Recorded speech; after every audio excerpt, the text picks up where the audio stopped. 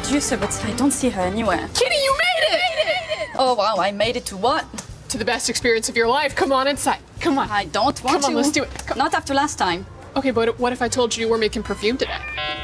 Okay, I'm curious. Come on, it's gonna smell so good. It's gonna be so pretty. Yeah, okay. I still smell a little bit like ketchup, but that's okay. You deserved it. Come on.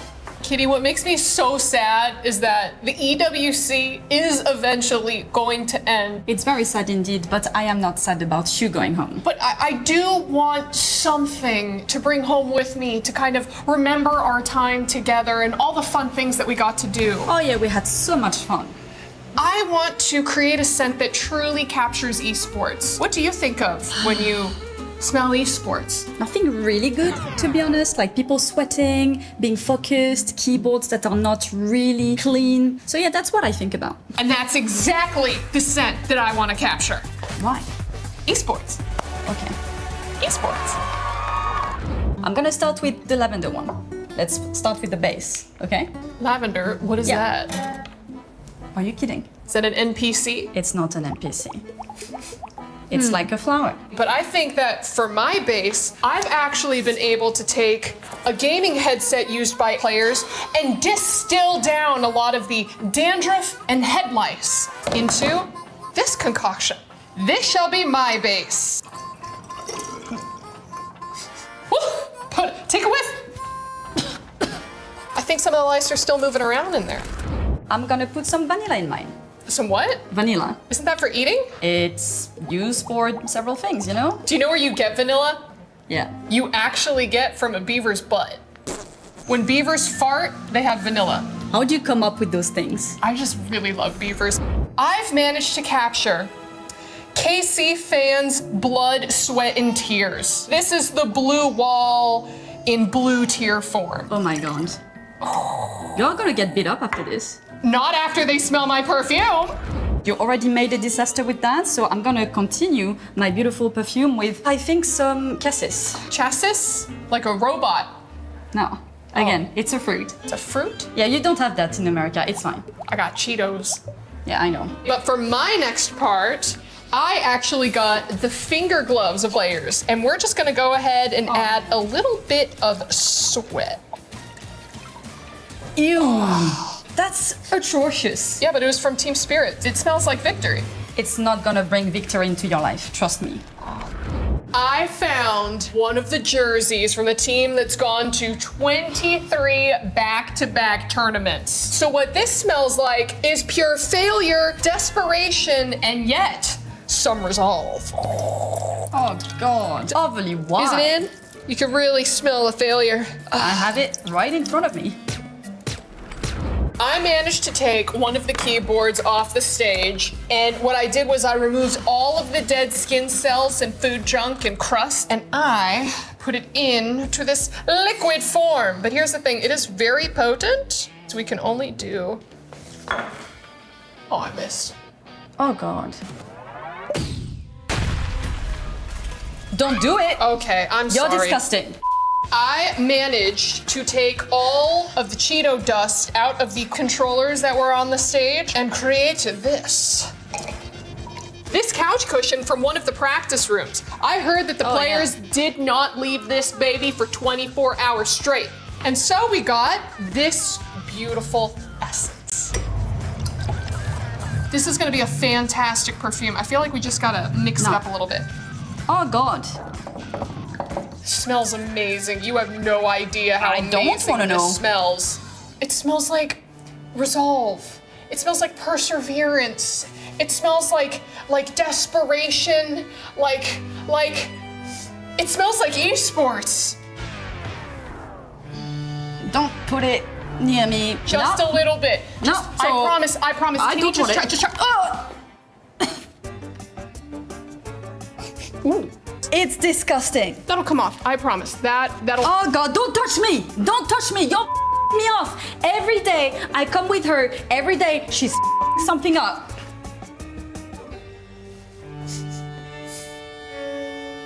Le Esport.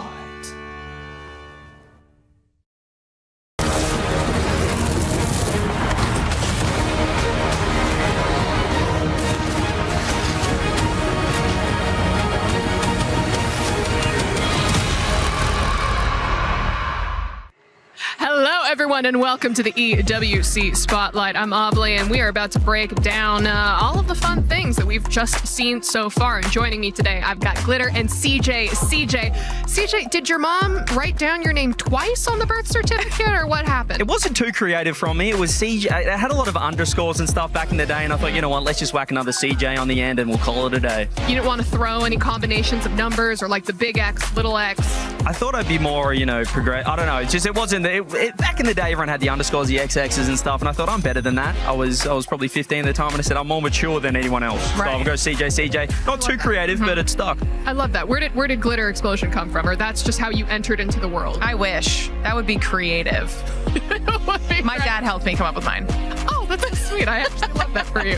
All right, well, we did get some excitement that we do need to talk about. STC Arena, we had some Rocket League, and oh boy, were there upsets. Big day one of Rocket League. We had probably the biggest upset we've had in the esports history. The world champs NRG from North America lost to TSM, a team from APAC. APAC is not a Rocket League region notoriously. That's their biggest win in the region's history. World champs going down. They lost 3-1 as well, so it didn't even go game 5. The world champs, they're out of form, and that's going to hurt them. That's rough. Yeah. Who else do we have from NA that's still in? Everyone's still in. It's only day one, so group stage, of course. But Shopify Rebellion just lost. That's another upset. The other teams are looking okay. Space Station Gaming, they're the young kids from North America. They're looking pretty good. It's been a little shaky from North America all around. Europe, for the most part, they've been pretty cruisy all the way through. When you say young kids, I need to know what that means, though. We're talking 16, 17 years old. We're talking young. Fantastic. Just because I got my butt whooped by like a 9-year-old playing Rocket League one time. Never recovered. Tracks. Never recovered. That's tough. Let's move on over to the Qiddiya City grid for PUBG Mobile. We had some survival stage action. Who survived? Great question, because 10 of them didn't. 10 keys were crushed. So only 6 made it through out of the 16 teams that played today. And it was a very close back and forth battle. Actually, in the final match, we had our 8th and 9th place teams finish 1st and 2nd to knock out Goat and Wolves from the top 6. It was a battle all day, back and forth. And honestly, one of the big things we were following was whether or not GK Esports and AGAL were going to make their way through. Both of them did not. So that was a little bit surprising on the AGAL side of things as well. And if we're talking about long-term storylines, what this means for PUBG Mobile, our 2024 champs, Alpha 7, gone. Our 2025 defending champs, the Yangon Galacticos, also out. So we are getting a guaranteed new winner this year. We love when we have new winners at EWC. But also to your point, AGAL, and they got their points last week. They don't need to get more points this week, right? Right? It's not like we're tallying them all up at the end. I don't think that's what they want to hear. I think they want to make sure they get those points on the board. Absolutely. All right, well, we did have another game over at the Alliance Vault stage. Probably the most physically taxing esport of all. We got some chess. Yeah, and honestly, I went over there to watch a little bit. It was really cool. Not only was it packed, people were very excited to see, obviously, some of the big names on stage. If we're talking about chess, we're talking about GM Magnus, right? The big dog. Liquid. Of course. Big opportunity to get some points on the board for Liquid. They've been waiting for this, I feel like, all EWC long. But we're also looking at GM Ali Reza for Team Falcons, GM Hikaru for Falcons. I mean, there's some big names that are doing well so far for the big clubs as well. But as I understand, Catastrophe hit the stage at some point. Yes. Ooh. I'm actually glad that you brought this up, because a little bit of a surprise with a mouse clicking error out of GM Yan. And I feel like it's just because it's a little bit of a different literal physical situation than what they're used to. And can you imagine having a really close back and forth match and then losing it because you misclicked? You can see the pressure that's on these guys. I mean, with the live crowd as well, with the multiple stages going on at once, and yeah, when you're behind that computer, some things can happen that you don't really want. Do we count that as like the same thing as if you touch a chess piece, you have to move? See, I was asking the same question. We're going to have to get an official to rule on this for us. Like if you touch the donut, you must eat the donut. You can't just not. Yeah, I think once he made that move, he realized that it was done. And I don't think he was really protesting. He just said, well, it is what it is. It is what it is. But over on the Lenovo Legion Gauntlet stage, we did have some Rainbow Six Siege, and this was week 2. Finally, we get to see some more of this broadcast. Yeah, we're getting towards the pointy end of the Rainbow Six. Obviously, Dark Zero Gaming coming in as the hot favorites. Now, that quarterfinal matchup, that was close. They lost the first map of the best of 3 against Weibo. Now, Weibo have made the top 8 of 4 consecutive S-tier tournaments, but they can't crack a top 4. They win map 1 against the favorites at EWC, thinking maybe this is a chance. Finally, a top 4. They lose the next 2 maps. Dark Zero, the favorites, they stay alive. That's the first map they've lost, though, at the tournament so far, so they're looking fantastic. But Weibo, you have to feel for them because they were looking great. They were performing well, and then to go out to the favorites and once again just not cracking into that top 4, it's a bit of a curse at this point. Yeah, I feel like if there's any place to be cursed, you don't want it to be at EWC, where everything kind of... It's not ideal, no, I'd say. No, but I mean, Glitter, speaking of potentially cursed teams, as we transition into our club championship rankings, it's good news, though. It's good news, because Team Liquid and R6, how are they doing? Listen, they've at least made it to top 8, right? We've kind of been tracking how Team Liquid have been doing. Obviously, Magnus as well will probably get those points for the CC this time around. It's going to come down to whether or not they can take on FaZe, and they're going to need to do it because there's not a lot of other options for them this week when it comes to points. Yeah, they've secured points getting top 8, but I mean, really, you need to begin winning, I guess, to really climb up the rankings there in the club champs. And there's actually other big teams that we're focusing that are currently in the top side of the leaderboard that really matter for both of our stages, if I'm not mistaken, because we have Vitality, who are a big player when it comes to our PUBG Mobile Grand Finals. They could potentially take the whole thing home, and I think they're doing, or potentially going to do well in Rocket League, right? I mean, they're looking good. You can lock it in. It's almost like with the chess, with Liquid, with Magnus. They know they're going to get points. With Rocket League, Vitality, they know they're going to get at least a top 4. They could definitely win the tournament as well, but Falcons are looking fantastic. They were a little bit shaky online, but they picked up Drali, who's one of the best players in the world. He's moved to the MENA region, and once you get that guy on land, he's won 2 Esports World Cups in Rocket League, and the European side of things, he's looking to win his 3rd EWC, which would be absolutely insane with different rosters every single time. So Vitality and Falcons, it's looking good. Love the repeats. All right, well, before I ask you two for your final thoughts for today, have you gotten a chance to walk around yet? Or walk around FanFest? What have you seen? I don't know how good you guys are at crane games, but there's a Vitality booth, and I have won that crane game every single time. Oh, so it's rigged? Or I'm just good. I mean, as a reporter here, we've been lucky enough to really check out all the action. Space Station Gaming booth, we've got watch parties and co-streams as well. From the Rocket League side of things, Fury, he's a Vitality creator. He's absolutely pumped with how well Vitality are doing. We've got chess, we've got Gotham Chess, Anna as well. So we've just got co-streamers galore coming in. It's just so much fun. I love the fact that at this EWC, you've got the stages, but then the booths are right there as well. They're all connected. It feels like one big ecosystem. So FanFest is going crazy. All right, man, I love that. And also, CJ, I love the fact that we got to have you on the couch today, because, I mean, listen, I always have Glitter. You're stuck with me. I'm stuck with you. You? I'm stuck with. But CJ, anything that you want to say? Oh, it's just great to be. I'd love to be back. Really? Is that a chance? Yeah, I'm more than happy to come back and check out some more, well, I can give you guys the Rocket League insights. You can tell me what's going on. But week 6, so the club champs, the race is getting tighter, and this is where it really gets interesting. Now that he said that, Glitter, he's not allowed to leave contractually. I didn't mean it. You actually sleep on this sofa now. Oh, sorry. You're going to cast the games from right here. But for everyone else, thank you all so much for tuning in to watch the EWC Spotlight, and we'll see you for the next one. CJ.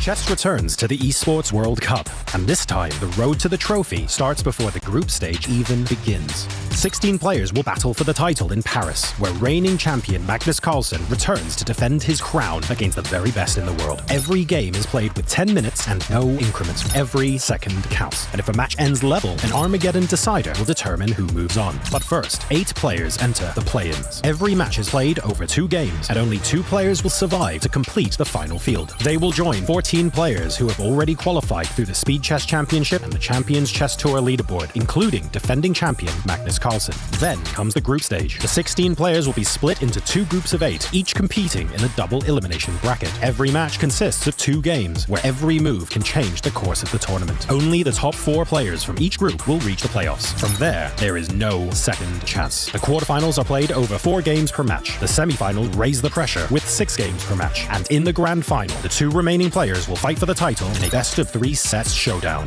Get ready for a chess spectacle in the City of Love, where speed, nerve, and absolute determination will decide who rises to the top. All right, Damascus, it's Chess Week at EWC. We are stage hosting with the best of the best, all right? Now, I know you don't know chess all like that, but luckily, you got your friend, Hollywood Rob TV. I am 1,300 ELO on chess.com. You're making the right face, okay? Me, Magnus Carlsen, Hikaru, if you want to get up to that level, then you have to listen to this right here. Right. Now, to start things off, Damascus, lesson number 1. This is called the opening phase of the game, all right? Show me which move you will make here. You want to control the center. You want to control the center. White to move. White always move. Control the center. Yeah, I want to maybe move the... You want to move? I think you wanted to move off of your chair and give me 5 push-ups, brother. Huh? What was that? What was it? Control the center. No sides. Yeah. Opening. Control? Yeah. I don't know if that was 5 either, but I'm going to let it rock. Okay. Now. Teach me more. All right. Learn, Rob. It's important. Yeah. Okay. Bam, bam. White to move. It's called Fool's Mate. White to move. Come on. What you got, brother? Yeah, I believe in you. Yeah, you ready? It's Chess Week, baby. Yeah, so I can attack. So you can attack. The knight, yeah. Yeah. I want you to go ahead and attack that floor again and give me 10 minutes of planks. Are you kidding me, brother? It's called Fool's Mate. We're going to change the name to Damascus Mate. What's a Fool's Mate, bro? We're going to change the name to Damascus Mate, because clearly you the fool in this situation, huh? It's Chess Week. You're going to embarrass yourself in front of Magnus Carlsen, in front of all these people watching from home? Come on, don't you want to be like me and Magnus and Hikaru? What's Magnus's rating anyway? Magnus's rating is 100 push-ups. That's what it is. 100 push-ups asking me silly questions like that. All right. Magnus Carlsen, Rob TV, 1,300. Each test is day 3. I'll get there one day. Let's get it.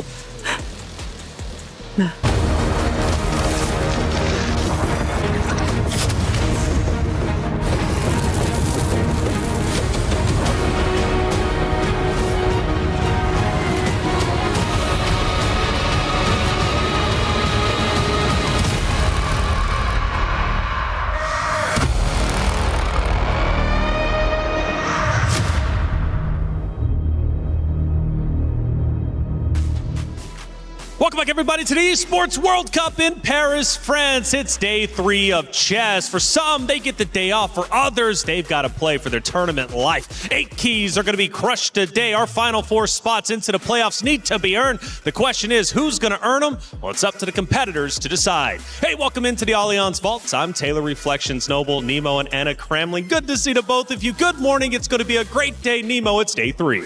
Good morning. Indeed, it is going to be an amazing day. This is, in fact, the loser's bracket, also known as the lower bracket. So if any of these players lose today, lose their match, it is GG. Their keys are getting crushed and they're going home. Going home, man. And nobody wants to go home yet, Anna, because why? Well, there's a lot of money on the line and everybody's gunning for it. We're talking $1.5 million. This is the day that I have been looking forward to. I love it when there's so much on the line, when the players know that if they make a mistake, they might have to just fly home. Fly home, and they don't want to go home just yet because they want to play $250,000 for first place. Now, everybody's walking away with a little something, but they want a little bit more, right? And you got to make playoffs if you want to increase the amount of money that you're walking away with. Yesterday was day 2. We moved 4 players forward into the playoffs, and to break it all down for you and catch you up to speed is Mike and David. Day 2 of chess at the Esports World Cup was crazy. Every single competitor who was still left in was in action, with giants like Magnus Carlsen finally entering the fray. Mike, it was a real roller coaster. Good news is that we're going to see Magnus again later in the competition. Even better news for him, he gets the day off because he won both of his matches yesterday. He was so Magnus-like on the board, but off the board, he was coughing and he was looking a little bit fatigued. Your thoughts on him? Yeah, he didn't look physically at his best, but of course, the champions, they saved the best for last. Magnus through now, but also the other favorites making their way smoothly to the next round. That's right. 3 other players won both their matches yesterday. No huge surprises. Nurbek Abdusatorov, only player to win all 4 of his games. We also had the fan favorite Hikaru Nakamura, and we had Alireza Firouzja, who survived 2 Armageddons, and he was incredibly aggressive in his bidding. Did you think he would bid that low? He's a brave man, Alireza. He takes risks that nobody else dares to, but he wasn't the only one to take those risks and get paid off. That's right. 6 minutes 40 was his low bid, but we also had a potential viral moment. We all remember when Magnus banged the table against Gukash. Well, it was actually a triple table slam with Jan Nepomniachtchi. Why did we see that? Well, Jan Nepomniachtchi mouse-slipped, blundered, call it what you want, but against Hans Niemann, on the brink of a victory, he let it all go in just one move, hence the anger. Right. I'm sure we're going to see that again a lot on social media. Now, every other player we did not name today has their tournament life on the line. No more losses are acceptable. Every single player you'll see today has to win out to keep playing more. That's the action. Let's look forward to day 3. Back to you guys in the studio. Scrolling is cringe. Chess is fun. Get all the dopamine of looking at your screen and none of the guilt when you're improving your mind with chess. Want to improve at your own pace? Take a few seconds to complete a puzzle and learn something new. Don't be cringe. Play chess. There's something for everyone at chess.com. Learn, play, and have fun.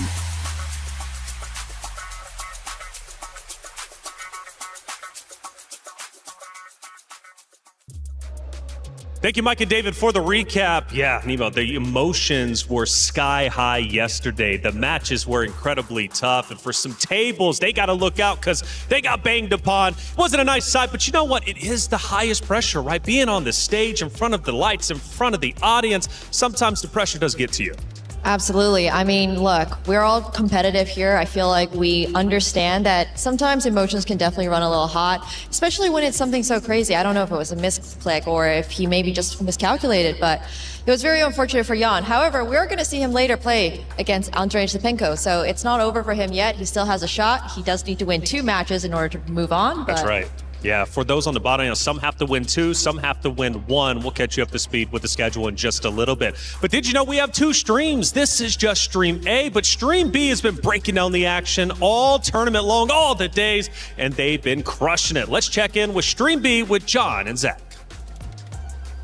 Bonjour, welcome back to day 2 of the group stages here at the Esports World Cup. There was lots of action on and off the board yesterday, but today we are focusing mainly on the lower bracket. Yes, Johns, the big names are through. Magnus Carlsen, Hikaru Nakamura, Alireza Firouzja, and Nurbek Abdusatorov have all made it through.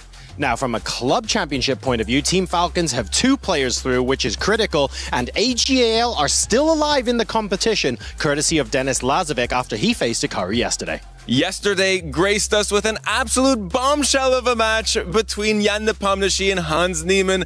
What about that Armageddon? It was insane. Possibly one of the standout moments of yesterday with the table slam, the mouse slip, it had everything. Today, though, we have some pretty exciting matches. Pranesh Benjamin Bok is on my radar. We've also got Wei Yi against Nihal Sarin, 2 of the heavy hitters from the tournament, some of the fastest players in the world, especially Nihal. So with elimination on the line, it's going to be very exciting to watch. Those 2 matches sound very interesting. How about Sarana against Sina Movahead? And we have Andrei Stepenko, who's playing Jan Nepomniachtchi as well. Lots and lots of heavy hitters all throughout the day today, so we find out at the end of today who advances to the playoffs. See you guys in a bit.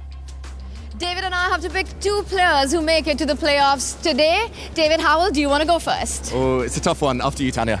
Always putting me on a spot, the usual here by David. All right, I am a millennial, David. I am going with Gen G as my first pick. Arjun Argaisiades.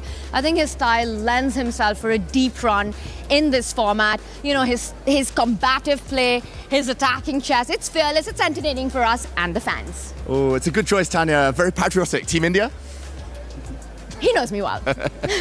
I'm going to choose Wei Yi, Team Nemesis. He's a cool customer. He's like the ice to Arjun's fire. He can do anything. He can beat anyone. I think today might be his day. And what a run we had getting into the play-ins yesterday. It was fantastic, so I see where that pick is coming from. All right, for my second one, I'm going to speak the language of the people. This one's for you, chat. Any guesses? Well, I am going for Hans Niemann on this. You know, he's polarizing. He's got everything to prove, and he plays exactly like that. Love him or hate him, entertainment, drama guaranteed. It's Hans Niemann, and who doesn't love a bit of godlike chess? Yeah, the choice speaks for itself, Tanya. I think the world would love to see a Magnus versus Hans rematch. I'm going to go for Denis Lazovic, one of the youngest players. I think today's going to be his day. It's going to be exciting to watch. Well, 8 keys will get crushed. 4 players will make it through to the playoffs. Action starts now.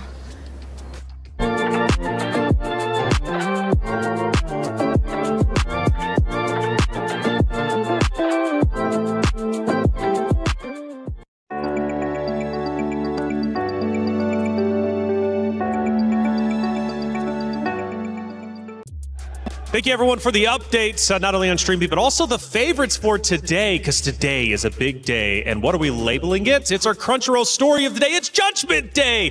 It's a big one. 8 keys are going to be crushed. It's all about survival. There are no more second chances today. All the matches, Nemo, that are going to be played are elimination matches, which means keys will be crushed each and every single game. The art of the competitor fully silenced here at the EWC in 2026. When it comes to chess. And we've got some great matches we want to talk about, specifically starting up. Benjamin Bach going against Pranesh. These two titans about to face off. This is going to be a fun one. They will be on Stream B, so don't forget to check that out as well. But Bach has had quite the EWC role change. You know, he was my co-analyst last year on Stream B, and now we're seeing him play on the main stage at EWC. So he was a talent, but he's always been good at chess, clearly, because you don't just randomly go talent, I want to play some chess, it looks fun, I'm going to go ahead and go on the main stage. So from talent to main stage, that's a cool little story. It's absolutely amazing. But he is going up against Pranesh, who, I don't know, what do you think, Anna? Pranesh is incredible. He's only 19 years old, so he is one of the youngest competitors here in the EWC for chess. And he's a really strong player. I believe he is a bit higher rated in classical chess than Benjamin Bach. And I think he's also won against him a few times. So I think this match is going to be very close. But we need to remember that the winner of this match will be facing Arjun Erigaisi, who got 4th last year here. That's crazy, too. 4th place. That's a big matchup, but it's been tough for everyone, including, right, those coming from LCQ. The play-in on day 1. Magnus Carlsen, Ferrugia, right? These matches don't get easier if you want to push up. Let's take a look at our schedule for today. First, taking a look at A stream right here where you are currently watching. We got 2 lower bracket matches, and then we'll figure out what's going to be going forward. Talking A, Nihal Sarin going against Wei Yi, and then Nepomniachtchi versus Yesipenko. Now, 2 very, very good matches. And for Virtus Pro, right, they are definitely banking on the fact their player goes forward. Anna, which one's the most fun to you? I think both matches are going to be so much fun. I do want to see, I'm really excited for the Nepo Yesipenko one, because we saw Nepo yesterday. He did this kind of slam on the table. There were so many emotions when he was playing against Hans, and when he did that blunder at the very end. So let's see, is he coming back today tilted, or is he coming back today full force playing his best chess? I do think it's going to be very exciting. I honestly am rooting for Wei Yi versus Sarin to be an exciting match, which I'm sure it's going to be. Wei Yi has had a crazy journey to get to this spot. You know, he's been in the LCQ, he played in play-ins. It's been wild. He's been here for like a week.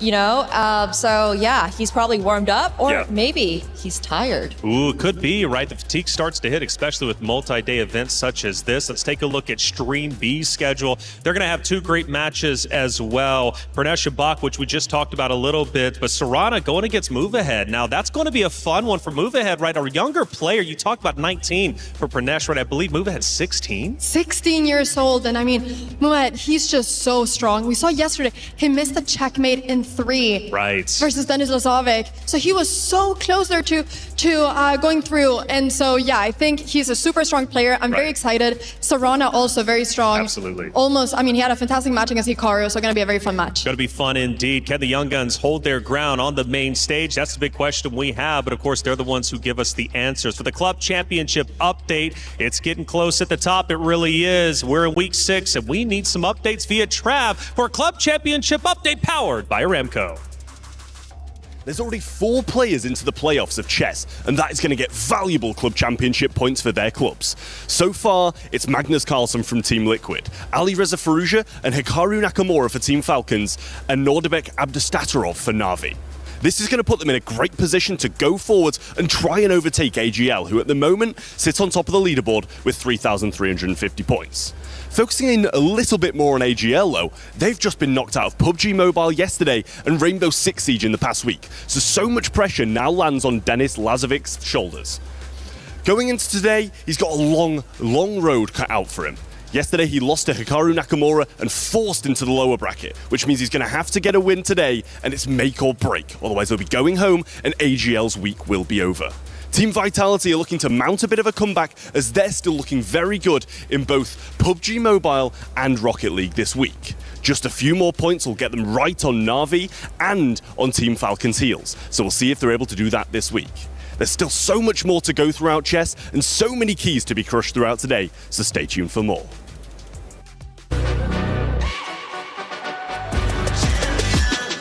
This ain't no regular thing. Came for the ring, you know what I mean. You see my name in the lights, better get right, I'm champion.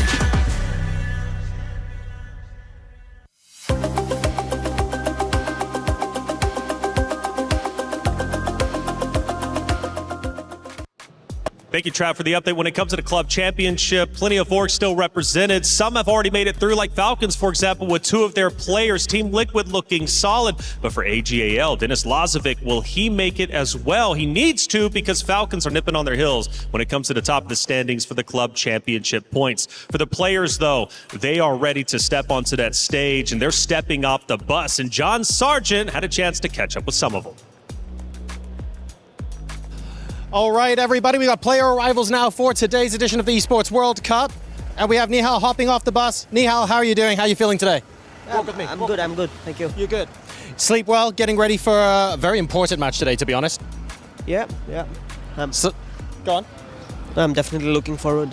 Some people call you, and I would argue you probably are, the fastest in the world. We're going to need every ounce of that speed today. How are you feeling? I mean, I hope to be able to bring my best, and let's see what happens. Best of luck. How are you feeling today for the match? Yeah, it's my last chance, so I will fight. Look, I mean, you're in the lower bracket, but you played a phenomenal level yesterday, and you had some absolutely fantastic games. So are you feeling good about today's level as well? Yes. Yeah? Yes. All right, best of luck in your games, and we'll see you in a bit. Thank you, John, for the interviews. Wei Yi saying it's his last chance, last dance. He understands it is, but he could extend his tournament life a little bit longer if he can take down his opponent of Nihal Sari. I mean, today is crazy. It is called Judgment Day for a reason, right? Like, if you lose, you're going home. But if he doesn't lose, he still has to go on to face Judah. But before that, Team Nemesis, Wei Yi, he had such a long journey to get here. Unfortunately, he hasn't had the best results against Nihal Sarin earlier this year. While we've seen amazing tactics from him in this tournament itself, earlier this year, he lost twice. I think that this match is going to be a lot of fun because we have 2 different playing styles. We have Wei Yi, who's a little bit more solid, and then Nihal Sarin, who's a little bit more tactical, who's fantastic in Blitz. And I think that Wei Yi will try to maybe get Nihal into a sort of endgame or something more positional where he cannot use his expertise in Blitz and in tactics to beat him. I do want to say Nihal did win the 2026 inaugural Bullet Championships. So this is going to be absolutely insane. I mean, if you're playing against Nihal as Wei Yi, you really do not want to drop under that 1 minute because Nihal's like not even awake until it drops underneath 1 minute. If it ever goes under 1, I feel like Wei Yi is in so much trouble. Yeah, that's why we were joking around. When it comes to Armageddon, his bid is probably going to be straight at a minute or just below it so he can, elevate the pressure for himself. It's going to be a tough matchup, but Wei Yi's had a tremendous story from LCQ, trying to make it into playoffs. You know, in Allianz Vault, we've had an LCQ representative in our finals the past 2 weeks. Will we get it for the 3rd week in a row? It's very possible. And let's not forget, last week here in the Allianz Vault, one of the LCQ winners actually won the entire thing, which is such a special story. Now, the question is, who wins this match? What are you all thinking out there? I know you're getting your votes in, and I'm curious what percentage it's at. Is it going to be leaning towards Sarin? Are you going with the LCQ of Wei Yi? That's the big question. Quick predictions. What are you thinking? Ooh, it's a tough one. Nihal Sarin didn't look the best yesterday, unfortunately, so I might have to go with Wei Yi. What about you, Anna? You know what? If you go Wei Yi, I would go Nihal Sarin. I think it's going to be a very close match. It's going to be epic. Do not miss it. Oh, don't miss it. I like it. It's time to get Judgment Day started. 8 keys will be crushed. Who's moving forward to the playoffs? Let's send it to the stage to find out. Bonjour, bienvenue, c'est la 3e journée pour les échecs à l'Esports World Cup. Rob, day 3 at Esports World Cup. We in Paris, more games today. And I love that we just dubbed it Judgment Day. That is exactly what's going on. Keys are about to be crushed. That means you ain't got to go home, but you're going to have to get the hell out of here. We've got the best players on planet Earth right here and trying to attain glory and lift up this trophy. Absolutely, 4 already made it out. They'll be back to more for the playoffs where 8 players will remain. But today it's all about validating that ticket to the playoffs tomorrow. 4 more players will be about to join the top 4. And this is going to be Wei Yi going head-to-head with Nihal Sarin. This is what we like to call, what, Damascus? A certified, what's the next word? Banger. Come on, man. A certified banger in French. Yes. Ladies and gentlemen, it's extremely tough to call. You see the players behind us already, and I'm not going to lie to you, I wouldn't want to be in their position. The nerves have to be insane. I'm going to be looking at that heart rate monitor. Absolutely. The mission is pretty simple for these two. They need to win 2 matches to be able to access tomorrow's top 8. But right now, this match, the players are already behind us. This match is tournament life on the line, Rob. All right, ladies and gentlemen, it is about that time. Someone has to go. There's no excuses. This is as close to a meritocracy as you're gonna get. Are you strong enough or not? It's about that time. Let's get started with Judgment Day. It's gonna be Nihal Sarin versus Wei Yi. Thank you, Rob TV. Thank you, Damascus. Judgment Day, we've coined it. Nihal Sarin of India, Wei Yi of China. 2 fantastic players on their day. 2 very speedy, cool customers. Tanya, who have you got here? It's a tough pick, David Howell, that's for sure. No second chances today, and Team Nemesis comes in with Wei Yi's precision and calculation. For Seoul Esports Gaming, it's Nihal Sarin's speed and instincts. These are 2 players who rarely reveal emotions. One of them is going to feel the full pressure of elimination today. Exactly, last chance saloon. You cannot afford any errors. You need to be accurate, you need to be fast, and you need to take your chances when they come. We see the match prediction results. 68% in the favor of Wei Yi. That feels high. It feels like it's going to be an extremely close encounter. Maybe just one move could decide it. Absolutely, and maybe that move will not be on the board, but what happens on the clock? It's going to be absolutely critical for Wei Yi to make sure that he maintains the position to be the decisive narrative and not the clock become the dominant factor. The atmosphere is electric here, we can tell you, in Paris. So much going on, and I'm sure it's going to be electric once the games begin. We're just waiting for the first moves now. It is Nihal Sarin starting with white. What approach are you expecting from him? He looks calm, almost meditative, Tanya. Almost looks like he's had a sleepless night, David Howell. I mean, everything that happened yesterday as well. Both these players know 1 loss, and it's goodbye Paris. For Nihal, it's going to be about controlled complexity in this one, not chaos for the sake of it, not just gambling away the position. He has to make sure it's a long game and then try to capitalize in those final few minutes. There's a reason he's called the Flash. Oh, and the Flash, just in a flash here, he plays the London system, an infamous opening. It's now the Jabava London system with White Knight coming out, a Bishop coming out too. And yeah, there we go. The first big threat of the game. White Knight jumping out, hitting a pawn. That was defended, but Black's Knight now stuck at the edge of the board. Quick moves from both players, Tanya. This is regarded as a quite testing opening. Not too much mainline theory, nothing too forcing. But already Nihal has set out his stall. We're in Paris, but the London is on the board. Now, traditionally, this opening was considered quite a strategic one. But I think the approach that Nihal has taken with bringing the knight forward, the bishop out, the Jabava variation of it, guarantees excitement early on. We already see Black's knight jumping forward for Wei Yi, taking control of that central square. You can't let that piece stay there for too long. Find a way to challenge it. Exactly, and that will likely happen, whether it's a White Knight that challenges that Black Knight in the center, whether it's a Bishop. Nihal will try to remove it from the board in the next few moves. Don't they know we're in Paris? This is not the London... Wrong city, guys! Exactly. Why play the London system here in France? But okay, the Bishop steps out instead. White is getting ready to castle Nihal Sarin. Big question though, what happens if Black kicks out his knight from the b5 square.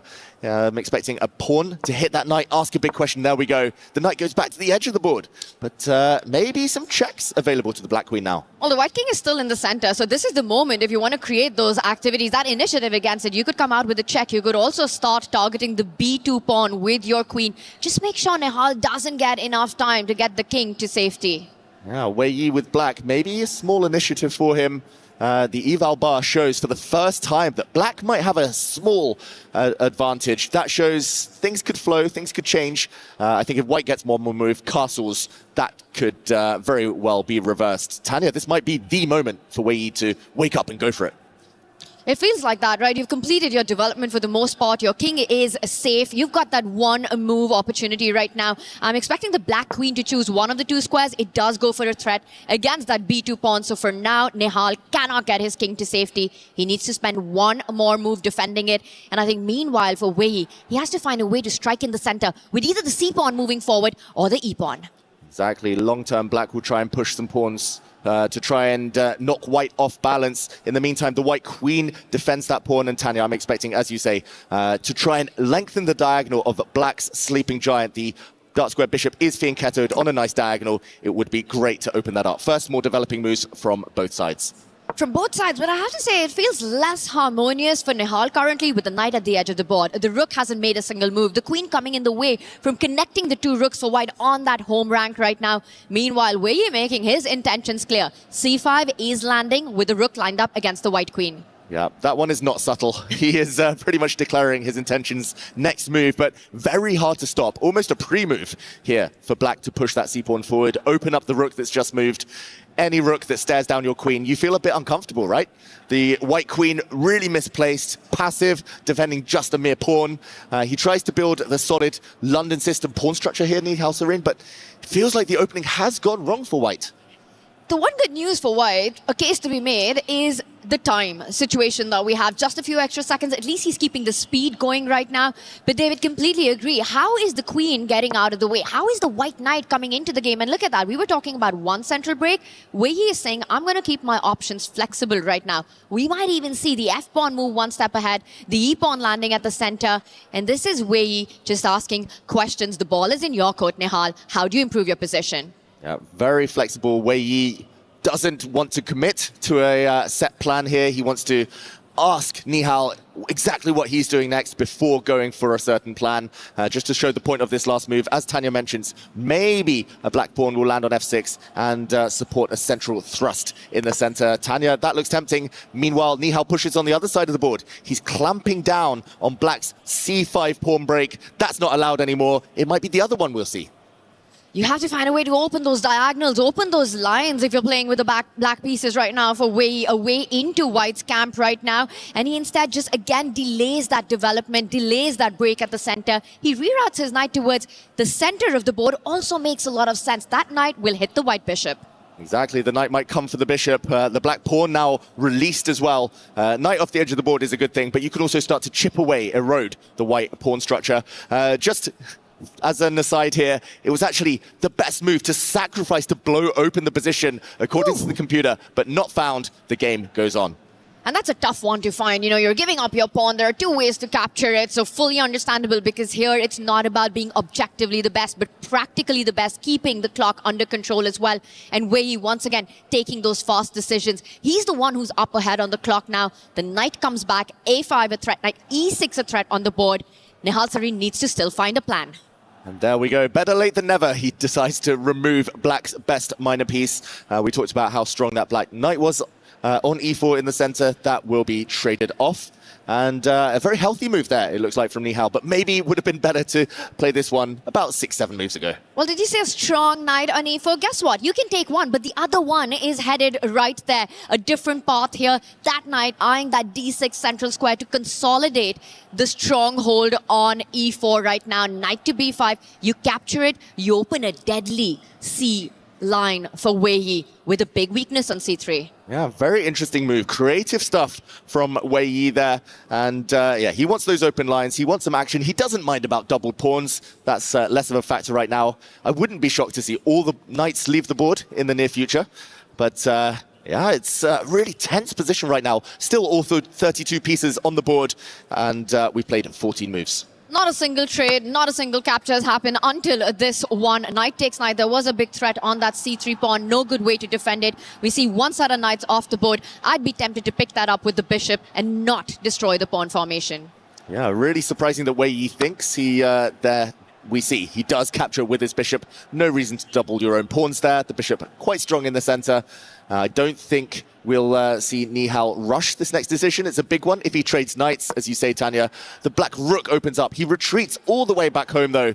And he's saying, okay, that knight might have to go back to its dark square. It's going back towards the center. It's going to go towards black's light square bishop on the next move. It does feel like things have gone wrong for white, David. You know, you look at move 16 is where we are on, and it's only the bishop pair that's out and barely anything beyond the 4th rank right there. So many pieces on home rank for Nihal. He still needs a few moves to complete development. I will point out one idea that he set up, that A-pawn ramming up the board to dislodge the black knight, dislodge the black queen.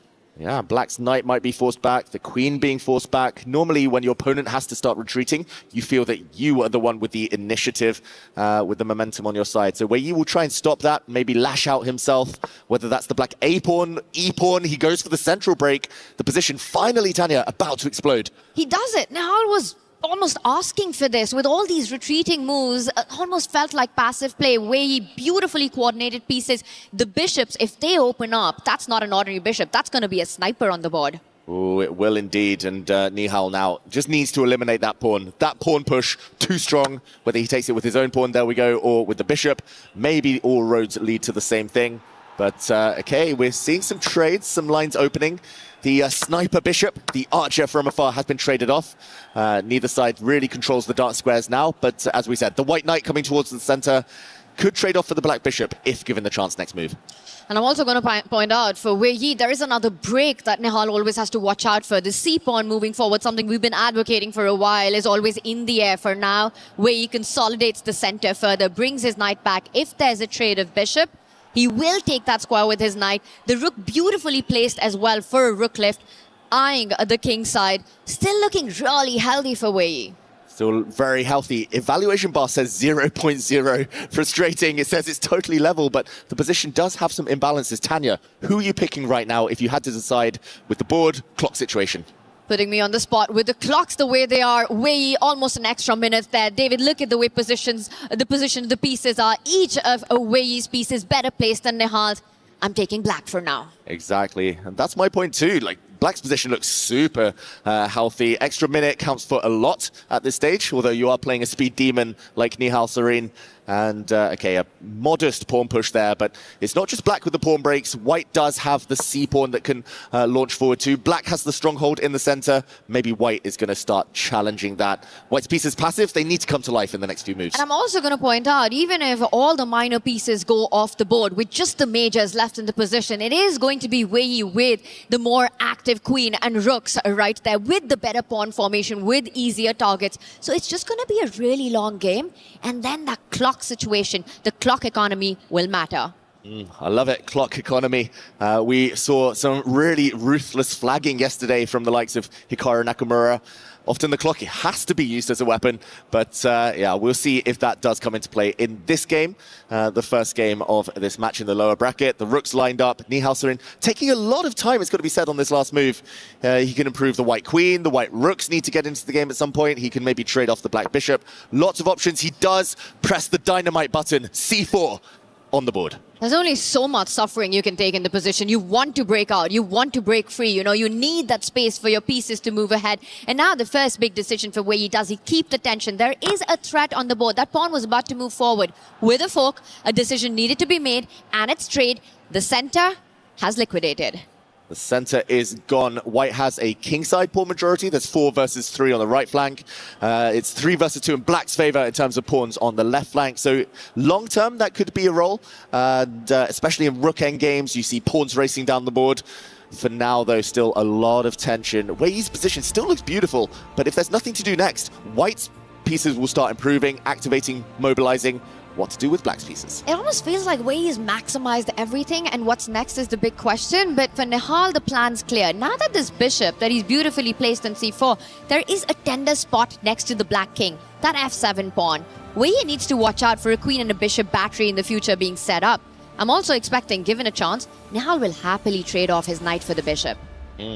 And Wei cannot do the same, of course. Black would love to remove White's strong bishop, but that would be replaced by a white knight, and it would be the first fork of the day. You definitely don't want to take your opponent to fork down here and end up losing material. Wei Yi, we get a close-up, his eyes darting around the board. He's calculating.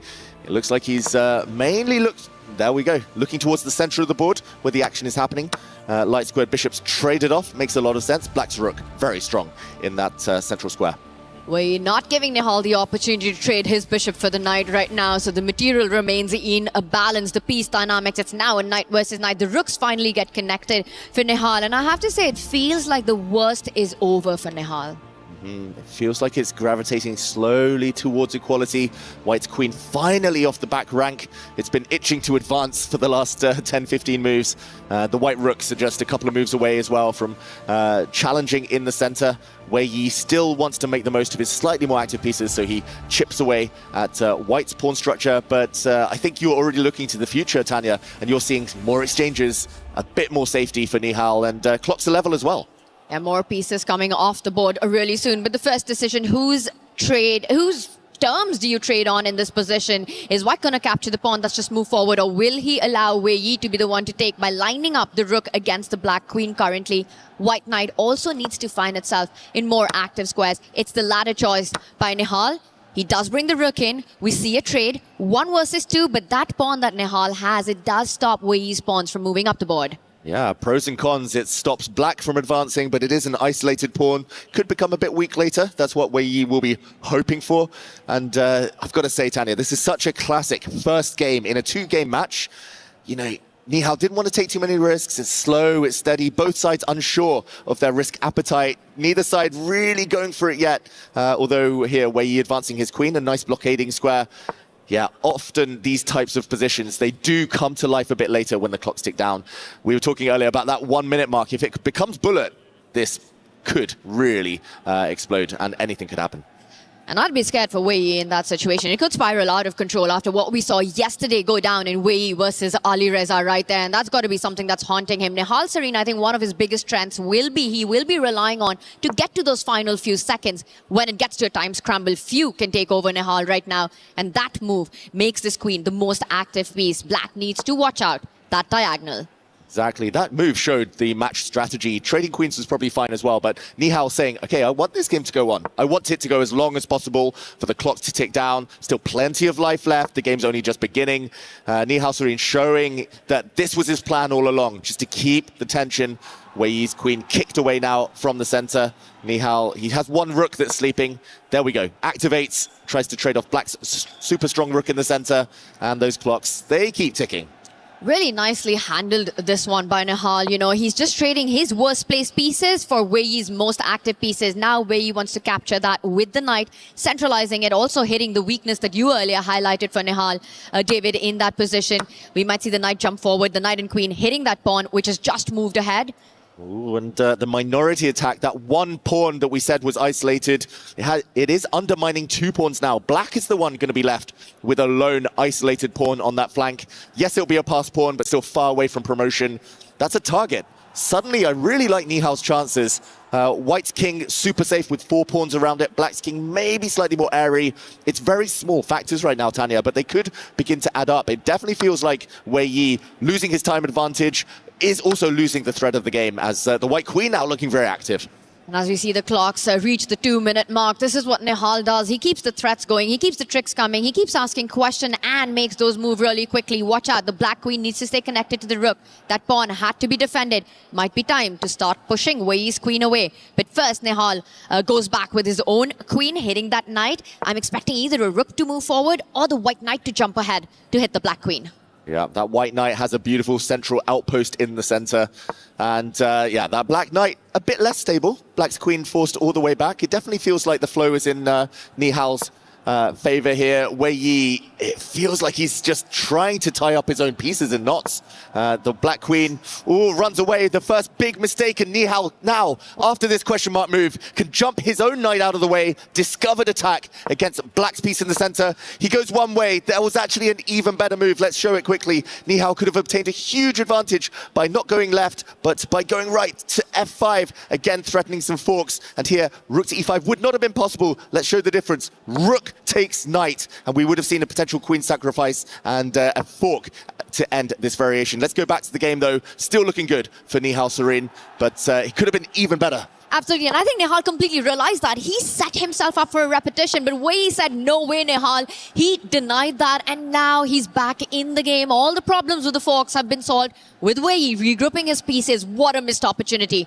for Nihal right there. That was big, and although the white knight could have jumped and been captured, white would have just had a superior pawn structure, dominant endgame.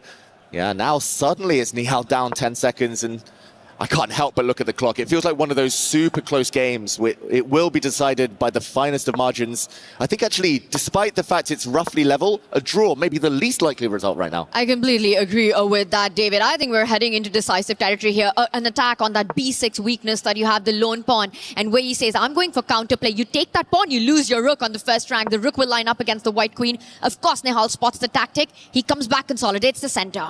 Yeah, that would have been a greedy move. White's queen taking a pawn. He would have got skewered. And of course, he spots it. Very sharp tactically, Nihal Sarin. Both players are. The Black King instead moving one square forward. But I just don't like the Black King position. It's on an open diagonal, could be hit by some knight checks. It's within checking distance. It feels so loose for Wei Yi. White's king, meanwhile, so safe. It means moves can be quicker, more instinctive. One of the clocks finally goes red under the 1 minute mark. Nihal, it's a bullet game now. This is absolute bullet territory, and the most important factor when that happens is king's safety, and that's why Wei Yi's planted his queen next to the king, just making sure there are no discovered checks for now. Can Nihal build the pressure? He needs to find a way to kick that knight out. He does it. He does it, but at the cost of weakening, loosening the white king ever so slightly. The black knight is being forced back. There are still tactics. White's queen really cannot dream of taking that black pawn. There'll be some checks. Black's rook will be able to check the white king on the back rank. Deflection tactic. I'm not sure whether we'll see that. The black knight really nearby as well, making Nihal feel uneasy. The black knight, though, only one square to go back to. Only move territory. If it chooses the wrong square, white obtains a big advantage. Might trap that knight.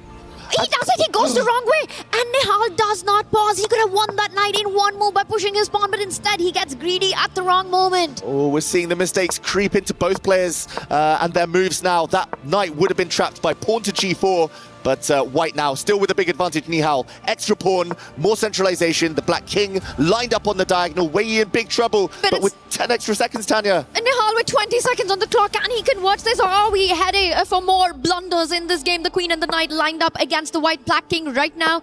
Maximum pressure on Wei Yi. He walks into a fork, he's about to lose a rook. It's Fork Town. That black rook is gone. There's some checks, though. Can Nihal dodge? He blocks with his queen. The queen perfectly placed as a defender. The checks continue, though.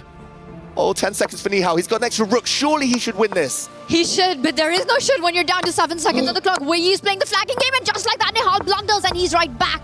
Not enough pawns in the position, not enough time on the clock. It's 5 seconds for Nihal Sarin. And now Nihal Sarin cannot win. He only has a knight. You cannot deliver checkmate, but just in time. 5 seconds left. It's a draw. What an absolutely insane finish. That was a roller coaster of the game, and you could see it on Nihal Sarin at the end, the disappointment of it all from a completely winning game. And this is what the clock does to you in this format. Oh, we talked about how Nihal uses the clock as a weapon, so speedy, a bullet champion. But in the end, it was the clock that held him back. That was a tough position. He should really have won with an extra rook. I think ordinarily he would be taking that game home, but Wei Yi, credit to him for finding counterplay, finding resources, and not making it easy. He played the board, he played the clock, he set up the tricks, and it all paid off in the end. The final game between these two players. If it's a draw, we'll have an Armageddon. If it's decisive, one of them will go through one key, will get crushed. Oh, yeah, no room for further error. That was such a nervy game. We said it. It looked like such a cagey encounter. Neither side really doing too much for the first 8-9 minutes. It felt like they were just waiting for the clocks to tick down. But wow, what an explosion it was. That was a tactical minefield. And ultimately both players surviving, but barely. It felt like for the first 9 minutes, we had a completely different gameplay, and that last bullet territory, we were watching something from a different planet right there. Both players barely taking a second to make their move. Wei Yi so calm, so controlled in his approach, and I think that's one of his biggest assets. For Nihal Sarin, he has to let go of everything that's happened in that game 1 and do the same and a little bit more in this game 2. Exactly, same but slightly quicker for Nihal. That's going to be his attempt, his strategy for the next game. If he just had 5-10 seconds extra on his clock, he would have won. For Wei Yi, the chess side of it, the middle game didn't quite go according to plan, got slightly outplayed, so maybe he'll be trying to play a bit more on the front foot as the game kicks off. Wei Yi also opening with his Queen's Pawn. We see a Queen's Gambit, no London system this time. Not at all an interesting approach by Nihal. The first 3 moves made by the pawn, keeping things flexible, taking away some development squares for the bishop. Landing on f4 now. We see a quick trade that's about to happen in the position. Yeah, I said no London system. The white bishop then came out to f4 immediately, got traded off. But yeah, this is still relatively well-known territory of the Queen's Gambit declined. And Nihal here with black looking very, very solid. Wei Yi with white delaying castling, interestingly, keeping all of his options open here as the black queen steps back. And Nihal, that looks like a slightly tentative move. Still needs to get developed on that queenside flank. He does, and he did exactly that in game 1, just delaying his development, and it got him into a bit of pressure right out of the opening. Wei Yi trying to find the way to do exactly that same narrative that we saw earlier. Is this the moment that we see a trade at the center? Will he bring his bishop out? Very often for white, you want to delay the development of the light squared bishop before there's a decision between those 2 central pawns. Exactly. If you bring out your bishop too early, there might be a trade. You have to move the bishop a second time. You lose a tempo. And although maybe one move here, one move there doesn't matter that much, it's still frustrating to have kind of lost a move. So now if black trades off the pawn on c4 on white's terms, the bishop comes out in one sweeping movement and white gets castled quicker. So useful move with the queen. I'm expecting black to try not to capture yet. Although, yeah, lots of choice here for Nihal Sarin. Slightly surprised with this early thing that Nihal has gone into an opening that he should be very well prepared when he makes all these pawn moves. Now he's looking for more space on that left flank, looking for ways that when he does capture that c4 pawn, the b pawn will move 2 steps forward with momentum. Exactly. Now he's saying to Wei Yi, please break the tension, do it on my terms. I think we will likely see a capture. There are many strategies where you could step forward with the white c-pawn. You could wait a little bit longer, but you don't want to wait too long. And especially while the white king is still planted on its home square. Okay, again, it feels like we'll get a similar type of game, Tanya, to the first one, where maybe a quieter start, nothing too dramatic, but surely, eventually, it will come to life. I'm so surprised, David, with everything that we saw in game 1 between these 2 players. Nihal is the kind of player with under 20 seconds on the clock. He could be dead lost, and he finds ways to turn that around. He was down and up an entire rook in this one. And talking about crazy things happening, it's Wei Yi who's exploding this position. The g-pawn moves ahead. There's a hook in the position. He's coming for g5. The white rook ready to line up against the black king. Wow, Tanya, you were saying the first game was surprising. This last move, surprising, firstly, that it was played by Wei Yi. Secondly, that it gets given a question mark. That is a typical type of move in some of these structures, especially when a king has committed itself and white's king a bit more flexible. But here, white's king is never going to the queen side. That's stuck in the center. That option is gone. Black hasn't done that much wrong, but I guess there is a hook and oh, I think the acid test is either trying to take this pawn or doing something quick, active in the center. Flank attack, normally the antidote is a central strike. And this is the moment Nihal needs to decide on either of those 2 options. But David, I will say that this is typical, like you said, of this opening. I'll also say very typical of this time format. Even if objectively, even if the computer doesn't approve of it, these are the kind of questions you need to ask your opponent to force them to burn the clock, because that is a decisive factor, just posing these very complex troubles early on. Exactly, and now the whole point is if this pawn is captured by the black knight, then black's knight has lost control over the center, so white would be able to take back, and the game continues. Central pawn for flank pawn, white gets the open g-file to stare down at the black king as well. Makes a lot of sense, a bit scary, but if you don't take this pawn, it could be even scarier. Another option would be to trade off in the center, but most likely white will step forward, and a white knight combined with a queen, there's checkmating ideas, for now covered by the black knight, but still, this is what Wei Yi wants, and we have another move instead. That's central strike, and it's pure chaos now on the board. I love it. Love to see this. Wei Yi is going on the right flank, and with his king in the center, Nihal's decided he wants all those open lines as possible, and now it's on Wei Yi. Does he capture a pawn? Which one is it going to be?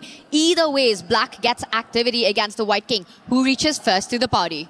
Oh, who reaches first? Normally, I'm inclined to say the king in the center is the one that's less happy, but Wei Yi, it is his move. White has slightly better development. Both knights out. White's queen looking pretty decent. White is going to strike on that king side. Wei Yi, he took a massive risk with this pawn push. He's backing himself, maybe because he thought he got outplayed in the previous game, wants to do something a bit different here. But Tanya, this is such a high responsibility decision. If this backfires for Wei Yi and he gets punished, it's self-inflicted. Absolutely, and that's a very smart choice, a response by Nihal Sarin right there, pushing the c-pawn, not going for the expected pawn trade or a pawn capture like you were earlier highlighting. And now Wei Yi's decision to take the c5 pawn. Nihal can capture either the g4 pawn or the c5 pawn, but he says, I'm not greedy like that. I just want my pieces into the game. He wants to start expanding the e pawn ahead, the d pawn ahead. Wow, that's such a calm move from Nihal, who closes his eyes there. He could have captured 3 different pawns. Pawn takes pawn, knight takes pawn, queen takes pawn. Could have done anything. He said none. He didn't want any of them developing his priority. But now, after this last move, Wei Yi is finally ready to pull that trigger, push the g-pawn forward, g for go, and the black king sweating. It really is. You're looking at all those options. It's time for Nihal to pick up one of the pawns in the center, get the pieces into the game. Wei Yi is always looking like a chill customer right now as he's calculating what happens once the g-pawn moves up the board. Is Nihal going to capture with his queen, or will we see a pawn takes pawn? Oh, both of those must be at the top of his agenda. He needs to do something, Nihal. He's about to get attacked. He's also temporarily a pawn down with black. A bit of a shake of the head from him. Maybe regretting he hadn't clarified the tension just one move earlier. But his position should still be fine. He just needs to keep up that speed, not allow it to become a one-sided attack.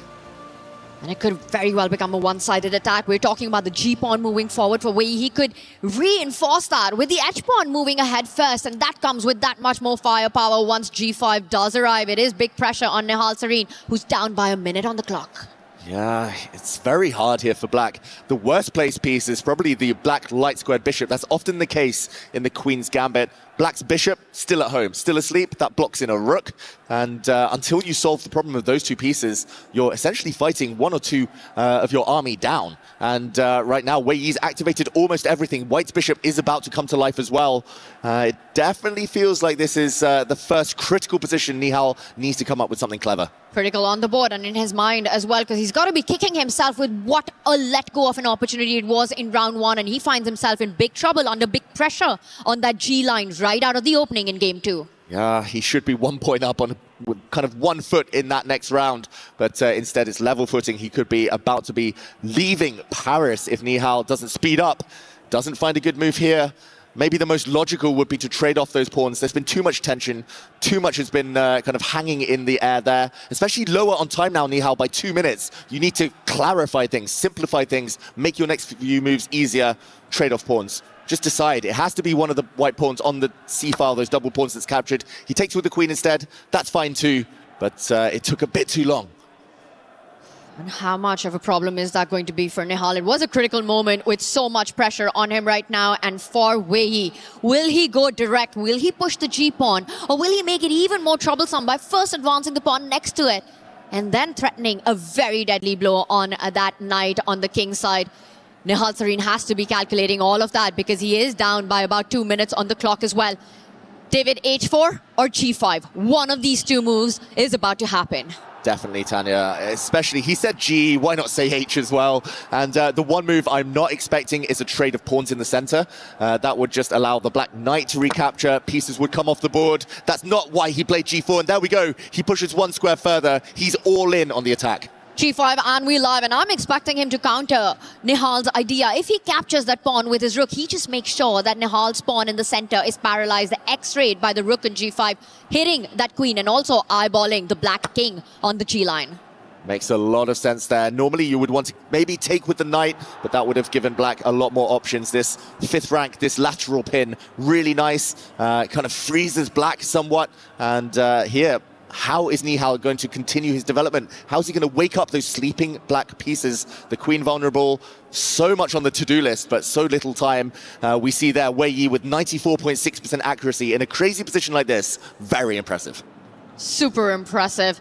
He is one of the youngest players to ever break the 2700 barrier in the history of chess, known as the attacking prodigy of the game. And I think this is one of those masterpieces in the making if he's able to finish off this attack. For now, Wei Yi has given up the rights to castle for the rest of his game. That king is going to stay in the center. So if the attack doesn't come to fruition, that could be big problems for White's king.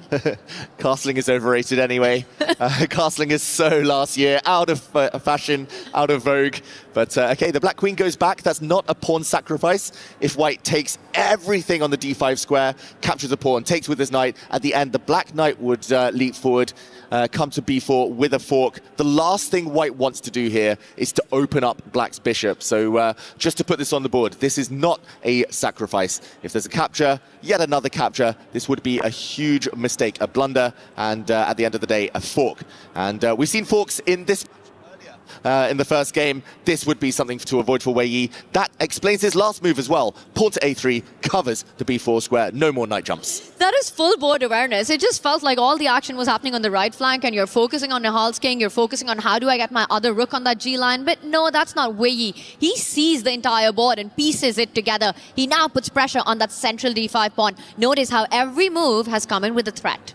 Exactly. That is really calm as well. Not just full board awareness, but to kind of play on one side, then take a timeout, play on the other side, to feel that you have that time as a luxury. It's, yeah, very impressive. And Nihal does take that time that he's been given to at least centralize his rook.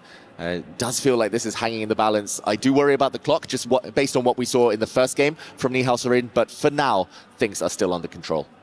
It's under control, and I do worry about Wei Yi's king. I will again point this out, that unless Wei Yi's attack on that right side, and I'm not really seeing the way forward here, how do you get to it? Because knights are a king's best friend. You've got a beautiful defender on f6, the queen close enough as well, keeping everything safe and intact. But meanwhile, Nihal's got plans of his own. The d-pawn's about to break through, the e-pawn's about to move forward, the bishop's about to come into the game. This is a 3-result game, David Howell, with draw being the least likely of it. Definitely. We said that earlier, a draw was the least likely. Of course, it ended up being a draw after some real twists and turns. One side being up a rook, then suddenly the clock playing a factor. This one, I agree, a draw the least likely. We see a trade, finally, of pawns, but Nihal has timed it really, really well. Now rooks are about to leave the board, as we see here, and White essentially has gone all in on an attack that just hasn't really materialized. White's rook not coordinating with the rest of his pieces, and I'm expecting the White bishop now to come out, regain the pawn, restore the material balance, but there we'll see black advancing with gain of time, with tempo, pawn to b5, bang, the black bishop finally coming to life. It doesn't. That comes with a threat as well. The white knight will be on pre on f3. So 2 developing moves. The rook ready to line itself up against the queen. We'll see all of this play out. And like you were saying, the rook on g5, it looks really beautiful. It looks like an attacking piece. But there's no assist to that attack. There's no firepower pushing it through right now. And it feels like Nihal's taking over the initiative. Exactly, and that's why we say all-out attack, all-in, everything like that, because if it doesn't work, you're just left with weaknesses. Not only has White gone for this attack and nothing else really panning out, but White has an isolated pawn, White's king stuck in the center, White's rook, kind of, the board's cut in half. White's rook, queen on opposite flanks for Nihal Sarin. Everything kind of defending each other right now, everything centralized, looking slightly better on both board and clock right now. It's looking really nice for Nihal, but I'm going to make a case for Wei Yi's attack here, trying to find a plan. But it takes 3 moves. David, that H-pawn that we were talking about, give Wei Yi a couple of moves. H4, H5, H6 is the dream for White. Do you think he has enough time to achieve it? Ooh, Esports World Cup, that's where dreams become reality. Maybe, Tanya. I say maybe because it takes so long, and often you don't get that in chess. In the meantime, Black would be creating some threats of his own, but he's got to try it. Wei Yi, I agree. At some point now, he's going to move his knight out the way, and he might be able to throw his H-pawn forward. There we go. Into the center. White's rook is undefended, so I'm a bit scared, but I don't think Black can take advantage of that yet. More likely the Black knight or the Black rook still stuck on the 8th rank. They are going to start moving now. Very brave. LPDO, loose pieces drop off, but Wei Yi says you don't have any attractive knight jumps, and for now, Nihal waits with the rook development. He challenges the active knight on e5. You look at Nihal, you know he's feeling comfortable with his position right now. Knight c6, you trade, the bishop will capture. And nearly 97% accuracy for Nihal Sarin. Despite that early shock, suddenly getting attacked out of the blue, he's answered it perfectly. Over 97% now with his last couple of moves. And H4, we called for it, Tanya. The most logical, most human plan. Not only defending the white rook, but maybe even going further with that battering ram of a pawn, given a question mark. That's surprising to see, and I say we take that question mark, chuck it out of the window, because this is the most human move. You said EWC, nothing is granted, everything is earned, and to earn this point, he needs to get that pawn closer to the Black King. He really does, but does he get that time? Now offering a trade of all of the minor pieces. White's queen is opened up, staring at the black bishop. This pretty much forces some trades. The black knight was just too good a defender. I think Wei Yi was impatient to get past it, but now the bishop, is it actually better than a knight? David, it's also the king position. Bishop versus knight, king versus king. And again, the point we've been highlighting, white's king is suddenly the more unsafe one.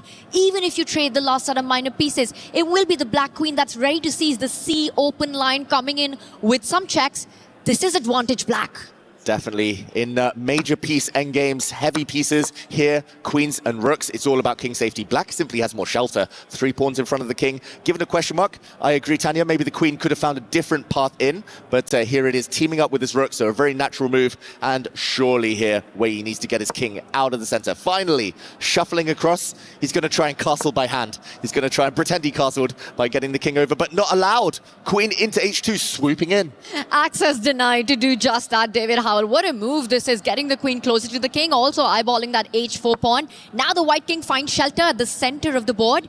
And if Nihal wants, he could propose a draw, a repetition by falling back with the queen from where it came from. But knowing Nihal, he's not going to go for that idea. I think he wants more here. Oh, the fans want Armageddon, they want more chess, but does Nihal want that too? Or does he want to keep going, take his chances here? Evaluation bar back to level now, because Black did have a slightly better route forward, but he's offering to repeat the position. He's threatening checkmate in one move.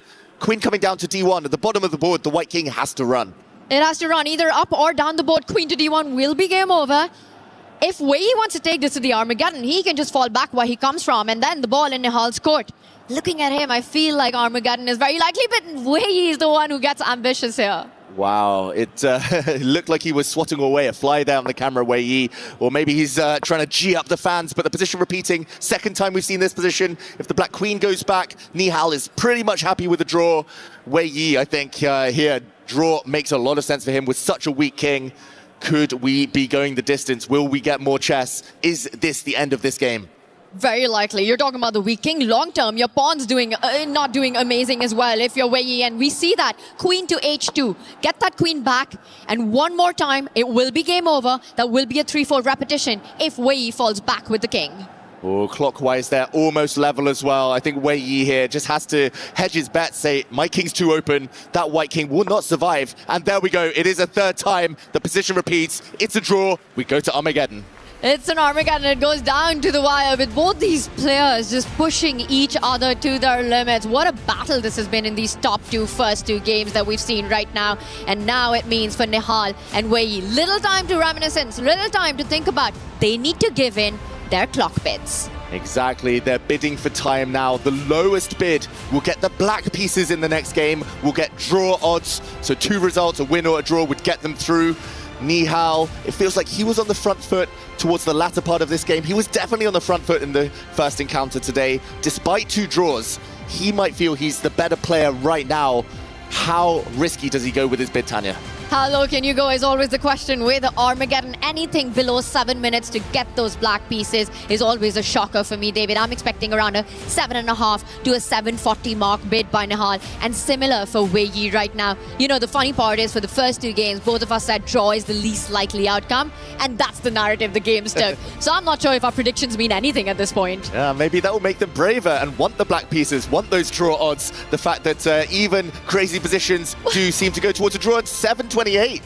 Wow. 7.28 from Nihal Sarin. We'll get Wei Yi's bid in a second. So around the 7.5 minute mark, trying to get the black pieces makes a lot of sense. I think that's a safe bid. Looking at 2 draws that have happened, getting that result odd. Will Wei Yi win the mind battle? Will he outbid Nihal? And he outbids him. He goes 7-9. Wei Yi starts with the black pieces. Nihal, 10 minutes on the clock, will take white. Wow, Nihal Serene will be in a must-win situation. That is brave from Wei Yi. Yesterday, we saw an almost reckless bid from Alireza Firouzja, not just once, but twice, going under the 7-minute mark. Wei Yi just above 7 minutes, but that's a 3-minute deficit. He will be banking on the fact he holds on, but the first game today, he had Black nearly lost. That was with level time. He's got to do it again, but with that clock handicap. The format's so deadly, we call it Armageddon in chess, and this is it, David. At the end of this game, one key will be crushed. For Wei Yi, there's no other path. He has to play for win. A draw will not suffice. What does he have up his sleeves? Now, it's going to be a difficult one for both. There's going to be nerves jangling. Armageddon is everyone's favorite format. And yeah, that key crushing will occur just after this game. But whose key will survive? Which team will be celebrating come the end of this encounter? Whose journey will continue? Nihal looking very focused now. Looks locked in. He has to be locked in. It's the Allianz vault right now to get that win with white. Absolutely critical, or the end of his dream here in Paris for Nihal Serene. What a match it has been for these two players. Nihal starting with the white pieces. Are we expecting another Jabava London? Oh, I think whatever we're going to get, he's going to keep the pieces on the board. That's clearly been his strategy. Armageddon, you normally go very direct, attack from move 1, or you play a bit slower. Keep all the pieces on the board, prolong the game, hope that you maintain your 3-minute time advantage right till the death when the opponent's clock ticks down, then change the pace, then go for blood. But yeah, I think it's the latter strategy. Nihal with that Jabava London, he kept a lot of pieces on for a long time. It was slow, it was steady, and he wanted his chances only later. I think, if not the Jabava London, something equally kind of along that vein, keeping the pieces on the board. This promises to be a thrilling battle. Now, one player who needs to be steady but not slow is Wei Yi with 7 minutes and 9 seconds on the clock. David, that is so borderline of how low you can go for the black pieces right there. So speed, absolutely critical in the first 15 minutes. And it's go time. It's Armageddon. It's go time. Armageddon, let's get it on. There we go. Knight's coming out. It's the Reti opening from Nihal Serene. He simply keeps those pieces on as we predicted. He's going to get his king castled. And Black now is also going to Fianchetto. This gives White a lot of options, Tanya. But I think this was something that maybe could have been predicted by Wei Yi, that Nihal is happy to go slightly offbeat, not direct here, not allowing Wei Yi to trade off all the pieces early. And eventually we will see a trade right now. I like that approach, David. Keep as many of them as possible. Get Wei Yi low on the clock before making critical decision. We see the first imbalance in the position with Nihal's central pawn moving forward, lined up against that black bishop. Be careful, jumps, but till that d5 pawn is tender, Nihal is safe. Exactly. And we'll see exactly what he has in store here. Bringing out the queen like this must be opening preparation. The speed with which Nihal Serene is making his moves. He's definitely surprised Wei Yi here. Wei Yi spending a little bit more time than his opponent. That's not a good sign. Being surprised as Black when you're already down on time. That is the worst case scenario. But the white queen is a target. Looks a bit clumsy. Black's bishop coming out to hit a pawn. White's knight stepping back. And you mentioned d5, Tanya. Black's central pawn under heavy fire right now. It really is, and it isn't comfortable to defend that with moving your e-pawn ahead. That could trap that bishop on the light square, which just came out for Wei Yi. Instead, he brings the queen out. He's eyeballing that pawn next to the white king. Some knight jumps, but it is a pawn sacrifice. It is a sacrifice. Black's compensation is that the pieces will come to nice squares, nice centralization. White's queen a bit offside. White's got multiple pieces still asleep on the back rank. So time, I guess he's trading off for this pawn sacrifice. But the acid test is surely to take it. Nihal, he can't really develop his pieces. White's dark squared, bishop stuck, rook stuck. You have to take the pawn, cling on and hope. Someone tell Nihal about piece development in openings. I mean, all 3 games, what we've seen, the narrative right out of the first 15 moves, multiple pieces on the home rank. Exactly. That's not how chess is supposed to be played, David Howell. That being said, the top players, they know the rules, so they also know when to break them. Nihal, definitely don't try it at home. That's the vibe of his chess today. Massive risk taken, really asking a lot of his own position and the resources, but he's now a pawn up. At least there's something to cling on to long term.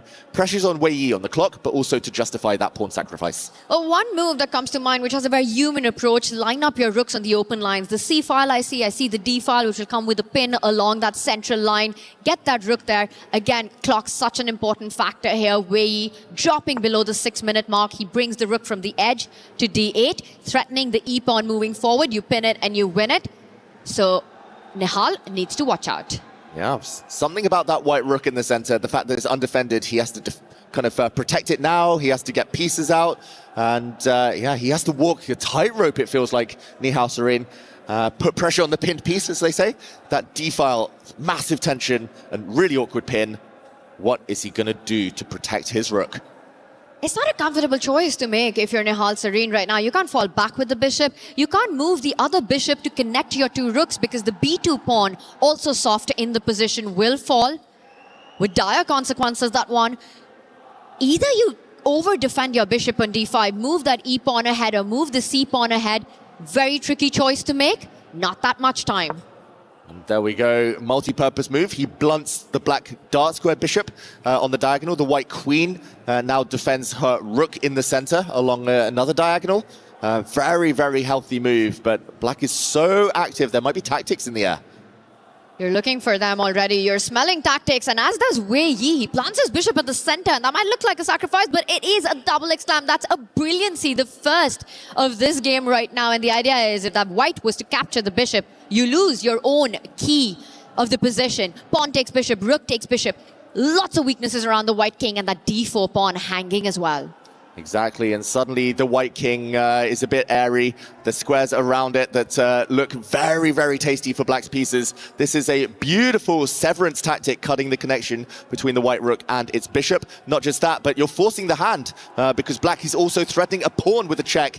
Maybe Nihal's going to have to head into that variation, or maybe he's got something else up his sleeve. You said pawn with a check. I see a pawn with a check for Nihal Sarin. He could go counter tactics in this position, and then it just blows up. And that's too much for me to handle right now, David. If bishop takes pawn and then you capture the bishop, what are we making of this complication? This is going through Nihal's mind right now. Definitely, and here black can recapture the pawn in the center. White will be a pawn up, but as we mentioned, with so many sleeping pieces on the first rank, black has definite compensation.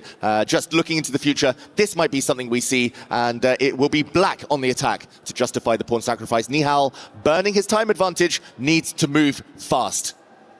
Wei Yi is a deep calculator. Nihal knows exactly when to calculate and when to go on autopilot. And I think this is those critical moments where you need to spend that extra minute. He goes for the more cautious approach. He blunts that bishop out. No bishop takes pawn for you, Wei Yi. He hits it. And is this the moment that you capture the bishop that would allow a pawn takes bishop at the center with a healthy pawn structure for white? I like this approach by Nihal. Yeah, safer. He was looking at the sharper lines, and we were looking at them too, and we were unsure. He's unsure too, so he keeps it nice and solid. This pawn push, he's hoping to erect a nice pawn wall in the center.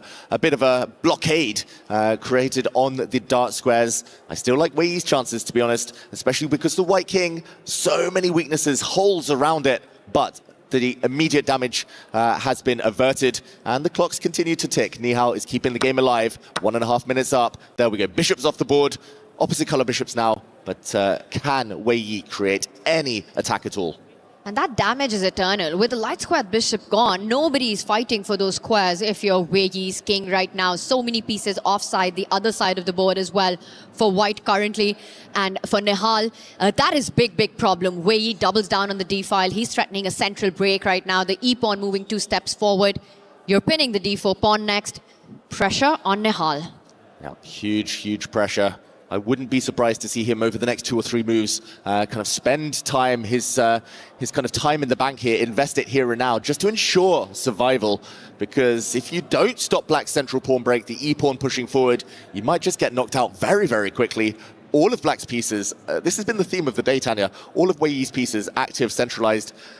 Nihal, coordination minimal, and yes, he's a pawn up, but that's pretty much the only good thing we can say about white's position. Quality of pieces over quantity of pawns has been the name of the game today. And look at that, you're up a pawn, what do? I'm scared of your attack, I want the queens off the board. I'm expecting Wei Yi to deny that trade right now. Keep the queens on, play for the light squares currently.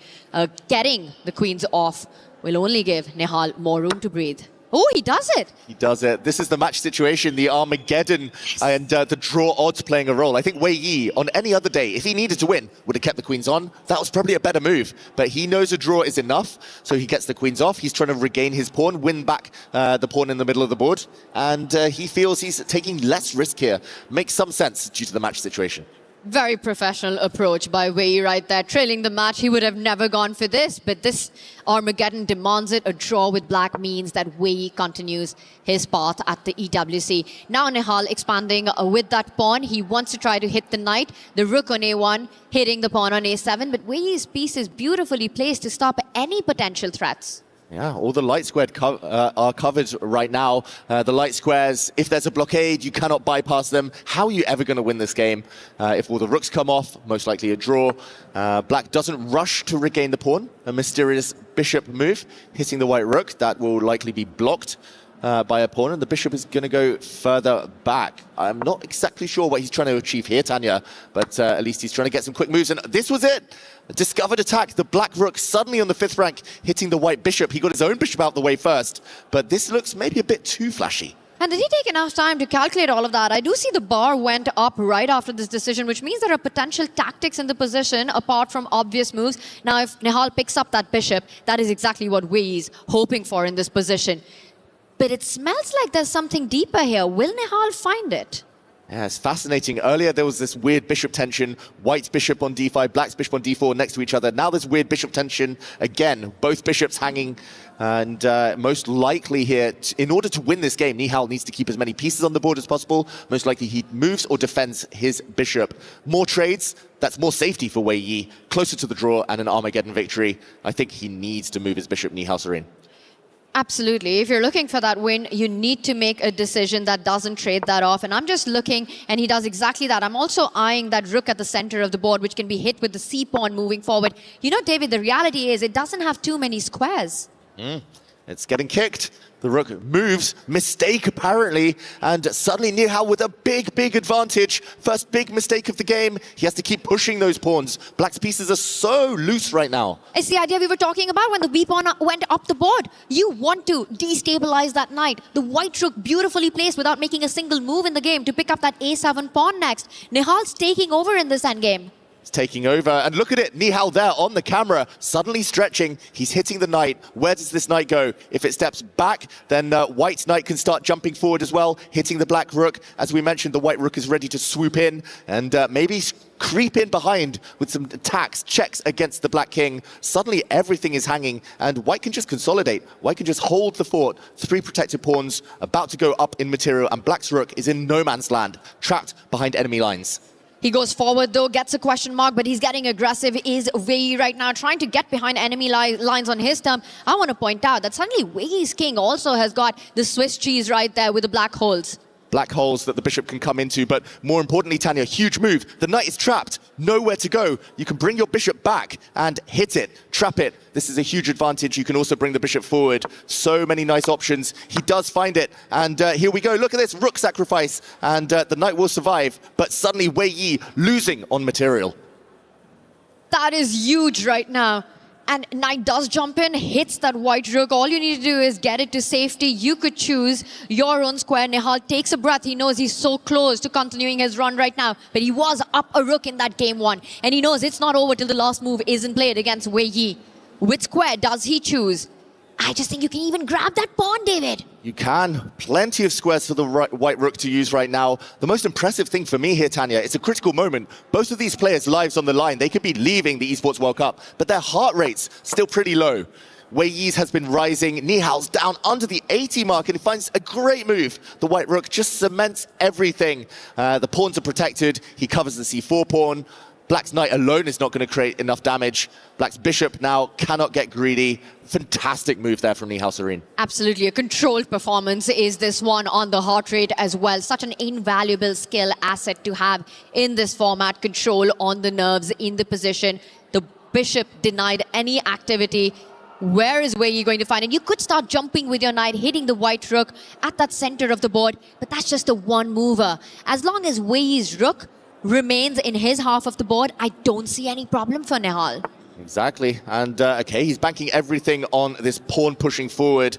The downside is that it's easily blockaded by white's rook or bishop, and white has control over the dark squares. The white king is going to come soon as well.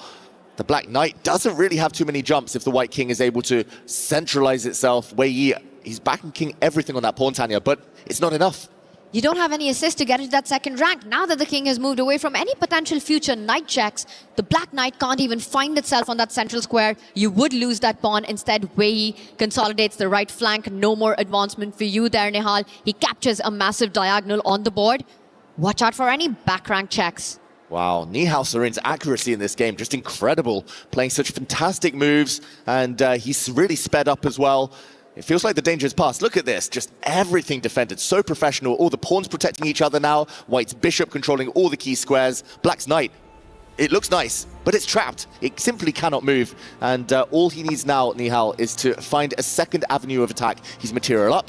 White's rooks, if they are able ever to get onto the open lines or towards Black's back rank, it's just game over. GG. And the one thing stopping all of that from happening is Wei's knight on c2 controlling some key squares for the white rook to find an open line. Meanwhile, Wei's rook doing a defensive job as well. And this is what you were talking about, a big trick in the air. Rook takes knight was a massive threat with the idea of a checkmate. Ooh, and that has been denied, at least for now. Black's king getting off the 8th rank, so any checkmates will not come with tempo, at least. No checks on the back rank. But look at the white's rook. It's going to zigzag. It's going to sneak back now. It took a few turns, but now it's finally ready to slide across.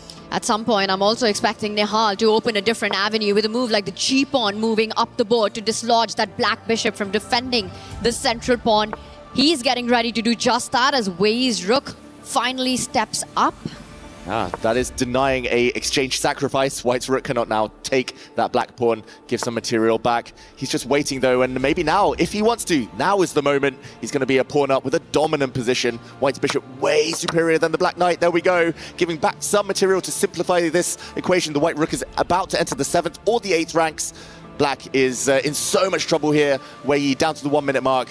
The rook can simply get greedy, start advancing. It's 6 versus 5 on the pawns, a more active rook, a beautiful bishop dominating that black knight every trump with Wei. For Nihal Sarin, it's going to be about finding the tricks, trying to fork White's position with the lone remaining knight. He first gets the king into the game. For Wei, he needs to start pushing those pawns. Feels like there must be a way to trap that black knight, but Nihal shouldn't spend too much time trying to do that. He can keep this simple in so many other ways. Okay, he does go back with his rook. The black knight only has 1 safe square. Now he goes up. Okay, still no jumping squares for that black knight, and a pawn hanging on a7 is going to be a 2-pawn advantage and counting. This is looking like he can almost pre-move now, Nihal Sarin, as the clock goes red under 1 minute, but keeps things simple. Start taking those pawns. And just don't spend too much time on those decisions right now. He's up 2 pawns. He's setting up a mating idea. The pawn couldn't have been captured. Rook A8 was checkmate, forcing Wei's king out to the center. A trade finally, the H-pawn coming up. He hits the knight. The rook was hanging, had to counterattack against the white bishop there, which now steps back. The black knight would love to enter the center, but there would be some rook checks. Oh, this is so professional, Nihal. He is going to show us his bullet skills now. The king, the bishop combining, the white rook is going to be doing the damage. He does hit that 3rd pawn, gives a check, does Wei. The king falls back, but there's no good way to defend that pawn. And that's 3 extra pawns on the left flank as Wei has lost his entire army on that side of the board. Hits the knight. The bishop attacked, simply plants it at the center of the board, gives a check, and both players now under 30 seconds. Oh, the clock is the only thing really here that can save Wei Yi. He needs a miraculous knight fork. Not easy. The knight can't really ever check the white king, or he needs to flag, but checkmate incoming. The black king is boxed in. The white king coming in. Pawns advancing. Nihal missed this move, though. The rook stepping back. He's getting close, but can he put the finishing touches on? Knights and bishops off the board. It's a rook endgame. Still plenty of time to go. And plenty of pawns to go as well. That's 2 extra pawns, but Nihal needs to win this all over again. It's all about the clock. 12 seconds. Is that time enough for Nihal to win a completely winning position? 2 pawns is too many. He would win this if there were an increment. He would win this on any other day, but 9 seconds now. He needs to make a new queen. He needs to get black to swap off his rook for that pawn. He's given up one of the pawns. He's about to promote. Were you giving up? Right there, and that's it. Nihal Sarin gets the win in the Armageddon, takes the match, and for Nihal Sarin, he keeps the key. For Wei Yi, it's goodbye Paris.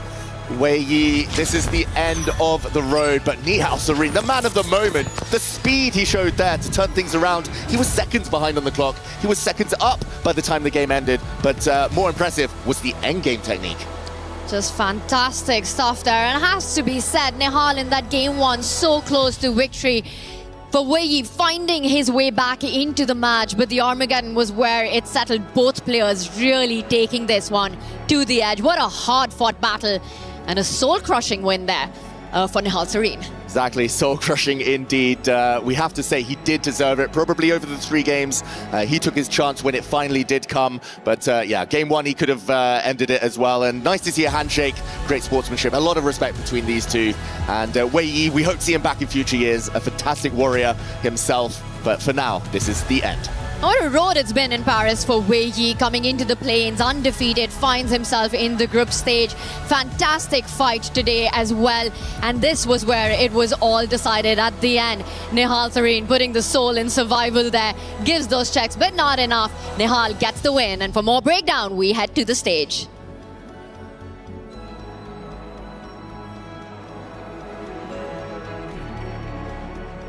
Ladies and gentlemen, as we're about to have the key handed over, please one more time, a round of applause for Wei Yi.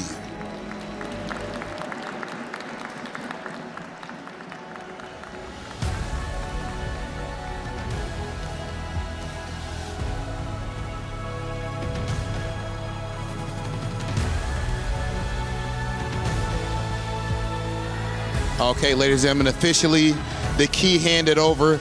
And now, for those who are not aware, here at the Esports World Cup, that key that Nihal is walking with officially represents a player's tournament life.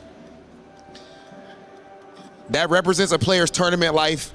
And right now, Nihal has to crush his opponent's key, our first one of this event. Congratulations. Only needing one more to qualify for the finals, ladies and gentlemen. One more for top 8. Nihal right here. You can press ahead to crush your opponent's key. This is for all events. Yeah, you just press this forward, brother. Yeah, no worries. It's all good. Don't worry, you're safe. Big Hollywood keep you safe. Don't worry about it, Serene. Okay, there's gonna be a little bit of a pop. Be covering the ears up too. Okay, and it's done. And it is officially done. Ladies and gentlemen, right here, this is the highest level of play as Nihal Sareen takes out Wei Yi and only needs one more in order to push his ticket all the way into the top 8. We're gonna be right back with even more EWC. Let's send things to the studio.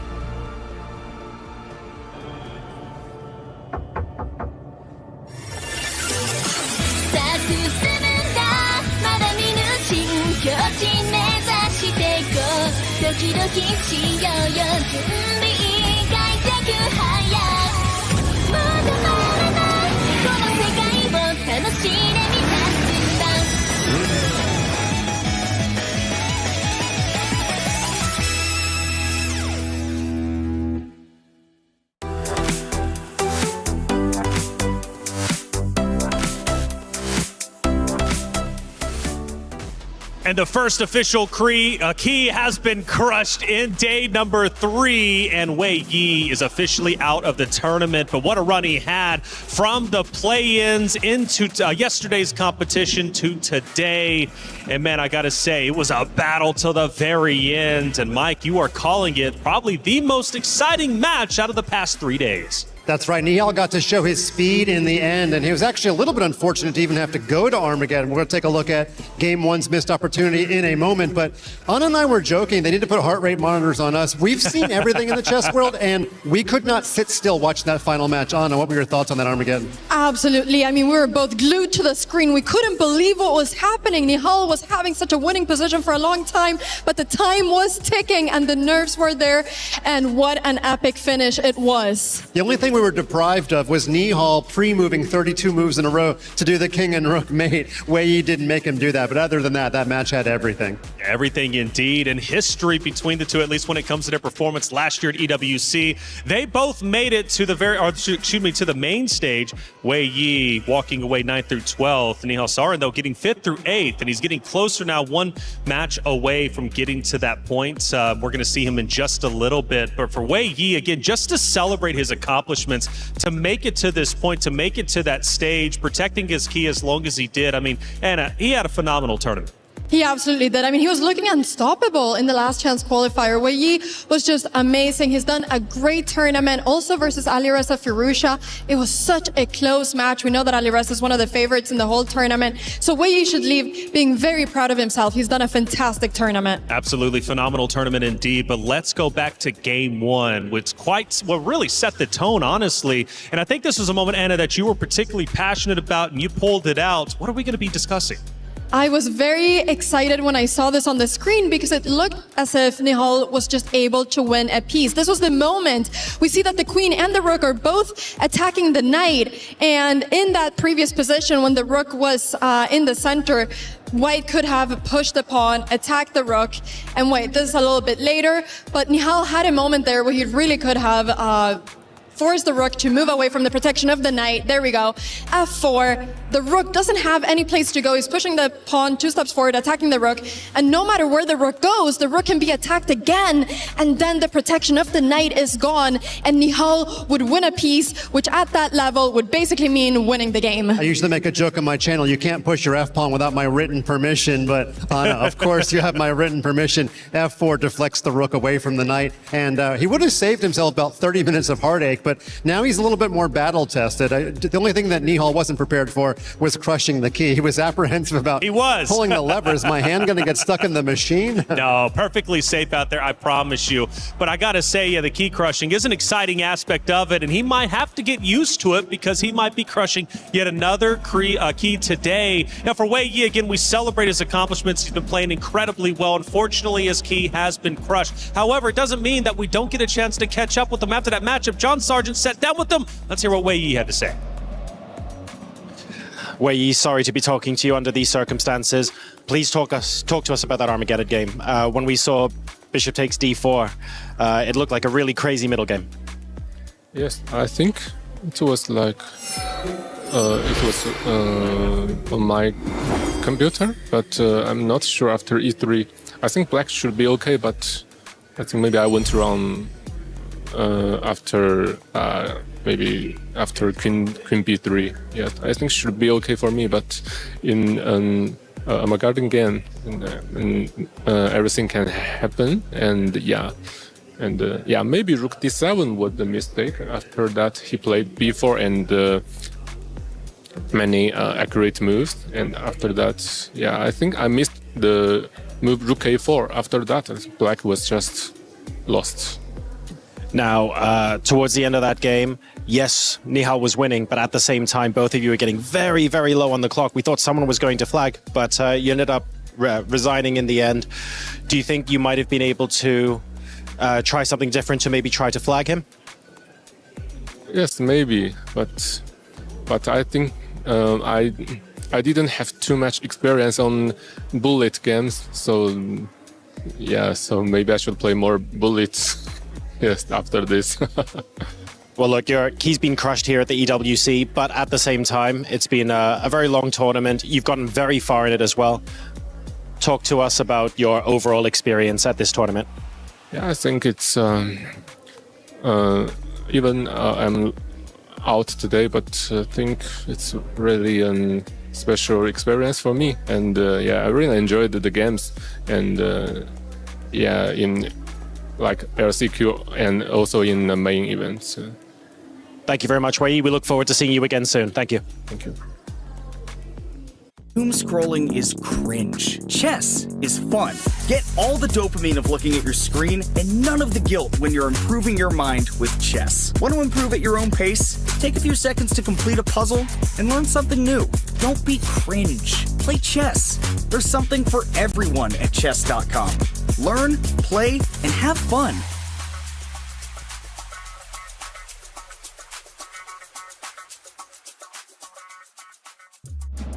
Thank you, John, as always, for the great interview. Anna, getting a little bit of insights into Wei Yi's mind in that matchup. Absolutely, and we know that Wei Ye said that he's going to practice more bullet in the future so that he can get even better at flagging opponents. I look forward to seeing Wei Ye playing more 1-minute chess. Yeah, either way, highly consistent, back-to-back EWC appearances. Who knows, maybe next year we'll be seeing him once again. But regardless, though, around the venue, man, it's been insane. I'm hearing fans cheer every which way, left and right. And Trav is going to give us the update with Club Championship Update powered by Aramco. We're over here at the SCC Arena, and it's Rocket League still throughout the rest of this week.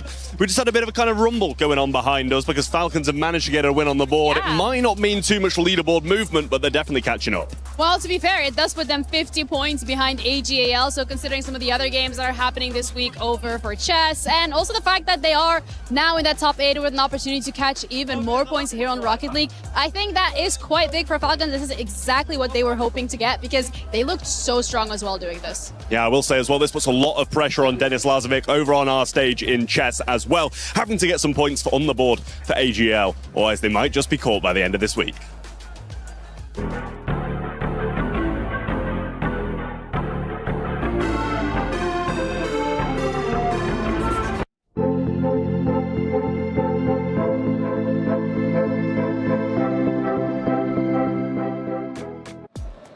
Thank you, Ginny and Trav, for the update. Yeah, it's getting loud just off to my left, and we know why. Falcons are on a tear, and they might be on a tear during our playoffs as well. But Nepo and Neiman, they're up to something. They're given their tier list powered by Aramco.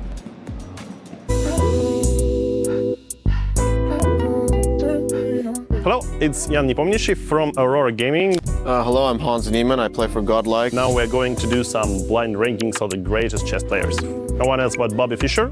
I would probably put him to the S tier because of like his overall influence to the game, which is unmatched by his great, successors. So then it's Mikhail Tal. I mean, there is surely someone like Gary and Magnus are ahead, so probably I put it here, but yeah, I personally rate him like very, very high, but keeping in mind there are some more great female chess player. Magnus Carlsen, but I don't think he would be too offended if I put Gary, one step ahead of him. Speaks for itself. Jose Raul Capablanca Eglauspera, one of the best intuitive players ever lived. Probably, I'm not sure about Alekhine, but I put him here, of course. Certainly a very interesting personality. I would put his personality at number 2, but put him here. His chess wasn't, he was more interesting of a person relative to his chess. Anatoly Karpov, strong player and great champion. I think he holds the record of like the most tournament victories. This was reserved for Gary, so as high as I can. Put her here. Wilhelm Steinitz, a real gentleman of chess, and back then, of course, an unmatched personality. Morphy, great American champion. Put him here. Okay, I'm lucky here to have Gary Kasparov, so Magnus is not offended. This must be Kasparov. Yeah, not the worst list. I'm just happy that Fischer is up top. Thanks for watching, and see you at the Esports World Cup.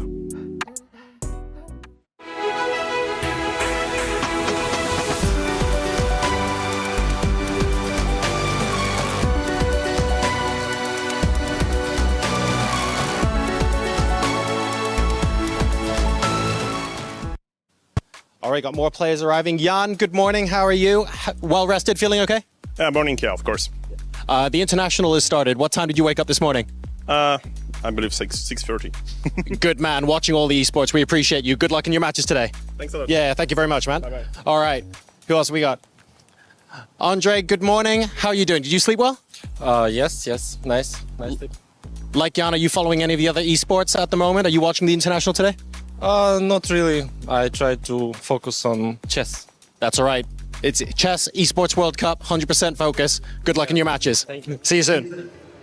John, they only have so much time. They've got to focus on chess because they're about to throw down on the stage behind us. Another elimination match, another key to be crushed, and another player to move forward in our bracket. We're moving over to Group B. Jan Nepomniachtchi going against Yesipenko. Let's hone in on Nepo and what makes him such a great competitor. Jan Nepomniachtchi, one of the very best chess players in the world. He's played the World Championship match twice. And even though he's never become world champion, he's been as close as you can be. Extremely strong player and very strong contender. Very strong indeed, but a misclick sent him to this position. He's got to recover, but on the opposite side, man, you got Yesipenko who's looking great. But real quick, let me slow my roll. Grandmaster at 16, now 36, been a Grandmaster for 20 years, and it definitely has paid off given his position. But again, that misclick, the emotions were flaring, but he woke up at 6:30. I don't know, there's a lot of factors going into the matchup today. You know, he might be one of the bigger gamer fans over there. He was very experienced at Dota for some time, and we've always wanted a 2 esport athlete in chess. He's as close as we possibly could have if he ever gets back into Dota. That's right. Well, Yesipenko, though, he is on fire. He's been looking great, and a big narrative around him as well. I think they've got a little bit of history going into this matchup. They do, and in fact, Yesipenko is the only player left from the play-in that could possibly win that 50,000 bonus, and he needs to win 2 matches to get to the playoffs to earn any points for the organizational standings. Virtus.pro is tied for 4th. If he at least gets to the top 8 by advancing, then he'll get a minimum of 200 points and they'll be vaulted onto a podium finish. Yesipenko and Nepomniachtchi played each other last year here in the EWC, where Yesipenko first beat him in the group stage, but then something else happened in the lower bracket. Yeah, unlike a regular tournament, they actually had to play again. They went all the way to Armageddon. Here was the interesting thing. Yesipenko tried a bit of a trick opening on move 4. It was a 4 knights, and he played the so-called Naroditsky variation named after the late American Grandmaster. It worked in game 1, but it did not work in the Armageddon, and Nepomniachtchi was able to hold the draw, and he's the one that eliminated Yesipenko last year in Riyadh. All right, well, they got history not only last year, but over the past 6 years, they've been going against each other. But it's Nepo who currently holds the lead, but will he hold the lead in the matchup today against Yesipenko? Let's go to the stage to find out. Ladies and gentlemen, it is officially time. On one side, we have Jan Nepomniachtchi, qualifying from the Champions Chess Tour. This is one of the most accomplished players of his generation, and he is a 2-time winner of the Candidates Tournament. And he will take on Andrei Yesipenko himself. He had to go through the play-in. He was sent to the lower bracket, took Vladislav Artemiev down in lower finals. That meant he had to face Magnus Carlsen yesterday. Not an easy pick, and now today everything is up for grabs. Another match for the Tournament Live on the line. It is time for the second match of the day on Stream A. Tournament Live on the line. Who can stay alive in EWC 2026? Thank you, Hollywood, Rob TV. Thank you, Damascus. What a match we have in store. A rematch almost from last year. A lot of history. These two know each other extremely well. Both had very different paths to this point. Andrei Yesipenko has crushed many keys already on his path here. Jan Nepomniachtchi, of course, a world-class player for so many years now. Tanya, I loved it when they were standing opposite each other. That face-off, will we see just as tense a match this year as we did last year? What a sight that was, David Howell, and that's what I'm hoping for. Right after that match, Jan Nepomniachtchi's words, sometimes you need some pure luck. Now, luck is not what Nepomniachtchi wants to rely on today against Andrei Yesipenko, who did play the world champion, the former world champion yesterday, and a former 2-time world championship challenger today. What a run this has been for Yesipenko here at the EWC, but both of them on their last life. Only one key survives. To answer your question, I'm hoping this one also goes down to the wire, just like our last matchup. Exactly. We saw an Armageddon earlier in the day between Nihal Sarin and Wei Yi. Will we see that happen again in this match? It's Jan Nepomniachtchi to start with the white pieces. He's extremely strong with white. He can kind of serve with several different hands. He can play E4, C4. He has so many different specialties in his repertoire. Andrei Yesipenko also fantastic in the opening. Maybe a bit more tricky with his openings. Let's see how things kick off. It does feel like Jan Nepomniachtchi will be aiming to strike with white. His score, at least so far in this event, with white, much better than with black. I'll add another speciality of Jan Nepomniachtchi. One of his greatest weapon has to be tempo on the clock and psychologically as well. Now for Yesipenko, how battle-hardened is he? He survived the pressure in the plains. He survived elimination 4 times today. He faces it one more time. Game 1, and we are off. Jan Nepomniachtchi with the white pieces chooses the English. I've got a happy co-commentator here. Exactly. English opening. Jan Nepomniachtchi's been playing this for many years, but it does transpose to the Queen's Gambit declined. An exchange variation here. White's bishop coming out. Tanya, I've got to say, look at those heart rates. Already pretty high for a baseline. The game just beginning. This shows how much the players want it. This shows that nerves will jangle. The previous encounter, Nihal Serena Wei Yi, their heart rates were 80, 85 when they had 1 minute left at the height of the climax of the games. Here we start on a high.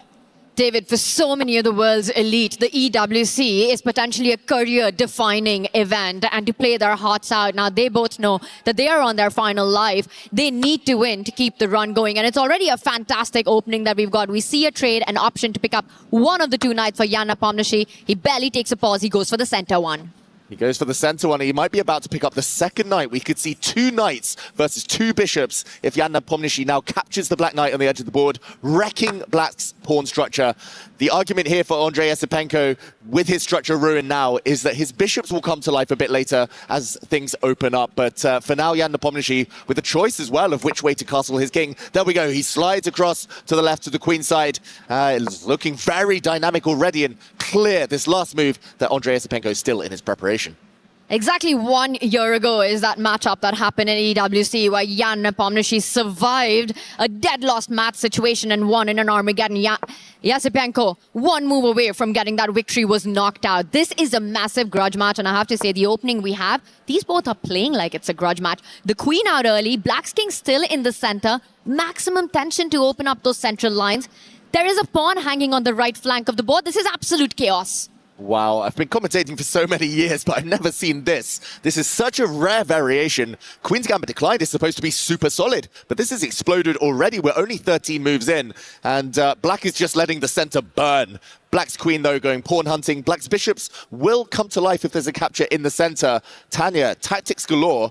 Andrei Esipenko clearly has studied this, and Jan with his last move relatively quick. I'm going to say a good choice, bringing out his knight, stopping any checks from the black bishop. Jan being quick is not something new in the chess world. Tempo, speed is one of his biggest strengths. He truly uses the clock as a weapon. I have to say, though, optically, it just looks like White has managed to finish development, has beautiful pawns at the center of the board. The knights are out as well. I'm doing a quick math here. With pawns in the balance, until those bishops come out, until you find king safety if you're Esipenko, you're the one on the back foot. Definitely. And the first real pause of the game from Andrei Esipenko. Will the black queen get greedy, start grabbing some pawns? Will we see him exchange off in the center, break that tension finally? There was a trap on the last move if White had gotten greedy and grabbed black's central pawn with some bishops coming out. The bishops now unable to activate yet. But, okay, just to show what could have happened on that last move. If White's knight hadn't come out, stopping the black bishop from giving a check, if White had captured instead, there would have been a deadly game over already. Black could give a check, for example, first, forcing the white king onto a vulnerable diagonal. Queen and king now lined up. Instead, we go back to the position. This would have been deadly. The knight coming out stops that idea. Instead, there's been a trade in the center. Black's bishop still pinning the white knight to its queen, and White defends. Watch out, the black king now eye-lined. X-ray vision, there might be some tactics. There's an X-ray vision, and right next to that is a line that's been blocked. So black can't even get to safety on that left flank. And good luck making the decision of getting your king to the right side of the board with the G line already open. That's going to be brave and gutsy. But is there another way to complete development for black? Well, that might be the only way. But as you say, brave and gutsy, he needs to just kind of close his eyes here, hope for the best, cross his fingers and say, I'm going to castle. He does. Whoa. He finds the best move, Andrei Esipenko. The black king is open. But at least if it gets one more move, slides into the corner, a little bit safer. But do you have that one move, David, that you so badly want to get your king into the safety? I'm also looking at the H-pawn moving ahead, hit that queen. G-pawn moving ahead, hit that bishop, open up the G-file, give some checks. Andrei Esipenko looking too cool for this position. Oh, too cool for school. This is so sharp. This is crazy. And this could still go in any direction, of course. The eval bar says roughly level, but bishops versus knights, that is controversial, often leads to some tactics later. The first move you mentioned, Tanya, on the board, Jan Nepomniachtchi is going to go for it. Long-term, black is doing fine. So short-term, that's where White's chances lie. And now there's a check on the board. want to trade your queens off at this moment, looking at Black King out in the open. But if not, Yasipenko is ready to trade off the rooks in the D file. What are we expecting? Do you think he's going to offer a queen trade, or is he going to block the check or move the king sideways? Yeah, normally you would want to move your king sideways, right? But somehow it's just a vulnerable diagonal. White's king would be lined up, stared at by Black's bishop, so the block. It was either the queen block or the rook block, but here, keeping the queens on. I think that's just more his style, Nepomniachtchi. He's so good with queens on the board. Even Magnus has said he's one of the best players in the world in queen endings. Queen and rooks on here. Makes a lot of sense. The rook could slide later, maybe, if it's able to unpin itself. Maximum tension right now, and I agree. Black's king needs to get into the corner. Black needs to trade off some rooks. A lot on the agenda. Andrei Yasipenko needs to prioritize, choose an order here. What a position we've set ourselves up for in this game one already. There are so many dynamics and imbalances. The pawn formation, the bishop versus knight complex, the king's open, king safety in question for Andrei Yasipenko. Rook on that central line offering the trade feels like the most logical approach in this position right now. For Jan Nepomniachtchi, you know, we already saw the triple table smash. What are the chances we get some more of that today? Maybe a quadruple table smash, who knows? I mean, he's always been a fiery player, Jan Nepomniachtchi. He's always been so passionate, so determined. He wants it, and that shows in his style. When he gets the flow, when that dynamism is there, he jumps on it, seizes it. The opponents can never really rest. And Tanya, I've got to say, the clock situation is one thing, but the stakes feel higher here for Andrei Yasipenko. If Black is careless, makes a wrong slip, he could get attacked, it could be game over. If White's careless, maybe it's just a slightly worse endgame, and things continue. So the next few moves, really crucial. And it's exactly because of those attacking possibilities. If you're Yasipenko, you want to get pieces off the board. The fact that he's taken this pause before getting that rook to the center line, I'm trying to understand what else could be going on in his radar. What's on his radar for Yasipenko right now? Give Nepomniachtchi one more move, David. That G-pawn pushes the queen out. Then moves one step ahead, pushes the bishop out, opening up pathways to the Black King. Exactly. When the Black Queen is kicked away as well, there might be some knight checks. White's knight in the center might jump out the way, discovered attack against the bishop. There are tricks galore. And where do you even start calculating is the question. When in doubt, they say shuffle your king in the corner. That king might not be super safe either. And just to show that idea, Tanya, you mentioned bringing the rooks to the center, but that could come with a downside. Let's take a look at that, because this feels like the most reasonable response if you're Yasipenko right now. And then you trade those two rooks, get that off the board, you push the queen out, and then your idea, David, of the knight checks is really something that needs to be investigated. And good luck to Yasipenko trying to work that out with 5 minutes on the clock. Exactly, a double attack here. Black could try taking with the queen, doesn't really work here. Taking with the bishop instead would allow the white queen to swoop forward, and it looks like a fantastic position for White. Black's bishop will move somewhere. The game goes on, but White with a safer king. And that is why this variation, too scary. Andrei Yasipenko has shuffled his king into the corner, but the same thing happens. The Black queen has now been kicked back, and the White knight now entering the middle, hitting a Black bishop. Question mark given, a mistake. The Black bishop can move. Maybe it can grab a pawn. Maybe the more natural, though, is to slide back and stay on the diagonal. Again, the need of the hour, brave and gutsy for Andrei Yasipenko. Does he take the bait? He does. He challenges Jan on, and then Jan, after sacrificing, voluntarily giving it up, does a bit of an expression right there, and then leans in, trying to find a way ahead. He doesn't care about the pawn. He's pushing. He's coming for Yasipenko's king. The pawn goes ahead, but still compensation to be proved. Black has enough pieces close to the king for safety. Exactly. It's kind of a paradox here, because the Black queen is totally locked in. The Black queen looks passive, a bit stuck, but she's a great defensive piece. She holds everything. Black's light squared bishop, it wasn't about getting greedy and grabbing a pawn. It was just the fact that it now has a nice outpost on the g4 square, protected, but also protecting its own pawns. And Black's rook comes to the center now with gain of time. White's knights look nice, but one of them isn't so stable. And yeah, this could still go in any direction, of course. But for now, Andrei Yasipenko maybe has dodged the worst. I completely agree with you. For Jan Nepomniachtchi, he has to checkmate. He has to deliver that attack, a killer blow on the Black king. Pieces come off. The endgame is completely busted now for White. You know, you've got that extra pawn. You've got a bishop pair. You've potentially got a pass on the left flank as well. A direct path for your king to come into the game. That's going to be a very challenging endgame. So whatever needs to happen has to happen in the middle game. Exactly. He needs the energy now. The next half dozen moves. Jan Nepomniachtchi needs to strike, create some threats.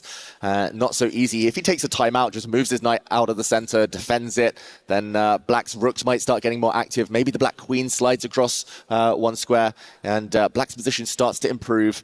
Black, of course, as we say, doing well long term. Pawn up now. So Jan needs something here. He's investing a bit more time.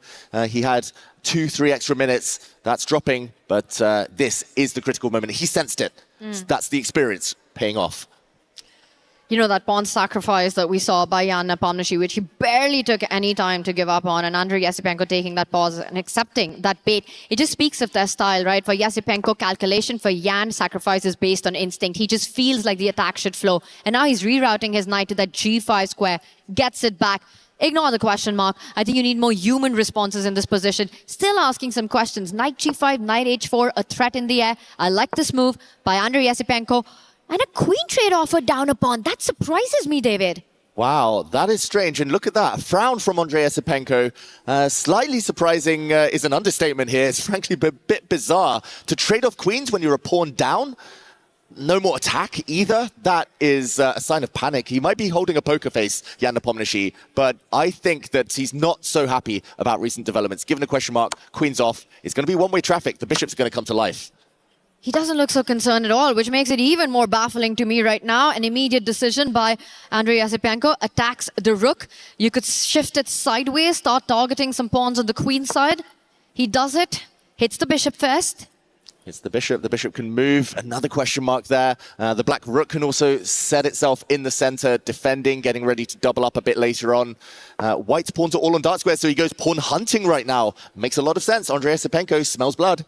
He really does, or at least smells a few pawns on the right side of the board. You know, the h-pawn might not have given a passer to Yasipenko, but if the g3 pawn, that's a clear path ahead. If that g3 pawn falls, the h-pawn is coming up the board, needs to be defended. He does that, falls back. And now for Yasipenko, there are ideas of striking that pawn chain in the center with the f-pawn moving one step ahead. Exactly. You can break forward at some point. Andrei Yasipenko, a slight shake of the head, maybe frustrated that he's down at 3 minutes already, suddenly realizing the clock isn't his friend. But yeah, those white pawns, once they start collapsing, they'll be like dominoes, falling one by one. If he can get to them, it's game over. We see the game graph. It's been going in black's direction the last few moves. That momentum is on his side. He wants to keep it that way, but he needs to move. He gives a check. He's down now under the 3 minute mark. It's suddenly a blitz game for Andrei Yasipenko. Still, the end, far, far in the distance, though. And that's because the evaluation rarely determines the result when it comes to these format. And look at that. He makes a very ordinary move, a normal looking move, and it turns out to be a big blunder on the board. Bishop falls back. And here, Jan Nepomniachtchi's opportunity lies. He has a winning idea, Jan Nepomniachtchi. He doesn't find it. He brings his knight back on the last move. He actually had this idea of forking the two bishops. This bishop is trapped. Now, if it captures a pawn, the bishops get forked. Double attack against the two bishops. Jan Nepomniachtchi rushing past a critical moment. Still had 5 minutes on his clock. Could have gone from almost losing to almost winning in just one move. He's missed it. The game continues. Andrei Yasipenko dodged a bullet. Of when your biggest strength becomes the one that challenges you, becomes a weakness. Jan Nepomniachtchi plays on the clock, but this time rushes his decision. What a moment of miss, but an easy one when you're looking at speed, looking at the clock right there. Jan Nepomniachtchi. The good thing is I don't think he spotted that miss. So he's not playing games with his mind right now. He plants the knight to a really nice square on f6. It's game on. With that knight posted there, that has to be enough compensation. Yeah, the last 3 or 4 moves, despite that big miss where he could have won a bishop, it does feel like it's been trending in White's favor. The white knight is now glorious. It was on a slightly more passive square. Now it looks fantastic, entrenched on f6, mating nets around. Andrei Yasipenko visibly nervous. He's been shaking his head, shaking in his chair, burning a lot of time on the clock. Jan looks calm. And there we go, Andrei Yasipenko. This is him making his move to try and end the game as quickly as possible. Down at 2 minutes, he needs to accelerate the play. If there's a trade of pawns, a line opens up, the c-file against the white king, which isn't entirely safe yet. It's really not. And let's just do a quick count. Yasipenko is still up a pawn in this position, has 2 beautiful bishops. And look at that. He is threatening to trap black's bishop on g6. f5 is the big idea right now. That bishop cannot leave that square. h5 pawn is hanging. How are you taking care of this threat, Yasipenko? Wow, this is so chaotic. White might win one of those bishops, but in the process, he might lose all of his pawns. And we there saw a temporary sacrifice of a bishop, getting the white knight. Pawns are dropping, but f5, that pawn push still in the air. Black's bishop might be doomed. Andrei Yasipenko leans back, exhales heavily there because it's still wild, this position, but he just has no time. 1.5 minutes and counting. No increment in this format. The clock truly is the 17th piece for each of these players. 4 minutes to boot for Nepomniachtchi in this absolutely wild position. You take that pawn on the left flank, f5, you lose your bishop. Is that enough compensation? Is what Andre is asking himself. But there's no way to fight that threat. That bishop is going down on the next move. Exactly. You can't allow White's pawn on b5 to continue to survive. He does. He panics. He tries to keep his bishop alive. Maybe some checks from the black rooks. But look how powerful White's passed pawn is now. The clock is playing a huge role. Andre Esipenko here. Esipanico, I was about to call him, panicking completely, and it's spiraled out of control. It really has. It's not only the pawn on c6, but the h-file opens up as well with checkmating ideas on that black king. And Nepomniachtchi knows that the job is almost done as he's about to put finishing touches. He could sever the connection between the bishop and the pawn. Push that pawn to f5. Rook takes pawn. Is this game over? That's the Arabian checkmate incoming. Rook takes pawn in front of the black king. That would be the end. The black king can start to run, last a little longer, but it's not going to change the play here. White is now running forward with his king. Black's trying to check forever, but the king, hiding in plain sight, advancing forward, is marching towards a black rook, will hide around its own pawn. Andre Esipenko shaking his head. No time, no safety. Game over. Jan Nepomniachtchi about to deliver the knockout blow and resigns. Jan gets the first strike in. It was the table smash yesterday. Today, he starts with a fist bump right there, getting the first win, which means for Andre Esipenko, he has to win the second game to force a tie-break. But I have to say that Jan Nepomniachtchi gave him very little chances in this one. That was a game played to perfection. Exactly. There was maybe a 3 or 4 move window in the middle somewhere where Andre Esipenko had an advantage, but it was a difficult position to handle, really, really double-edged, and ultimately the clock making him panic, and the self-destruct there towards the end was very quick. It spiraled so quickly, and there we see him playing through the game. Where did he go wrong? Not easy to pinpoint. A few missed tactics here and there, but he needs to reset, refocus. He gets White in the next one. It's still far from over. It really is, David. It is the final game, and as you say, the first part of the game, Andre Esipenko had a lot to be happy about. He did play dynamic chess. He got his kind of position, but once Jan Nepomniachtchi took control of the attack, he never let him back into the game. And this one, we go into Game 2, Andre Esipenko will start with the white pieces. Okay, and not much of a break here. The players will kick off any second now, get straight back into it. The lessons for Andre Esipenko, he just has to play a bit quicker. His opening preparation kind of paid off in the last one. He got a double-edged game. He'll want something equally dynamic in a must-win situation now, and another English opening. And this time it will not be transposing immediately, not yet at least, to the Queen's Gambit declined, as we see Jan play his World Championship repertoire. 2-time World Championship finalist, of course. He knows this stuff inside out. Rock solid for black. Not something many chess players can boast of, winning 2 candidates back-to-back. Jan Nepomniachtchi there played his first match against Magnus Carlsen, his second match against Ding Liren. And here he is at the EWC stage, looking for a spot at the playoffs, the biggest stage right now in the esports world. Takes that pawn, the entire center is off the board, and I have to say, with the black pieces, when you're Jan, you're looking for a draw in this one. This is a dream outcome from the opening. Exactly. Jan has pretty much put all of his eggs in one basket. He's saying, I've studied this, I know this, I've looked at this for a World Championship match. Black is slightly more passive, black's light square, bishop's still stuck at home, but if you know everything here, it's just a draw. If you study this with computers, that's why Andre Esipenko already shaking his head. He's still living in the past. He's still remembering that first game, but he needs to just focus here and now. The opening, I think for White here, not keeping the tension, rushing into an endgame, that shows he's still stuck in that final few moments of the previous game.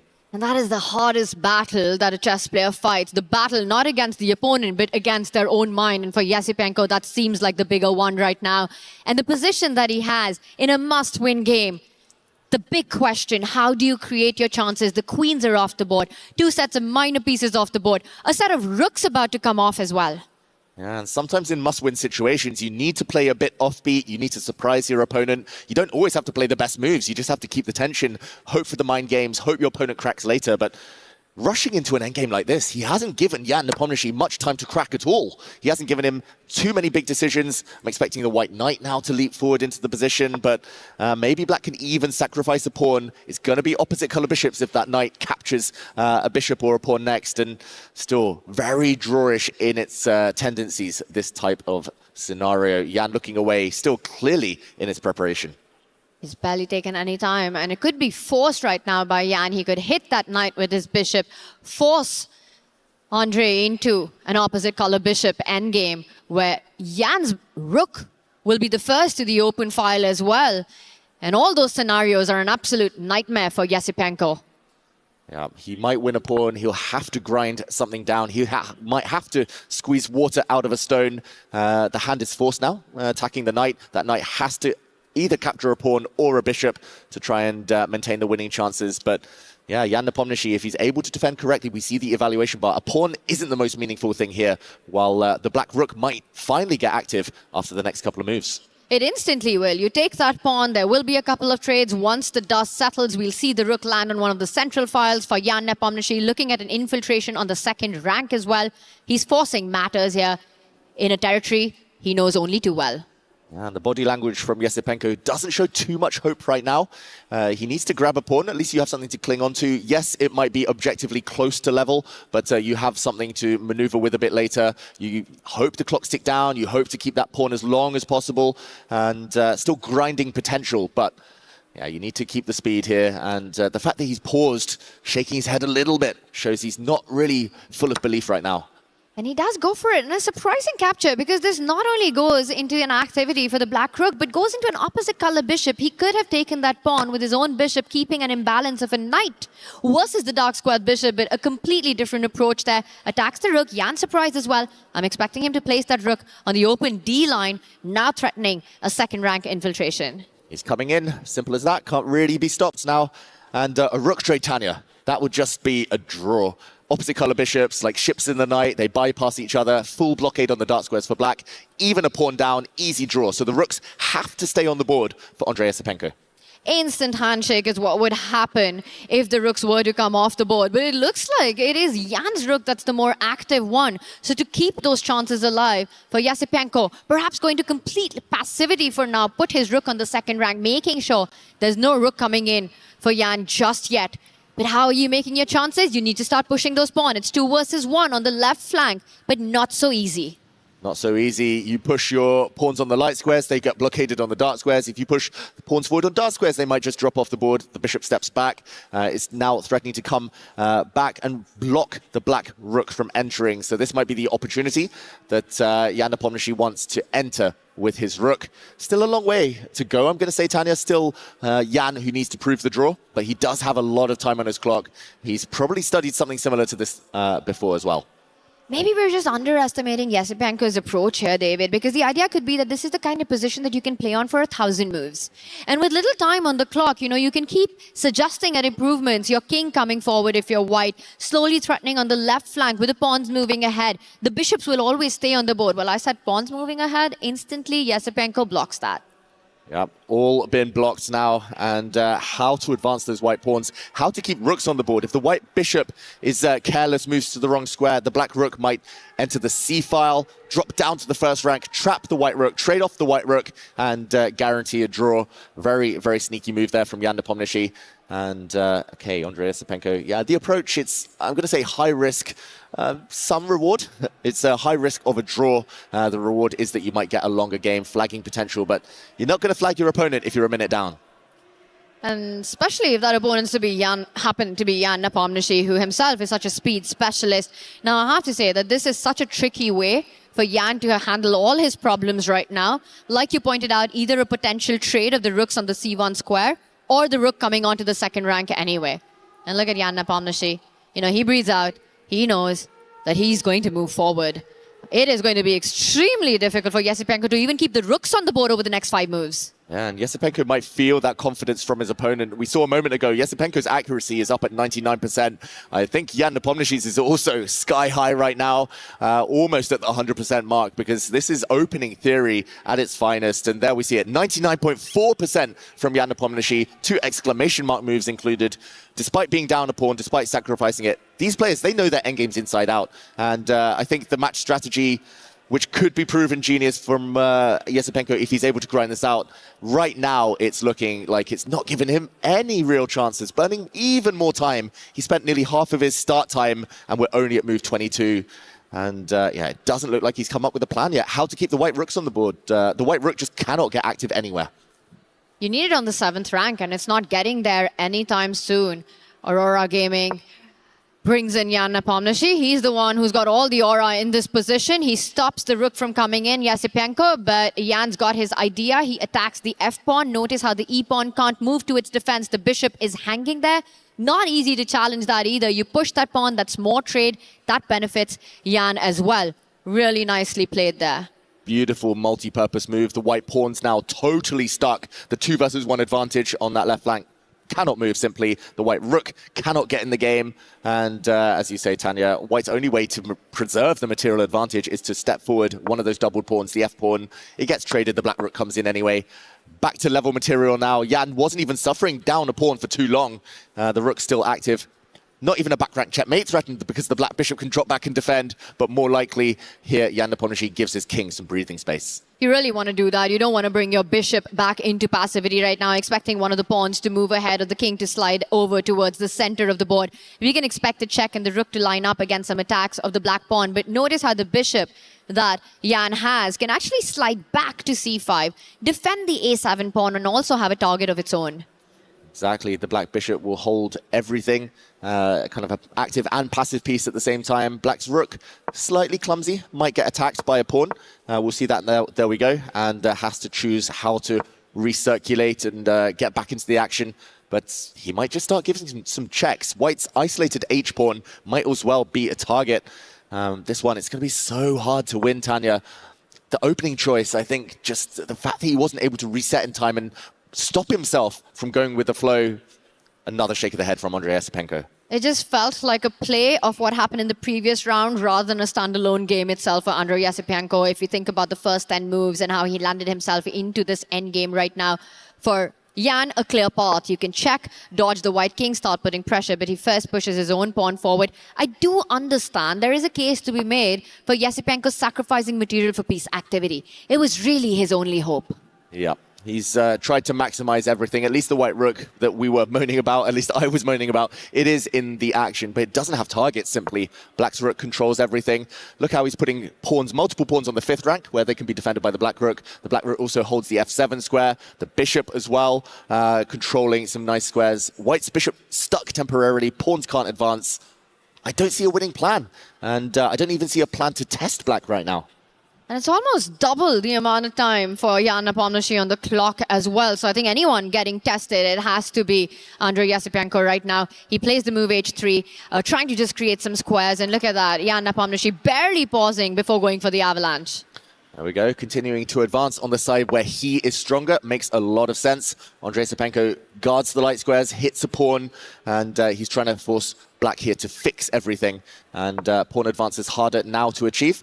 Okay, I like this last move from Andrei, but still, what next is the big question. I think he just has to start hustling here, just go into really cynical mode and start playing very quick moves with white and hoping he gets a miraculous chance later. Hard to fashion anything right now, at least.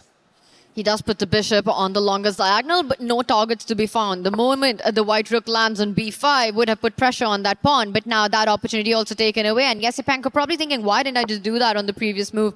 He slides his bishop over, targeting f7, beautifully already defended by Jan's rook. This is going to be a game of shuffling. Black can just shuffle around with the king. King g7, king f8, king g7, king f8. Everything beautifully defended for black. Yeah, we're seeing the reactions from Yasipenko as his pawn gets hit there. He's just annoyed that he didn't really give himself a chance in this game. That's the most frustrating thing. Must-win situation. You have the white pieces. You still have so many chances, but you head straight into this drawish endgame. Less energy. Doesn't really suit his style either, Andrei Yasipenko. The one thing that has been set up, though, as you're mentioning chances here, is he creating something, David? The idea of the e-pawn pushing forward, destabilizing the black rook from the 5th rank, and then perhaps starting to target those kingside pawns with a move like rook to b5 eventually landing. Let me point out, once e4 happens, black's rook needs to stay connected to that f7 spot in front of the king, which means you leave the 5th rank for the white rook to step over. Oh, very interesting, and he might have to go for that at some point. Maybe that chance has passed. Maybe he needed to do it there and then, while the 7th rank was still open for the white rook, staring at a pawn. Missed opportunity, at least, to test Jan Nepomniachtchi. Might not have changed the evaluation, but might have been slightly more unpleasant for his opponent. Now black's rook is back and alive and threatening a check, and chances are disappearing for Andrei. And the threats will continue. It's a check, and then the rook also ready to line up against some pawns on the right flank. While check stopped for now, gives it from d5. You come back to the same square. I mean, this is all Nepomniachtchi needs to do. All he needs is a draw. All he needs is a draw, and any attempts here to win might even come with some risk for Andre. Position continues to repeat itself. The Black Rook still trying to get active, and Black's Bishop doing such a good job of totally blocking the plans of White's Rook and Bishop. And if you stepped up far too up on the center of the board, you potentially could have been checkmated in one in that position. So again, forced to draw back with the king is Andrei Yasipenko, and potentially staring at that draw, which would mean the end of his road. Under 2 minutes, how does he stop the Black Rook coming in without allowing that repetition, the perpetual check? It's just simply not possible. And White's Bishop, it's up a one-way street, and there we go to draw by repetition. 0 chances in the end for Andrei Yasipenko. So professional from Jan Nepomniachtchi, who moves on. It's Jan Nepomniachtchi's Aurora Gaming continues its run in Paris here at the EWC. The end of the road for Yasipenko, and what a road it's been. An absolute fighter he was in the plains, finding himself in the group stages, but that is it. It will be goodbye for him. It will be key crushing time. Wow, what a journey for Andrei Yasipenko. He's played more chess than most over the last few days. All of those key crushings that he was able to execute, now it is his own key that will be crushed. But Jan, yeah, he looked in control. Very impressive performance there in both of the games, it has to be said. And he, of course, will be in action again later today. First game, a shaky up and down roller coaster battle, but the second one, an absolutely controlled performance there, getting the kind of opening you want, needing only a draw, just never giving his opponent an opportunity in the game. Jan Nepomniachtchi goes through. And both players stay seated. They both continue to analyze to see whether White indeed did have any chances. The answer is no. Shake of the head, the door was shut on Andrei Yasipenko there. I think the opening choice may be something he'll regret, but ultimately, Jan looking up, he remembered everything about that opening. He knew too much and was just too strong. Just too strong today. That head shake almost feels like he could have done better, is what he's expecting from himself, just the high standards he sets for himself.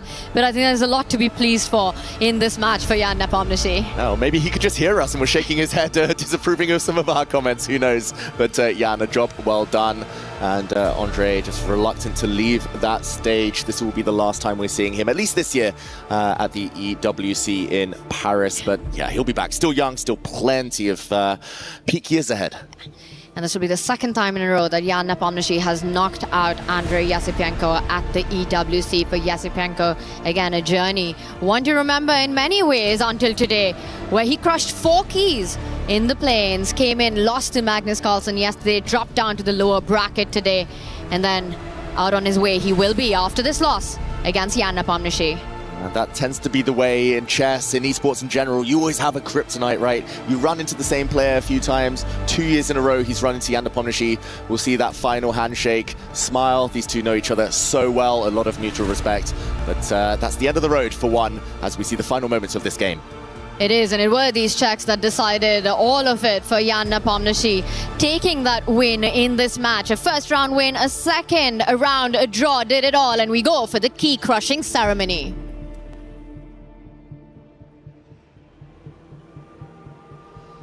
And another match, another key about to be crushed. As per Esports World Cup tradition, every player is given a key with his name, his hopes and dreams. And every player must give up his key to the winner. It is time now for Andrei Yasipenko to give up his key to the winner, Jan Nepomniachtchi. The key is being exchanged, and thus Andrei Yasipenko has to bow out of the stage. Please, can we have a round of applause for Andrei Yasipenko? As Jan Nepomniachtchi is joining us for the traditional key crusher moment. We've heard a few of them and we'll have a couple more. And congratulations, he's got one more match, of course, to play for after. But before that, it is one of our favorite moments at Esports World Cup. The key is being set and we are getting ready to destroy yet another key. The end of the road for Yasipenko means the dream is still alive on Aurora Gaming side. We are primed, ready, locked and loaded. The key is about to pop. Let's hear it. Ooh! That might have been the loudest for a while, man. Listen, Jan Nepomniachtchi, congratulations again. He will be back a bit later today to play against Denis Lazovic for a place in playoff tomorrow. One more match to conquer for a place in playoff. See you after for more chess at EWC. We were there for every click, every clutch, every respawn. We were there for the years of grind, and we're here now. The proud founding partner of EWC, powering the biggest event in gaming, shoulder to shoulder with the world's best, making history. Greatness deserves a stage. Lenovo Legion, reach your impossible.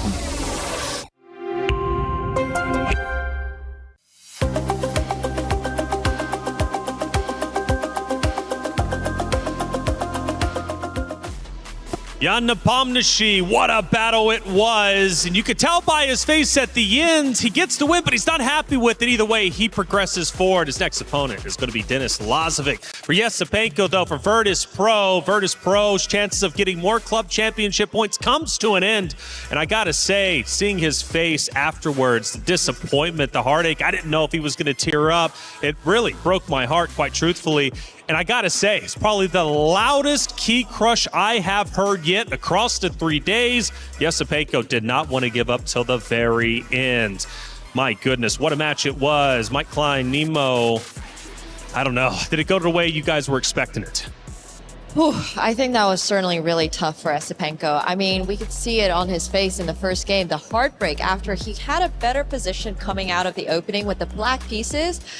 Had these chances to put that rook on d5 and maybe get a little activity out of it, but unfortunately he missed it and slowly went into the end game where it didn't look great. Yeah, eventually there's a breakthrough on the H file. I think we'll take a look at that in just a moment, but he lost to the same player 2 years in a row, and he actually put up a better fight last year, went all the way to Armageddon. They had this period of white winning every game. When he needed to win game 2 today to equalize, he got nothing from the white pieces, so maybe he should have gone back to that Naroditsky variation, but yeah, tough to lose to a player twice in a row and not put up as good of a fight as he did the previous year. That's right, and let's give a visual to the viewers. You mentioned a moment, let's pull it up so you can start talking about it. A critical moment, obviously, that led to Nepomniachtchi ultimately getting his win. Yeah, so kings were cast on opposite sides, and it actually looked like the white king had less protection. But we mentioned this yesterday, you can sometimes use the enemy pawn to protect, and it's actually white that broke through on the H-file. And then here, after the bishop move, white played this key move, pawn on F4 to F5, and that sealed black's fate, because now the bishop can't get back to defend. Now, white was already winning anyway after black's last move, but this absolutely sealed black's fate. We call that the Arabian mate, so-called, because the queen used to not be very powerful if we go back 1,000 years. Just 1,000. Just 1,000, yeah. Thank you, Queen Isabella of Spain, for making modern chess more exciting. A shout out to Queen Isabella, but yeah, the Arabian mate was played on the board there. All right, well, fourth side of Yesipenko, though, again, this is a matchup they've been going through for 6 years across 3 different styles of chess, and it is Nepomniachtchi who usually gets the edge. Now, Yesipenko has, in fact, beaten Nepomniachtchi in the past, but it's got to hurt, right? You get to the EWC stage, you go against an opponent and a friend, clearly, right? Shaking hands towards the end, but really processing the emotions of it. I mean, 6 years of total matches. History goes back, what, 1,500 years? 6 years is just a tiny drop in the scheme of it all, but I mean, for Yesipenko, it's got to hurt to once again lose. It hurts so much. He had such a battle to get here too. We all know he played in the LCQ. He played in DreamHack Atlanta, and then played in the play-ins here, where he unfortunately lost his first match and then had to basically win, what, 4 matches in a row in order to make it into the main stage. And losing here is tough. He was the big star earlier in the week just to get to this phase. He played 2 Armageddons, and that represents our last player from the play-ins. They're now all gone. Wei Yi and Yesipenko both losing early on in the day, but his time will come. He does have the benefit of the youth over Nepomniachtchi, so that's right. You can't buy youth, can you, Taylor? No, you can't. Sadly, I'm trying to. Only 34, but I'm getting older every day, and I don't know how it keeps happening. But I will say, though, for Yesipenko, a great competitor, for VP, a wonderful pickup. You've got to be proud of him representing your club as a whole, because in the club championship race, obviously, VP has been doing a phenomenal job. But for Aurora Gaming, man, they are very happy with it. Now, for Nepomniachtchi, though, not over with just yet, right? He's got another matchup in front of him before he qualifies into the playoffs. He'll go against Denis Lazovic. I want to know your opinions in just a second. But, of course, when it comes to Yesipenko, a tremendous performance. John Sargent caught up with them after his loss. Andre, I'm very sorry to be talking to you under these circumstances. It looked like a difficult match. talk us through the key moments. Yeah, I think in the first game I had a huge advantage in the end game. I think it was actually just winning because I have 2 bishops, I have extra pawn. I don't know how I managed to, to lose it, but yeah, I don't know. It was already, I didn't have much time, so I couldn't understand which direction to play. And yeah, probably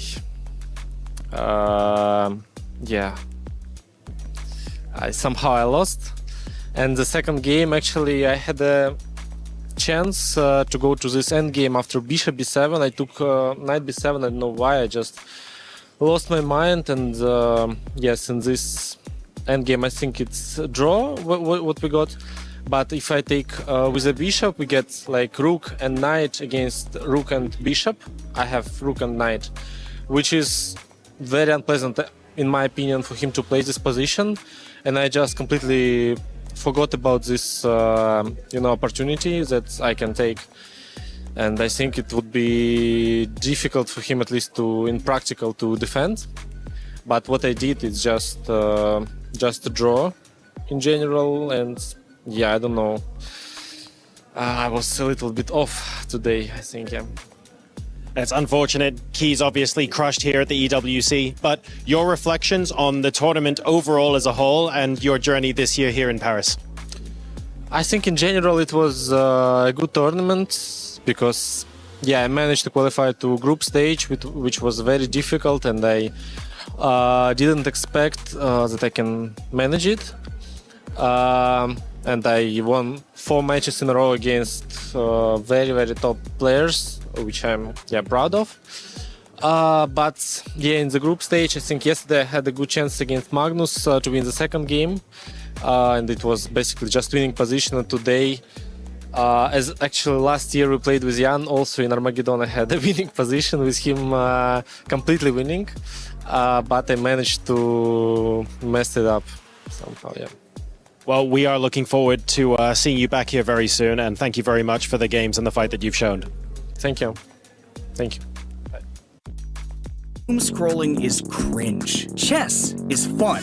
Get all the dopamine of looking at your screen and none of the guilt when you're improving your mind with chess. Want to improve at your own pace? Take a few seconds to complete a puzzle and learn something new.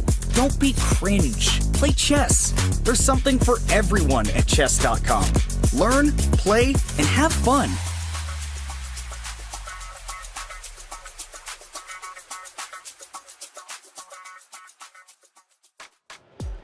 Thank you, John, as always, for that great interview. Nice to hear from Yasipenko. A bit disappointed with his loss. However, he's going to be coming back. I am sure of it. But at least his run for EWC 2026 has come to an end. We got 4 more matches, 4 more keys to crush. Let's take a look at Group B and how it's currently stacked up to be. Nepomniachtchi, I mentioned, he's going to have to go against Denis Lazovic next. Denis Lazovic, the sole representative of AGAL, who's currently in first place when it comes to the club championship points. As far as he can go is always better for AGAL. That matchup coming up in just a little bit. It won't be next, but what do we think about it? After I saw Denis Lazovic in person this year defeat Hikaru Nakamura in a 26-game match in London, I'm not going to pick against the young man. I've got him in that match. Whoever is the GM of Team AGAL, that's the signing of the year. Signing of the year, indeed. What a talented player. 26 games.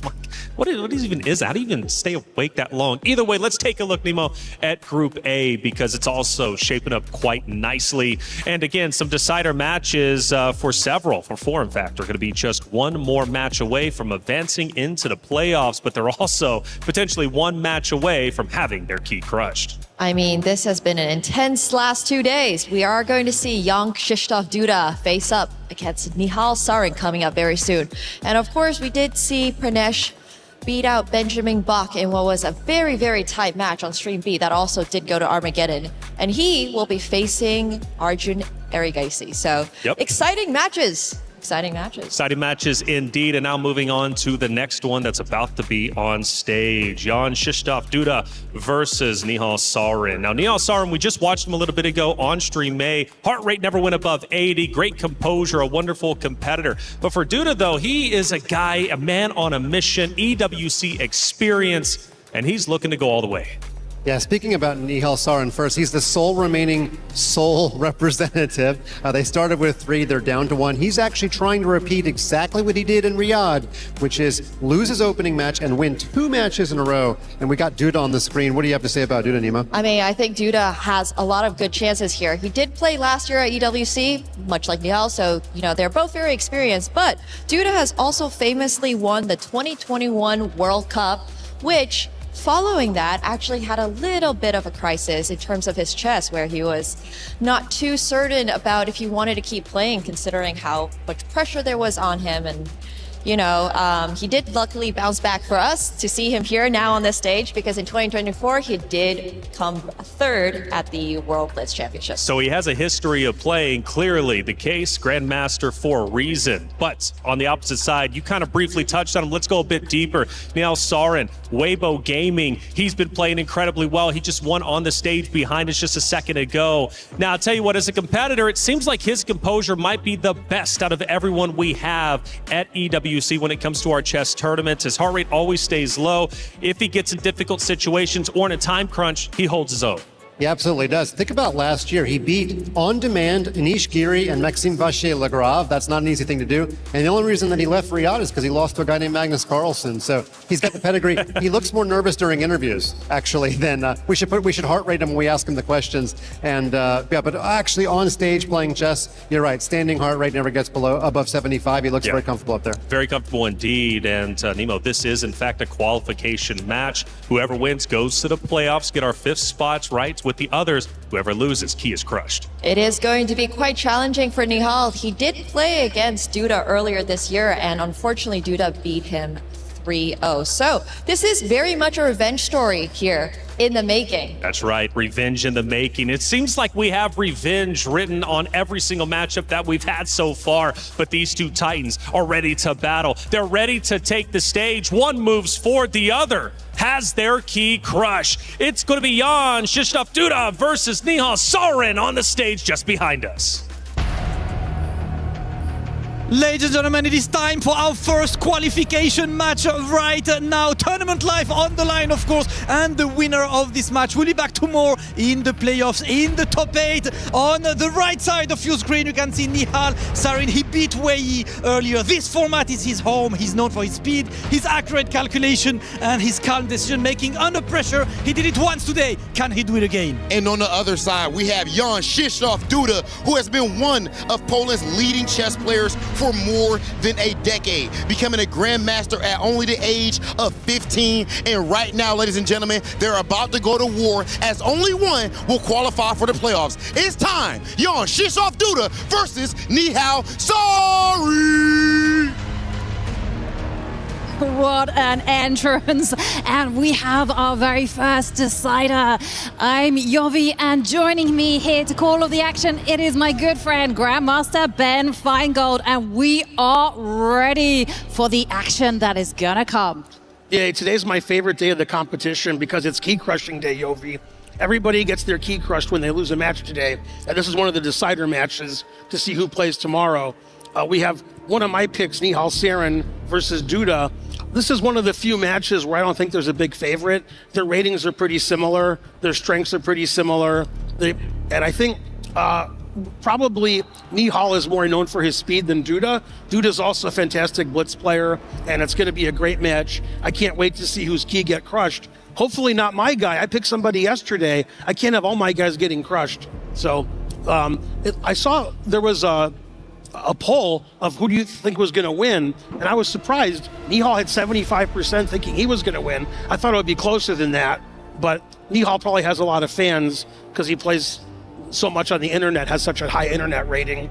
So they're playing on the internet now. They're about to get set up, got their heart rate monitors on. As was said earlier, Nihal's heart rate's always pretty low. It's a pretty cool customer. And I like what Mike Klein said, that his heart rate went up during the interviews more than during the game. So that's pretty funny. Anyways, having trouble adjusting his headset. Looks like they're about to get ready, Yovi. What do you think? What are your predictions for the match?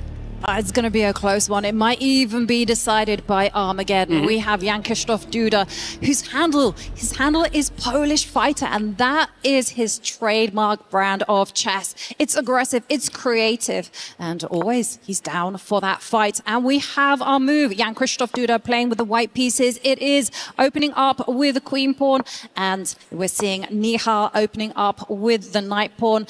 Pawn structure is pretty flexible for the time being as we find out what is going to be Nihal's response. He's not quite comfortable with his headphones. Put it on. You can't hear us, Nihal. He took the headset off so he could hear us do commentary. You can't do that. You can't do that. And indeed, look, we have a classical, very traditional approach. Black marks their claim in the center.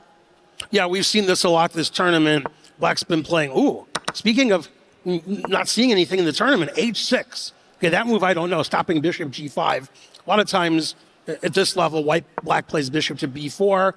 Black still hasn't decided where he's going to put the bishop. Nihal has 3 squares for the bishop. He just leaves it on f8. Will he go to d6, e7, or b4? They're all possible. h6, not a very common move, but Duda played very quickly. And Nihal's still having trouble with his headset. I guess he wants to know what we think's going to happen, but we'll have to be quiet while his headset's off so he can't hear us. Exactly, and that's going to be very difficult for us to keep quiet because this position, well, is brewing up for something interesting. h6, not a very popular move, but it sure is a trendy one as the players, they look to those parts off the beaten track, and here we come. We're seeing Nihal offering up a trade of dark squared bishops. Usually white takes it. Is Jan Krzysztof going to go down that road? Is he going to keep that tension on the board, drop back with the bishop, or even throw in the knight into the center, block it up? Okay, we have a trade. This is why I'm a commentator, not a player. I spent the whole time commentating about how Nihal was a cool customer, has a low heart rate, and then I check and Duda's heart rate is much lower. So I guess Duda's the cool customer. Nihal had a higher heart rate than usual because of his headset. So he's not really bothered by the chess. He's bothered by peripheral stuff like interviews, headsets. The position's about equal. White has a tiny advantage because I like that pawn structure better with white squared bishop not being blocked by the center pawns. But this will be a slow maneuvering game. Both players have to be happy with the result of the opening. They both have the same heart rate now. The times are exactly the same. It's about as even as you could get, Yovi. It's as even as you can get. I can tell you one thing, though. Look at where the pawns are pointing. For white, they are pointing to the left, so that is where the action is going to develop. For black, they are pointing to the right, and that's exactly what black wants to do. They want to eventually just jump in with a knight into the center, but for the time being, watch out. The queen is about, and the queen just sidestep over, and Nihal, really, I hope he's not hearing us. He's going for the king. Duda's playing the Beyonce variation, to the left, to the left. Exactly. But nothing much happening right now, just slow maneuvering. Nobody really has an advantage on time, heart rate, or clock. So I think neither one of us would be surprised, Yovi, if this match goes into Armageddon. He's trying to play on the left. Duda's playing queen a5, attacking the a7 pawn. Now black's pawn structure on the queen side is nice and solid. Everything's defended. And the question is, for me, is black going to maneuver the knights to different squares? If I was black, I'd try to get my knight to d6. I just don't know how to do it.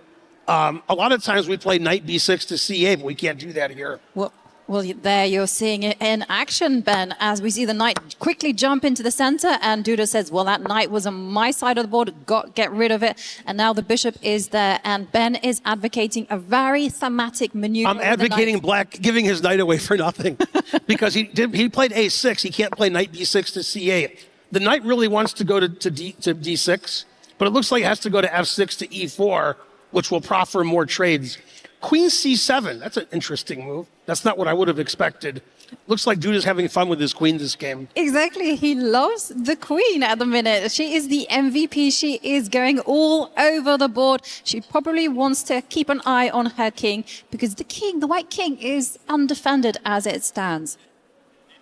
Yeah, it's a pretty stable position. Lots of trades. Nobody's really threatening anything. The queen goes back to the right side of the board. There was nothing really to attack on the left side of the board. And the question is Nihal going to start to trade knights with knight f6 to e4, or is he going to try to get his knight around to d6, controlling all these key squares? Again, I don't know how to do it. It's going to take a long time. The engine says it's about equal. Both sides playing very solid this game. Nobody really has made a big threat. There's no pawn breakthroughs. It's not easy to decide what to do. Usually in positions like this, I take too long and I try to figure out where to put my pieces and I get in time trouble. Okay, I like what Nihal did, and maybe he will play my idea, knight e8 to d6. Although white's playing knight c5 first. So probably black has to play. Oh, wow. That wasn't on my analysis board. Wow, playing g5. Okay, but again, the queen's been moving a lot, Yovi, and Nihal wants it to move again. Exactly. And look at that move, asking those questions to Jan Krzysztof. Jan Krzysztof says, hey, you know what? The queen was vulnerable. If it stepped back, let's go forward, offer up a trade. And I got to say, it's been a long maneuvering game.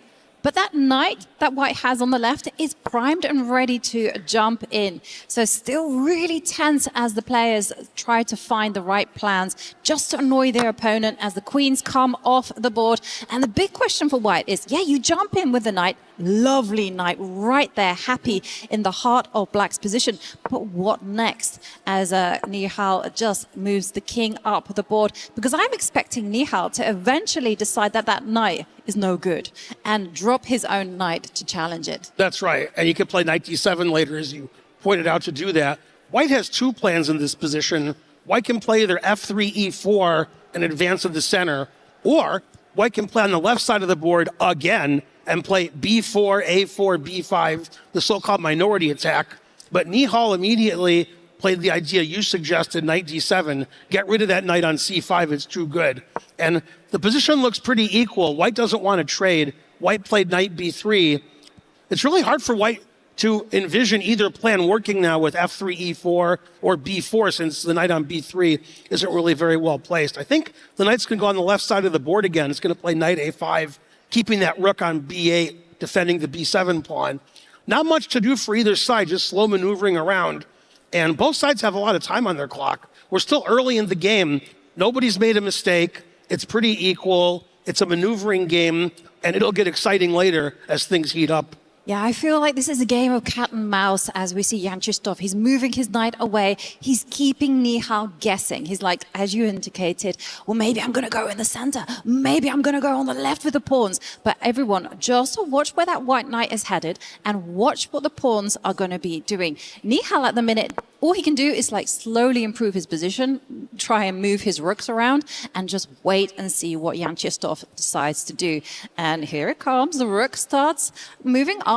Maybe he wants to double, come in with the knight again. Maybe he wants to go for, you suggesting, taking control of the center. And now what next, asks Nihal. Yeah, whenever I'm analyzing these games, I'm always looking for repetitions, because sometimes grandmasters will draw to play the next game. And I was thinking knight c5, knight d7, knight b3, knight f6. But instead, finally, maybe his headset's off again, Nihal's playing my plan. I can't believe it. After I said the plan like 5 times, and Nihal said, no. Ben Feingold likes that plan. That's not what I'm doing. He finally decides to put the knight on d6, where it controls a lot of the squares on both sides of the board. Duda played one of my plans, f3 to play e4. That's why he played rook c3 earlier, defending his knight on b3, because the black bishop on e6 could be hitting that at some point. And the question is, now that Duda has played f3, is he going to play e4 right away and try to bust open the center? Or is he going to play the knight back on c5 now that the knight can't get hit by the black knight? So very interesting choice for Duda. Knight c5 or e4, those are the two most likely moves. Although I'm saying that, so he'll probably play a third move.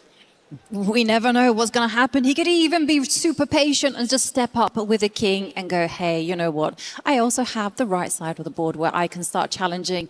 And I got to say, for Nihal, he finally saw the light, Ben. He put his knight right where it should be going. It's a beautiful square for that knight. But like I say, Nihal very much playing the waiting game. He has to wait. Oh, look at that. King f2, you were right. Comes out, and now the knight goes on the edge of the board where we have the saying, and the question mark appears. Knights on the edge, fall off the hedge. Knight on the rim, are dim.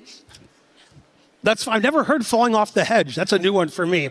I like to say knight on the rim, better for him, better for the opponent. I wonder if Nihal is going to play f7 to f5 at some point to prevent white from ever playing e4, or if he wants to keep the f5 square open for a bishop trade with something like bishop f5. So I'm not surprised by anybody's moves. Knight on a5 to keep the black rooks tied to b7. The king comes up. The rook on c7 defends the pawn on b7. So black puts the rook on the half-open file. Now white is playing the minority attack on the queen side, wants to try to play b4, b5 at some point. And very double-edged position with a lot of maneuvering going on. Both players still have a lot of time. Both players have a low heart rate compared to some matches we saw earlier today. I pay attention to the heart rate a lot because I don't see that very often. Bishop c8, pretty passive move, but now black can double rooks on the e file and put pressure on that e3 pawn that was weakened when white played f3. So Nihal has some initiative also. Basically, white's only plan on the queen side is to play b4, b5. Once black double, and he just played b4. Once black doubles rooks on the e file, I assume he'll play rook ce7 now, which he did. Now it's hard for white to play b5 because black has it protected so much. So both sides are doing what they want to do, and that's why the engine says it's about equal, the times are about equal, and this game is going to be decided when both players have about a minute left, and we'll start seeing some mistakes. Yeah, I agree with you. It might be decided then, or if the players could decide to halve out and kind of find a way to repeat. Not that going to be that easy with so many minor pieces on the board. Remember, the players are not allowed to offer a draw until they've passed a lot of moves. We're already on move 34, by That's the right. way. Getting close. We are getting close, and the clock is ticking down as we're seeing some decisions. Okay, maybe this is a draw offer, saying, hey, let's repeat with the bishops. And Duda says, no, I have a handle to respect. Polish fighter, I'm going to keep on going. Yeah, white has a idea to play knight c5 again, knight a5, knight c5. But again, only way for white to break through on the queen side is to play b5. But that's going to involve a pawn sacrifice. And usually, before we give a pawn away for nothing, we have to think a long time, which we don't have in this match. If white doesn't play b5, both sides can't do very much. And the only question is Nihal going to go for it and play f4 and try to get his own play with knight f5, putting pressure on the e3 pawn? Or is Nihal, does he think it's sufficient to just shuffle back and forth, keep the tension, and try to get him in the time trouble? Because that's where Nihal is his best when both sides have a minute left. Then Nihal is probably the favorite. Yeah, Nihal is quick, as we saw. But I got to say one thing. In all my experience of playing chess and commentating, there's only so much that a player can be patient. At some point, they will crack. They will get fed up, and they will start to open up the position and initiate action. This is a really good game for my students because I've been complaining the whole tournament. White plays h4, black plays a6, and I'm like, what is this? This is move one. What's going on? Yeah. And now both sides are playing the plans that I like. Black's playing knight d6, black plays f5 stopping e4, black doubles rooks on the e file, white plays a4, b4, knight c5 playing on the queen side. This is exactly what I suspect. And in some of the games, if my students are like, how come white played h4, a4, knight h3? And I'm like, I don't know. That's not the way I'm teaching you guys. But this game is a very teachable game. Both sides are playing the kind of moves you expect them to play. I expect black's going to play bishop c8 here, just stop the trade on d7, because then white could try to play b5 more easily. And white probably doesn't want his rook on e1 since it's pinned on the e file. So he might play rook b1 soon. Oh, he played knight d3, which also defends his rook. Maybe the knight's going to e5. Exactly, and I think that knight is going to centralize itself, but definitely one thing is clear, the players are following the rule book. They're playing in very traditional style, they're finding those good squares for the pieces, and now here, see that knight, that white knight is a big thorn in black's side. I'm expecting Nihal to not waste too much time on the clock and just offer up a trade, retreat his own knight, move it back and say, I want that knight gone, and then Duda has to consider whether he wants to make that trade or whether he wants to reinforce that knight and concede his own squares. But no, actually, I'm seeing something completely different. The bishops now just appearing, but I'm guessing at some point Nihal will decide that that knight in the middle is bothersome. But Nihal keeping me guessing as he's moving the rook. Rook A8, a very unusual move. He's preparing for b5. White plays b5. He wants to take with the a pawn, get the open file for his rook on a8. He figures if white doesn't play b5, white doesn't have very much. And eventually, Nihal did do what you suggested, knight f7, getting rid of the knight on e5. White played f4, a very double-edged decision. Now Nihal can go back to d6, which he did before I said it, but I was about to say it because he wants to go to the e4 square. The knights are having their say, e4, e5. Black is doing everything he can to stop white from playing b5. He played bishop d7, knight d6, a6. He put the rook on a8, so the a file will be open for black if white ever plays b5, and white played b5. So Nihal did everything he could to stop b5, and Duda played b5 anyway, because it was the only way to break through in the center. He lost patience. He was slowly grinding things away, and then he had enough. It was like, let me just open up the position. And as a result, we now have a trade of rooks, and now Nihal is up a pawn. It's not much of a pawn because it is doubled, and they are all isolated, but it's still nonetheless a pawn up for Nihal as the clocks tick down to around the 2-minute mark. And for Jan Krzysztof, it's not going to be easy to actually even win one of those pawns back. That's right. Probably he's thinking about playing rook c5. Jan Krzysztof is shaking his head, so whatever he had intended after the trade on b5, he decided he didn't like it. Shaking his head again. Times are finally Nihal's ahead on the clock. The engine says it's about equal. White's a pawn down. White has the magnificent knight on e5. Black has all these isolated weak pawns, but black is a pawn ahead. Black has a knight going to c4. Black has a knight going to e4. And instead, he took the bishop on d7. He wants to win his pawn back right away. The b5 pawn isn't long for this world. But he couldn't take the pawn right away because the knight e4 checked. That's why he played king f3. But I gotta say, look at the way that Nihal is with the black pieces cementing the position together. He's like improved his king into the center. He can even boot away that rook from his beautiful square. And suddenly that extra pawn is gonna start to count. And the knight is such a wonderful piece. It can jump into all of those holes. Okay, bishop takes pawn. Excellent move from Duda as the clock ticks down to 1 minute 33 seconds. I'm expecting Nihal to activate the rook, get those good pieces moving. Yeah, things have changed a lot since about a minute ago. Basically, White's knight on e5, which was magnificent, is now gone. Materials equal. Black has a passed pawn. It's difficult for White to do anything because White's bishop can't really ensconce itself anywhere in Black's position.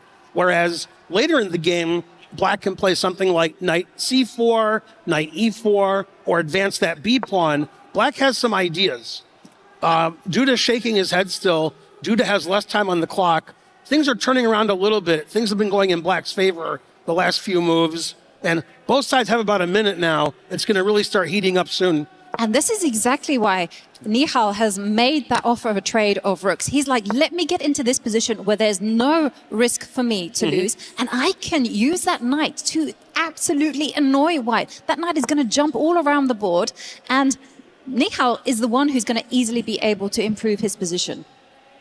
Yeah, the engine says it's equal because it knows if White defends perfectly, that White should be okay.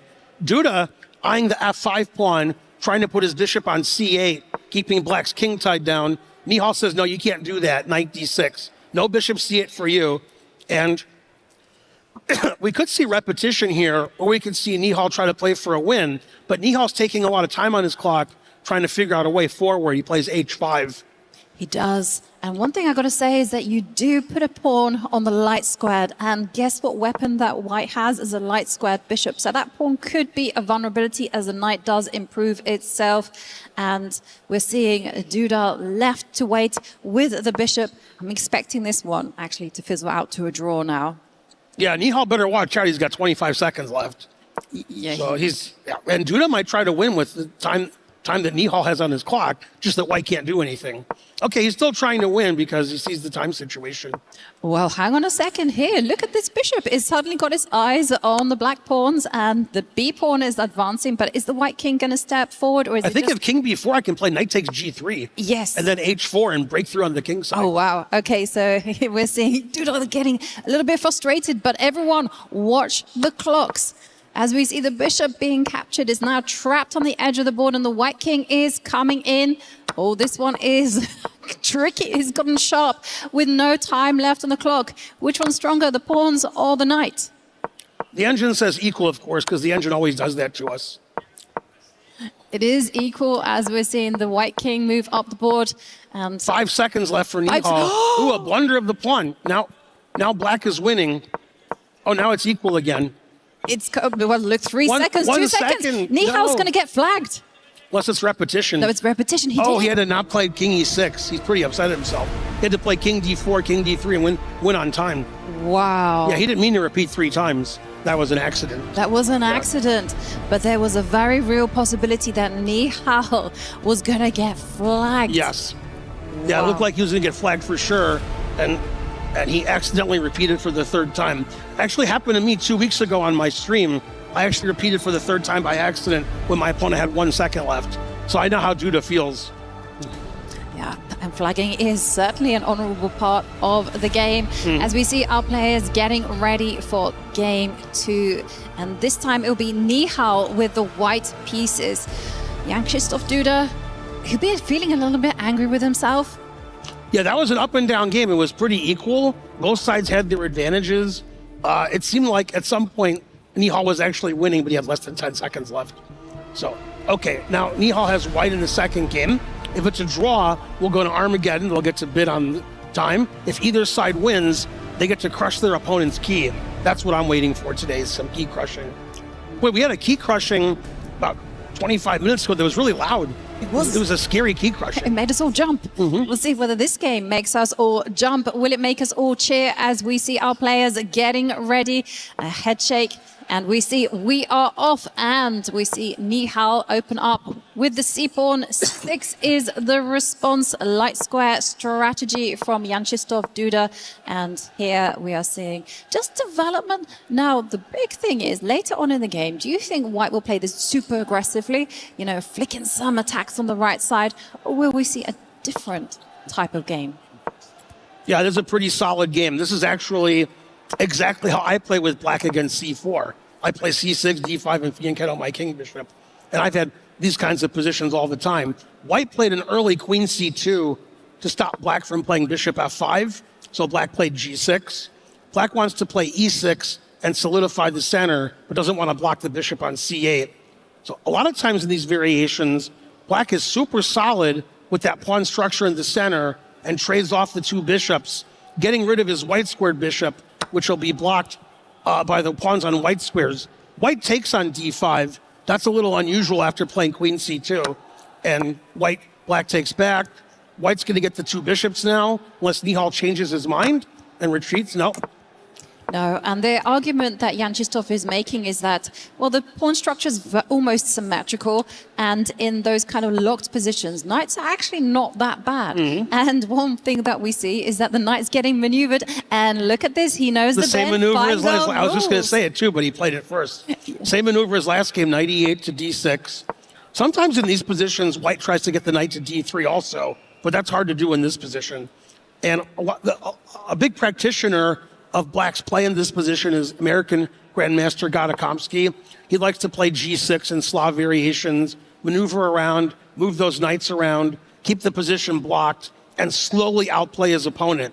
We're not going to see a super exciting sacrificial game here. It's going to be much like the first game where they're maneuvering around. White has the 2 bishops, but the bishops aren't very active. Black is super solid. Black got rid of his white squared bishop, which would have been blocked by all those pawns. Every black pawn is on a white square.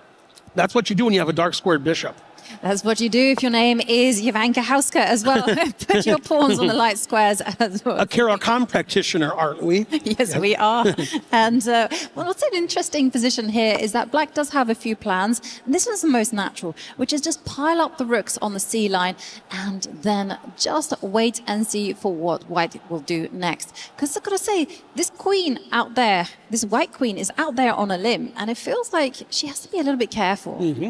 You don't get your queen trapped. So yeah, the queen has to be careful. Sometimes Black can get B5 in, and queen takes A6 is too risky. Then the white queen can't really go back to D1, well, they must have heard us. They heard you, Yovi. They said queen C2, queen's going to go hide on B1. There's going to be some trades on the C file. If I was a betting man, I would say Armageddon is coming. Yes, and indeed, I think you are giving good advice. As we're seeing, it's a very close position. Again, a very classical pawn structure. Everything is locked up, still a lot of maneuvering. And it marks a difference, actually, from games that we've seen in the past, as you kind of alluded to. Some of them have been wild from the get-go, and this one kind of feels like this could have come from the 19th century. Mm-hmm. Hey, B5, something's happening. I thought the only thing that could happen is if one of the players decided to open up the center with E4 or E5, but that gives you an isolated pawn. So instead, Black decided to play B5, get some space on the queen side, make knight C4 more palatable, and gain some space for those knights to come in and the pawns to go forward. The problem with B5 is it weakens the C5 square. So if Black ever plays B4, White can play knight A4 to C5. So I don't think Black's going to make any more pawn moves on the queen side. Once again, Duda looks like he's unhappy. Played bishop d3, he shook his head, then played bishop f1, one of my favorite moves. White's playing chess 960, putting all of his pieces on the back rank in strange fashion, getting ready for anything Black can do. But those bishops, which don't look very good now, they can become strong later if the position opens up. That's what Duda's waiting for. Exactly, like Nihal's playing so provocatively with all the pieces in the back row that you kind of be tempted to kind of go in the aggressive, start advancing pawns on the right side of the board, especially because the white queen is offside. But Jan Krzysztof Duda, very patient. He drops the knight back. What he wants to do is maneuver it around the board and find a good home. Knights love good homes. I'm expecting knight going to d7, maybe to b6. Maybe even a knight will jump into c4 and say, kick me out if you dare. That's right. And I think White is going to play my knight c3 idea, or knight d3 idea, by playing knight f4, knight d3. And because Black played b5 so early, the c5 square can't be defended by a pawn anymore. And Nihal must have expected that and played bishop h6. He says, Duda, if you play knight f4, I'm going to capture that knight and ruin your pawn structure. And my knights have squares, but your bishops are pretty passive. So I'm hoping White plays knight f4 because I want to see two knights versus two bishops. That'll give us something to play for. But I don't think Duda's going to do that because... I'm sorry, Nihal's not going to do that. Nihal has White. Instead, they trade rooks on the C file. And, he played knight C1. That's why he traded rooks. He's going to get his knight to D3 by hook or by crook. And eventually, Black is going to be slightly worse if White can ensconce his knight on C5. Yeah, and we're seeing Nihal. I'm going to say that in the battle of the maneuvering game, I'm going to say that Nihal has a teeny tiny advantage because at least he has a very clear plan. That bishop that wasn't doing anything, the dark square bishop, now it's kind of gonna come in and start eyeballing a knight and a queen. And also, as you indicated, that knight at the minute is almost stuck at home, but in two moves is gonna jump in onto a square on the fifth row. Again, if you're just joining us, this is not chess 960. It looks like that's what White is doing, but Nihal's just maneuvering his pieces, trying to get to good squares. Duda's trying to get good squares for his pieces also. C4 for the knight, E4 for the knight. But it looks like White has a little advantage because Black played B5 early, giving up the C5 square, and Black doesn't have total control of C4 because White can play B3 and kick the knight out. Do you know what's funny, Ben, is that we are advocating that White has done everything well with all the pieces on the back row. That's right. Now, don't try this at home. This only works because the position is closed and also there's no tension in the center between the pawns. So in that case, it's all about just maneuvering your pieces and giving them good squares. In comes the knight, give it one more move and it's going to jump up. So this is why Jan Krzysztof said, nope, not happening. And the big question now for Jan Krzysztof and for Nihal is what next? How is Nihal going to open up the lines? Because bishops, they want open positions. A friend of mine in Michigan used to jokingly say, don't put your pieces in the center. They might get hurt there. So White put all the pieces on the first rank, and eventually they'll come to the center. The bishop on A5, that's the most active that bishop has been the whole game. Bishop A5, bishop B4, much stronger than on E1. The Black knight goes to C4. The engine doesn't like it because White just kicks the knight away. And White's going to have the c5 square, but black doesn't have the c4 square, advantage white. Yeah, and this could be potentially last game of the match. Whoever wins this one goes into tomorrow's quarterfinals. You lose, that's it. Your key gets crushed in the most brutal fashion. Yeah, it was really loud the last time. Maybe we can get an even louder one. You don't want your key to get crushed. And my opinion is that's why Magnus likes this tournament so much. I think not only does he like the prize money and he likes beating his opponents, I think he likes crushing keys. I know I would like that if I was playing. Of course, I wouldn't crush anybody's keys. I get my keys crushed. That's why I'm not a participant. But if I could crush somebody's keys, then I would join the tournament in a heartbeat. Well, I'm not sure I would enjoy the key crushing, but I agree with you. It's certainly fun to watch. And as Jan Krzysztof Duda considers how to actually find any good squares for his knights. Look at them. They are working against each other. They're both fighting for the same square. So that's why the bishop drops back. And now, what even to suggest? Maybe the knight's actually attacking that pawn on the edge of the board. Watch out, Jan Krzysztof Duda. There is a knight in town. Yeah, Duda's unhappy with his earlier b5, which weakened the dark squares, weakened his a pawn, and he didn't get control of the c4 square. But he keeps retreating. Bishop f8, knight b8. This is why these are super grandmasters. They're really good at using the back rank and defending and attacking by maneuvering their pieces that way. And now, I actually like white's bishops. Bishop on f1, bishop on a5. They're both doing something. The question is white ever going to get a chance to play a4 and attack the queen side? Or does black have that too well defended with the queen on e8 and the knight on b6? White can't open it up. Neither side's going to open the center. I think at some point, white just, white sacrificed a piece to win the piece back. Now he's a pawn up. I didn't see it. That was too simple a tactic. Both sides saw it, but I missed it. It was there, and it was courtesy of that knight that was loose that white had, and that's why it's gone. But it has come with some consequences, because look at the black queen, look at the black rook. They are primed and ready to take control over that line. And the big question, as black, I think black, you have to play super actively here, and you have to make sure that the weakness, that is that pawn, that's all alone on the B line, that needs to be fixed, that needs to be gone. And restrain is two counterparts there on the left. Yeah, white's a pawn ahead. Judah doesn't like it, but black has the C file. Black is trapping the bishop on A5. So Nihal has to do some serious thinking here, making sure his bishop on A5 doesn't get lost, making sure black doesn't infiltrate strongly with queen C2. It's funny. It's sort of in a flux situation. We can't really attack the bishop. There's no way to attack it.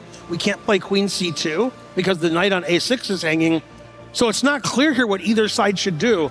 Both sides are getting less than 5 minutes, but it's not clear what plans they should do. And Nihal plays queen D3, attacking the knight. The knight retreats back to B8, and that bishop on A5 is still trapped.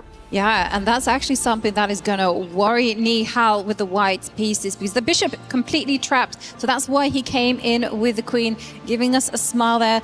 Judah getting active, that queen attacking the rook, attacking the pawn. And what will happen next?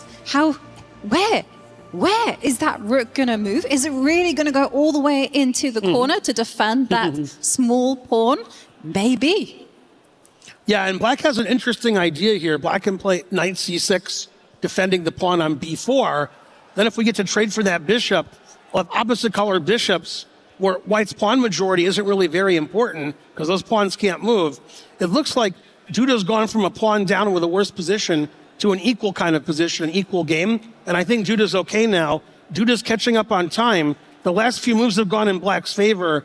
Black sort of lost a pawn, but kept his equilibrium about him. And now it seems like he's doing reasonably well. Well, look at this. I was talking about moving the rook. Hey, there is something in town called the counterattack. The queen comes up, attacks the rook. Nihal now says, okay, I'm going to move it. And again, the question for white. How are you going to move that rook? Where are you going to go? Going to go to the corner? Are you going to go to the middle of the board? You don't have too many squares. Or maybe you're just going to continue with the pattern. My queen and your queen are going to attack each other's rooks. That's right. It looks like it's going to be repetition somehow. Both sides can do repetition. Okay, he moves the rook. Yeah, now we could play queen to d2, and we could keep attacking the rook. Repetition, Armageddon. It's all going to happen pretty soon. Well, hang on a second here, because if you do capture that pawn, there's that knight that is on the edge of the board, and it doesn't have too many squares. That's right. Also, if I play queen to d2, which I thought was repetition, white can play rook e2, and the rook is saved, and the a2 pawn is saved. Even though the engine says it's about equal, it's not clear what black should do in this position. The b4 pawn is attacked. The knight's on the back row. White has the two bishops. White has the extra pawn. Still advantage to Nihal. Duda's trying to figure out the safest way to play. Very interesting. I think he's going to take on a2. I think you have to take that pawn. Oh, but I think that Nihal is being sneaky here, because if you take on a2, then there might be problems with the black knight, and young Krzysztof Duda is just thinking, how is he going to ask the questions? And in fact, I'm telling you, there's only two ways to hold this one, Ben. You have to come out with your knight, attack the bishop, or you can step back with the queen and attack the rook and keep the momentum going that way. Defending the pawn. Yes, those are the only two ways. Wow. If you do anything else, then Nihal Sarin will be winning. This is a very long think with both sides having 3 minutes. He's been thinking over a minute this move, Duda. He's not happy. He doesn't like his choices. He has a big time disadvantage now. Doesn't look very happy. Things are going in Nihal's favor because Duda doesn't like his position anymore. Oh, and he makes not the way. Quite a bad move. Rook c8. Engine hates it. This is not the way. For starters, white can just simply grab that pawn. Bishop takes pawn, and you can just rest on your laurels, say, I am material up. And look who else is up. You see, Nihal's got more time on the clock. He's also got a higher heart rate as well, incidentally. But what is Jan Krzysztof's plan? Because you can just take that pawn.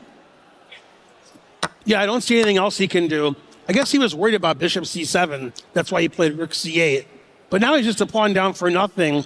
Black has very little counterplay, and black can't play rook c2 and double on the 7th because the knight on b8 needs babysitting.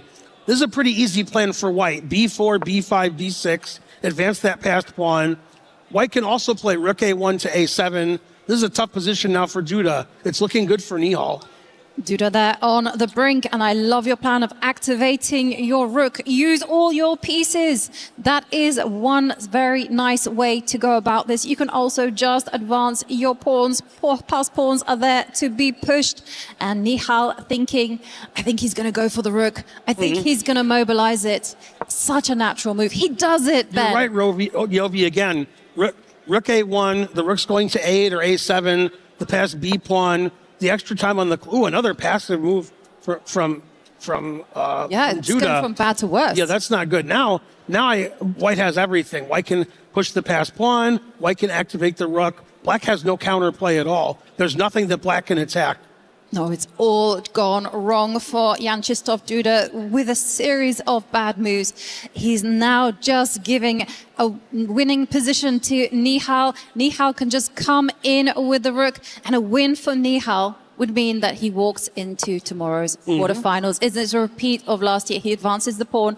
Okay, the engine's just telling us not the most precise way, but hey, the engine's being pedantic as the knight comes forward. What next? The rook can still come up the board, and you see it in the face of Jan Krzysztof. He's not happy. No. Some people have poker faces in this tournament, and some don't. Duda has no poker face. He's been shaking his head probably more than any other competitor this game. And Nihal seems like he's pretty happy. Ooh, rook a6. Hard to find a good square for the knight. Knight has to go to a terrible d8 square where it's trapped. Yeah. I mean, if it has to go backward, either to its starting square or over to the d8 square, that's simply going to just invite the white pieces to start improving. They're going to take full control. And remember, Nihal has a passed pawn. Okay, backward knight move the queen because she was attacked. This is beautiful. Complete control on the position. And the rook and the knight sleeping. Now, this is resignable because b5 is coming and rook a8 and b6. Okay, so he played desperation e5, trying to get something going, but that doesn't really help. Wants to get the knight to e6. But even if black does that, he has nowhere to go. White can just start taking the center pawns now. And you can see the frustration there from Jan Krzysztof Duda. He had to just go all in. He had to activate his pieces. He couldn't just live in that bind. Okay, the queen moving forward, keeping an eye on the B pawn. He is fighting hard, but it's too late as the knight doesn't have any good squares to jump into the position to trouble white. The queen comes forward. Now you can just escort the B pawn. Move it up the board. And sure, it comes. Thrown in checks. And watch the clock, everyone, because Jan Krzysztof down to 32 seconds, 50 seconds. Oh, now white's threatening B7. Uh-oh. Beautiful move. That's annoying. Yeah, that's a pin that's going to be almost impossible to get out of. Queen moves Could out. still play B7 and queen B8 check. Beautiful, Yeah, and he it comes. did. And the game's going to end now. He's going to resign. He did resign. Nihal wins. Yay, one of my picks did well. I can't believe it. Nihal Sarin is the winner, and he finds himself a spot into tomorrow's quarterfinals. What a match it was. It was tense, it was close at times, but in the end, Nihal Sarin is the winner. And for Jan Krzysztof Duda, it is goodbye.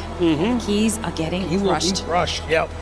That's the tough part of today, but that's every match today, somebody's key is going to get crushed. It's key crushing day. And the elation there and the relief is there for Nihal Sarin as he makes it in a repeat of last year's performance. He makes it to the quarterfinals. Oh, that was a very tense game. A lot of maneuvering, very cagey stuff. And in the end, due to the time pressure and the fact that both players had so much tension in finding the right plans, in the end, it was some blunders, and Nihal is the winner. Yep, very nice game, very controlled game. Taking advantage of Duda weakening his queen side with B5. White eventually got pieces on the queen side, eventually got a pass pawn, and won the game.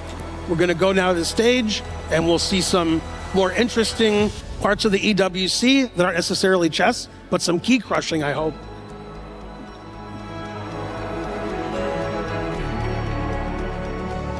Another match and another time for a key being given away as Jan Krzysztof Duda must give his key away to the rightful winner. But of course, as Mr. Duda leaves the stage, can I please get a round of applause for Jan Krzysztof Duda?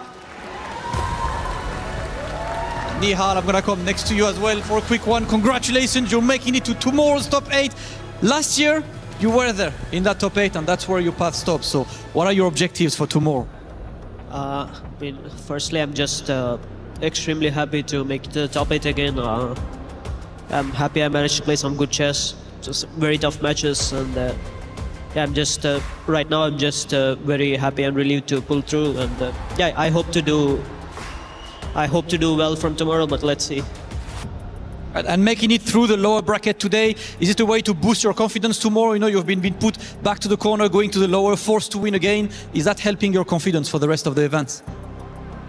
No, for sure. I think also the format is very short, and you need to be very sharp from the start, and also getting just one win can make a huge difference psychologically. So I hope it's definitely helpful. All right, well, listen, it is time now for you to go and crush your opponent's key as Rob TV is waiting for you in the crusher. Ladies and gentlemen, can you make some noise for Nihal Sarin? And just like that, Nihal Sarin is in familiar territory, crushing his second key in a row. Congratulations. Once again, officially qualified for top 8, and now he knows how this process goes. It's tough to see Jan Krzysztof Duda being eliminated from the event, but in the end of the day, nothing is given, everything is earned here at the Esports World Cup. Cover the ears, Nihal. It is time for that pop. Yes, sir. Officially qualified for top 8, qualified for the finals as he fights and scratches and claws in order to hopefully lift up that EWC 26 trophy. Ladies and gentlemen, the highest level of play. Once again, congratulations. Let's keep things going with EWC. Play is in our DNA. Whenever we let it out, it becomes our superpower. Now imagine an entire city being built to supercharge it. Kadir City, powered by Play.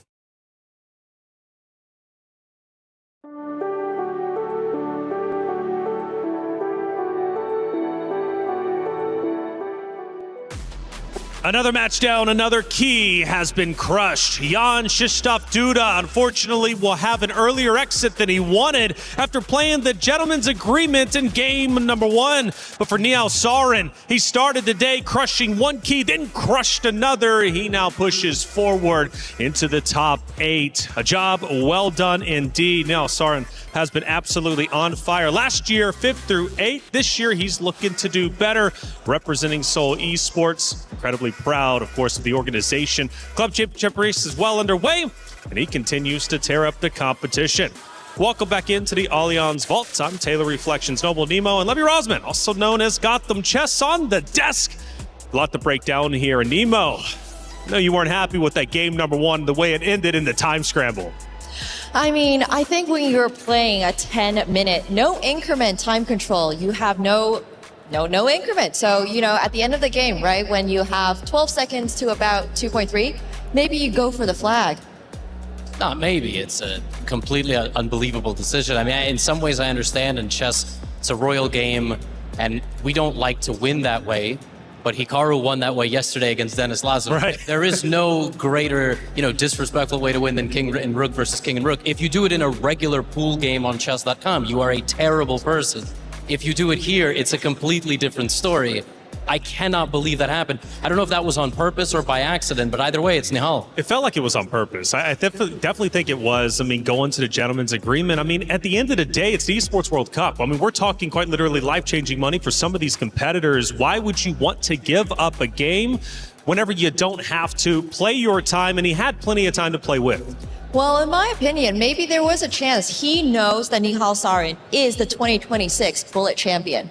And that is a title to behold. Nihal Sarin is notorious for being amazing at short time control. So maybe he was like, oh, he still has 2.3 seconds. That is 23 moves. Potentially he can still lose that game if he doesn't repeat the position. There was a game last year at the Esports World Cup, which was Nihal versus, it was Anish Giri, and it was very similar. I think there was something like 2 seconds remaining, and Nihal managed to checkmate him because Anish blundered 2 his seconds. queen. No, he checkmated him with like 0.2 or 0.1. He had to pre-move literally every move until the end of the game, and Nihal managed to do it. But I don't think that's why Duda did it. I think you have half a second to make a decision, and something just went wrong, But Nihal is here for a reason, and we see another person from the old guard go down. That's right, old guard going down, but hey, Nihal Sarin going up. He is now top 8, officially crushing keys all game long. Now, we harped in on game 1. Game 2, though, there was a moment you wanted to have some extra insight on.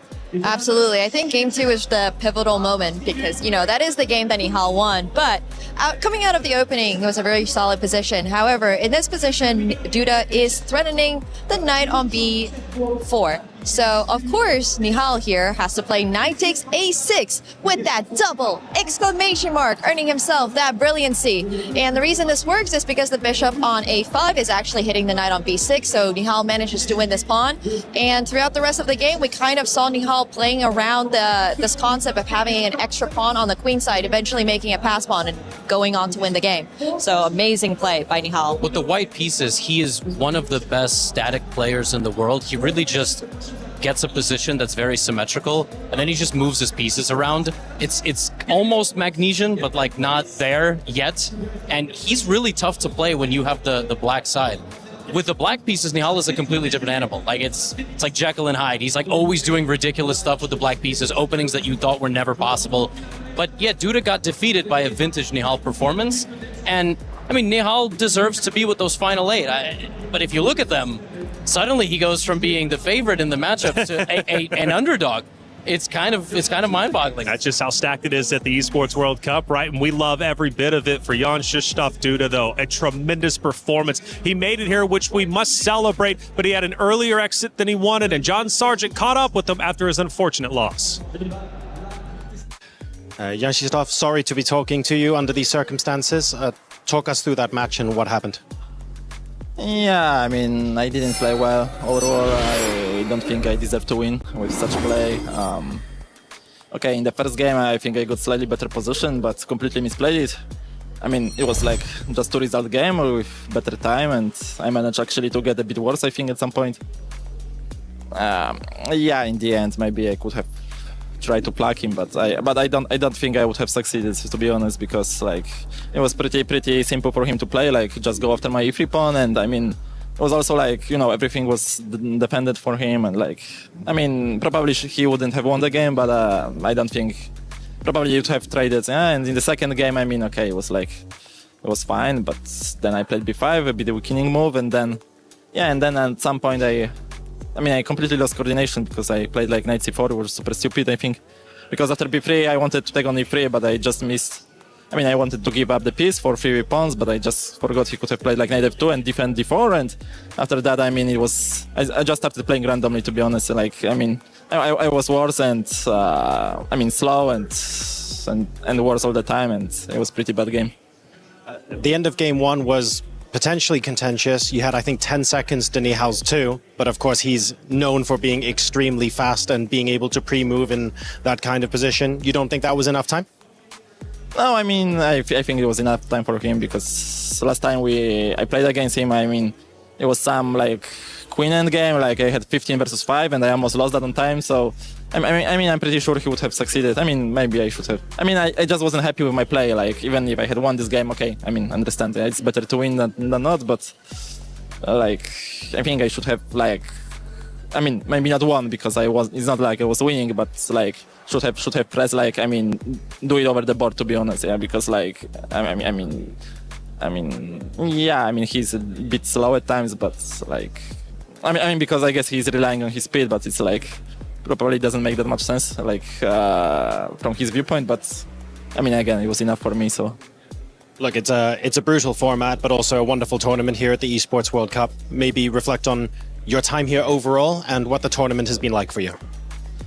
Yeah, I mean, the tournament is nicely organized, obviously. I don't think I played particularly well. I mean, the first match was quite good quality, I mean, in terms of my play, but I mean, the last 4 rounds, I mean, 2 matches against Nadirberg and today were pretty bad, I think, and like, I don't know what didn't work out, but I mean,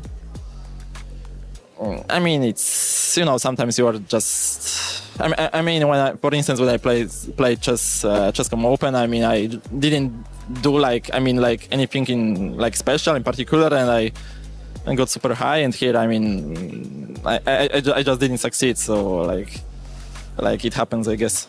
It does indeed. And look, a lot of us, myself included, we're looking forward to seeing you come back bigger and stronger, and we can't wait to see you in action again soon. So thank you very much. Thanks.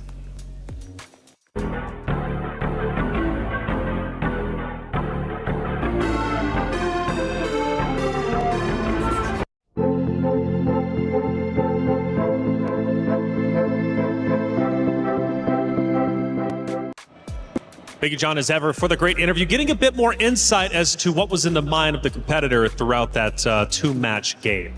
For sure. I mean, I think we have our answer there. Duda did not think that he had enough time to potentially flag Nihal, which, yeah, Nihal is very fast. He is the bullet champion for a reason. He is, and there was a moment in the interview where he said, maybe I just like lost composure a little bit and kind of just started moving randomly. I mean, the pressure on the stage is real.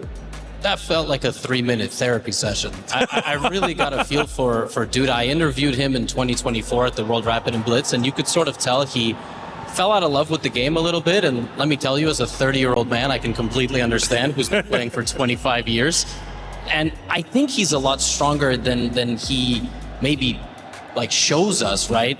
But it just didn't work out in this matchup, and I almost feel like he kind of quit on himself. He totally could have won that first game, but even he said, even if I won that game, I wouldn't have been happy with the way I was playing. But you would have won! Yeah, like, you would have won the game! Yeah. We had chatted a little bit pre-match that Duda had a bit of a rough period after winning 2020 World Cup, and then was a little bit too, felt the pressure a lot. So. Yeah, the pressure's real, it is. And like you said, when you start reaching a certain age, you've been playing the game for a long time, sometimes you can fall out of love. I'm in my 30s, by the way, right there with you, man. So there's a lot of things that I'm falling out of love with. But not the B-Stream. Hey, the B-Stream, I'm still in love with it. Unfortunately, it came to an end, but they had 2 great matches, and we need an update. Hey folks, update from the B stream. We've had some incredible matches here while I'm busy keeping the seat warm for whoever decides to pop in next later today or tomorrow. We first had Pranesh up against Benjamin Buck, an incredible series. We had a very sharp scotch in game number 1. Pranesh was able to win, and that meant Buck had to strike back immediately. He chose the English as his weapon of choice, and he managed to win game number 2, taking us to Armageddon, where Pranesh bid 6 minutes and 58 seconds, a very low time in Armageddon. Lost a point on the opening and then sacrificed another for the initiative. That allowed him to put more pressure back onto Buck, and that secured the draw he needed to advance. It was a beautiful series to watch. Then we had Alexei Sarana, Sina Movahed. So much going on there as well. Again, we had 2 decisive results, including a wonderful Sicilian going into another Armageddon. That Armageddon was something like 7 minutes 38. And Alexei Sarana there was an easy draw kind of position. He was very, very comfortably controlling the game, but he needed to win on demand. A draw was not enough. He kept trying to push. Ultimately, he couldn't quite get there, and Movahed ended up moving forward in the bracket. Very exciting matches today on the Bree stream. Back to you.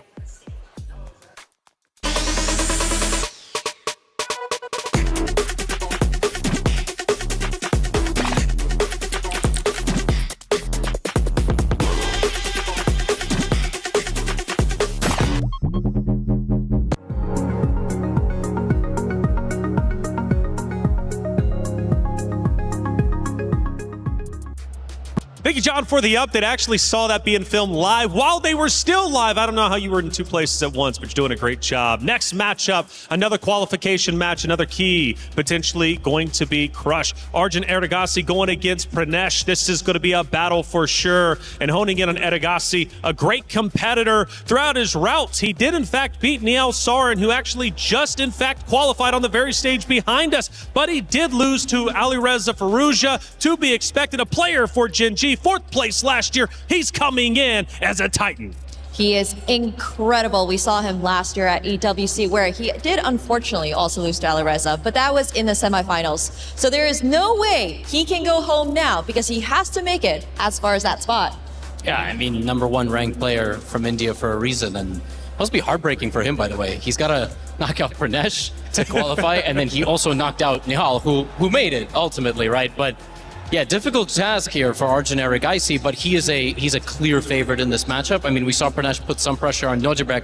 Erigaisi and Nodirbek are at the same level, and it's going to be quite tough for Pranesh to overcome that. Well, Pranesh is a talented player in his own right. Seoul Esports representative, beat Benjamin Bach a little bit earlier. He did lose to Nodirbek in day number 1, but he snapped right back, like I said, to beat Benjamin Bach. Now goes toe-to-toe with Erigaisi. This is going to be a great matchup. 2 great orgs represented. Only one can move forward. Who else is going to enter top 8? Who's going to have their key crush? An epic matchup going down on the stage just behind us right now. Ladies and gentlemen, it is time for our next qualifying match.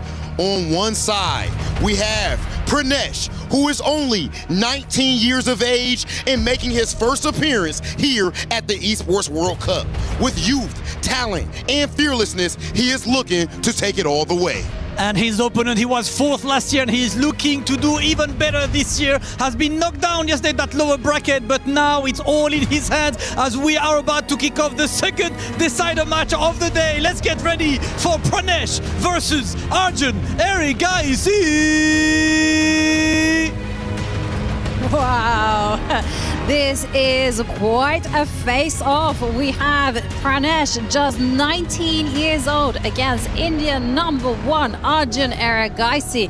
And on the line, it's a huge one. It's a place in the quarterfinals, a place in the top 8. And these 2 players are very capable, Ben, of bringing the fire to the board.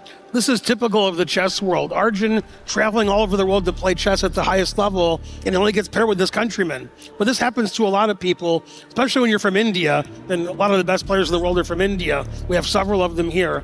Pranesh, pretty big underdog against Arjun. Arjun been one of the top 2 or 3 players in India, right now #1, for many years. Pranesh just coming onto the scene, only 19 years old. It's going to be a Herculean task, if I can say that, for Pranesh to beat Arjun. And if Arjun wins, then both of our predictions were right from yesterday. We had Arjun and Nihal as our dark horses, but as our second choice. And it looks like they're both going to be trying to play tomorrow. We saw Nihal already come through, even though Arjun beat Nihal previously yesterday. Now Arjun has to try to do the same that Nihal did earlier. He's playing Pranesh. I think pretty good pairing for Arjun. Arjun has to be pretty confident. And Arjun has one of the best heart rates in the tournament. He's a cool customer. He's winning that championship hands down. Like yesterday, he made it down to almost 50. And that was really impressive. But I'm going to say, it's going to be super impressive and quite the story if Pranesh is the one that wins it. For Arjun Erigaisi, he's certainly the favorite in this match. Pranesh, 19 years old, did lose yesterday to Nordibek Abdusattorov, and today he defeated Benjamin Bok, and now he has a huge test in front of him. It's his countrymate, Arjun Erigaisi. Arjun has white in the first game, so he's the higher ranked player. He has the advantage of the white pieces. He's going to want to start off on the front foot, winning with the white pieces. Pranesh, as he's had trouble in previous times getting that headset on, getting that heart rate up right away. Got to get your headset on and make sure they can't hear us suggest all the brilliant moves, because then who knows what would win the match. So, okay, it looks like the players are just about ready. Their technical difficulties are over. The players are about to start the game. Arjun has white. He's about to make the first move. Obviously, he's the favorite. Are we going to see a big upset this match with Pranesh, or is Arjun going to take it home? Let's find out right now as the game begins, knight f3. And this is already, we're seeing Pranesh there with that pawn advance with the black pieces. He's saying, I want the game to be fire. Because we saw yesterday, Arjun Erigaisi was white. He was playing a slower game, maneuvering with full control. Now we have a battle on our hands. There's pressure on the left side of the board. And the question is, how is Black going to maximize the pressure? And Black has the center. And we're seeing that this has come at the cost of some time. Barely any pieces developed, whereas White, that is nearly all the pieces in action. Yeah, Arjun sacrificed a pawn by playing a reverse Benko Gambit. It's a Benko Gambit with an extra tempo. That's got to help White. He's putting tremendous pressure on the d4 and e5 pawns. Black is getting the big center along with the extra pawn. The center's collapsing. Black's king is on e8. Arjun playing super aggressive from the get-go. Can Pranesh get his king to safety? And is he going to hold on to his extra pawn? Or is Arjun going to win it back right now with knight takes d4? Yeah, taking the pawn is kind of standard, and it does happen. And for Pranesh, now he has to find a way to get his king to safety as soon as possible. So the bishop, I'm expecting to step in front of his king and skedaddle out of the dangerous E-line. Yeah, Black had a nice center about 3 or 4 moves ago, completely obliterated. White won the pawn back. Now White's c-pawn is a little bit weak. Black is ready to complete development by castling, moving out the bishop from c8, and then hopefully Pranesh hopes to equalize the position and get a playable game with Black.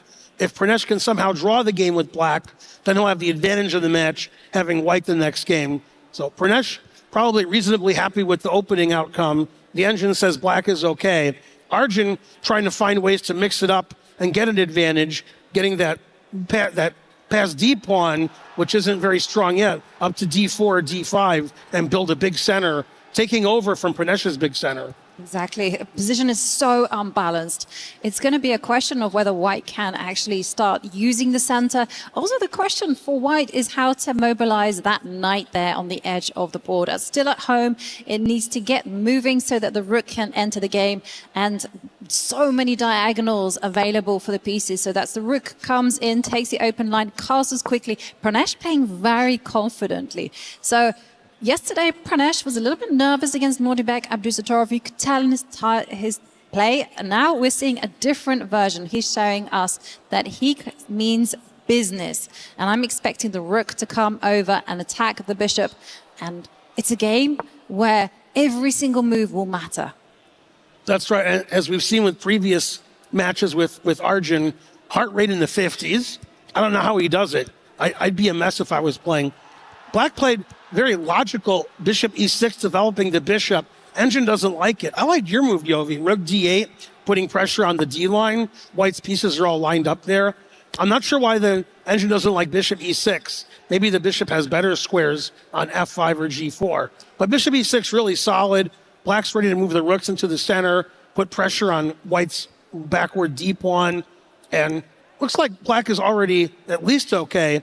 That's not the rook I thought he was going to move to D8. I thought he'd move the other rook to D8, but that shows you what I know. That's why I'm commentating and not playing. Bishop E5 attacking the queen. Queen goes to B6.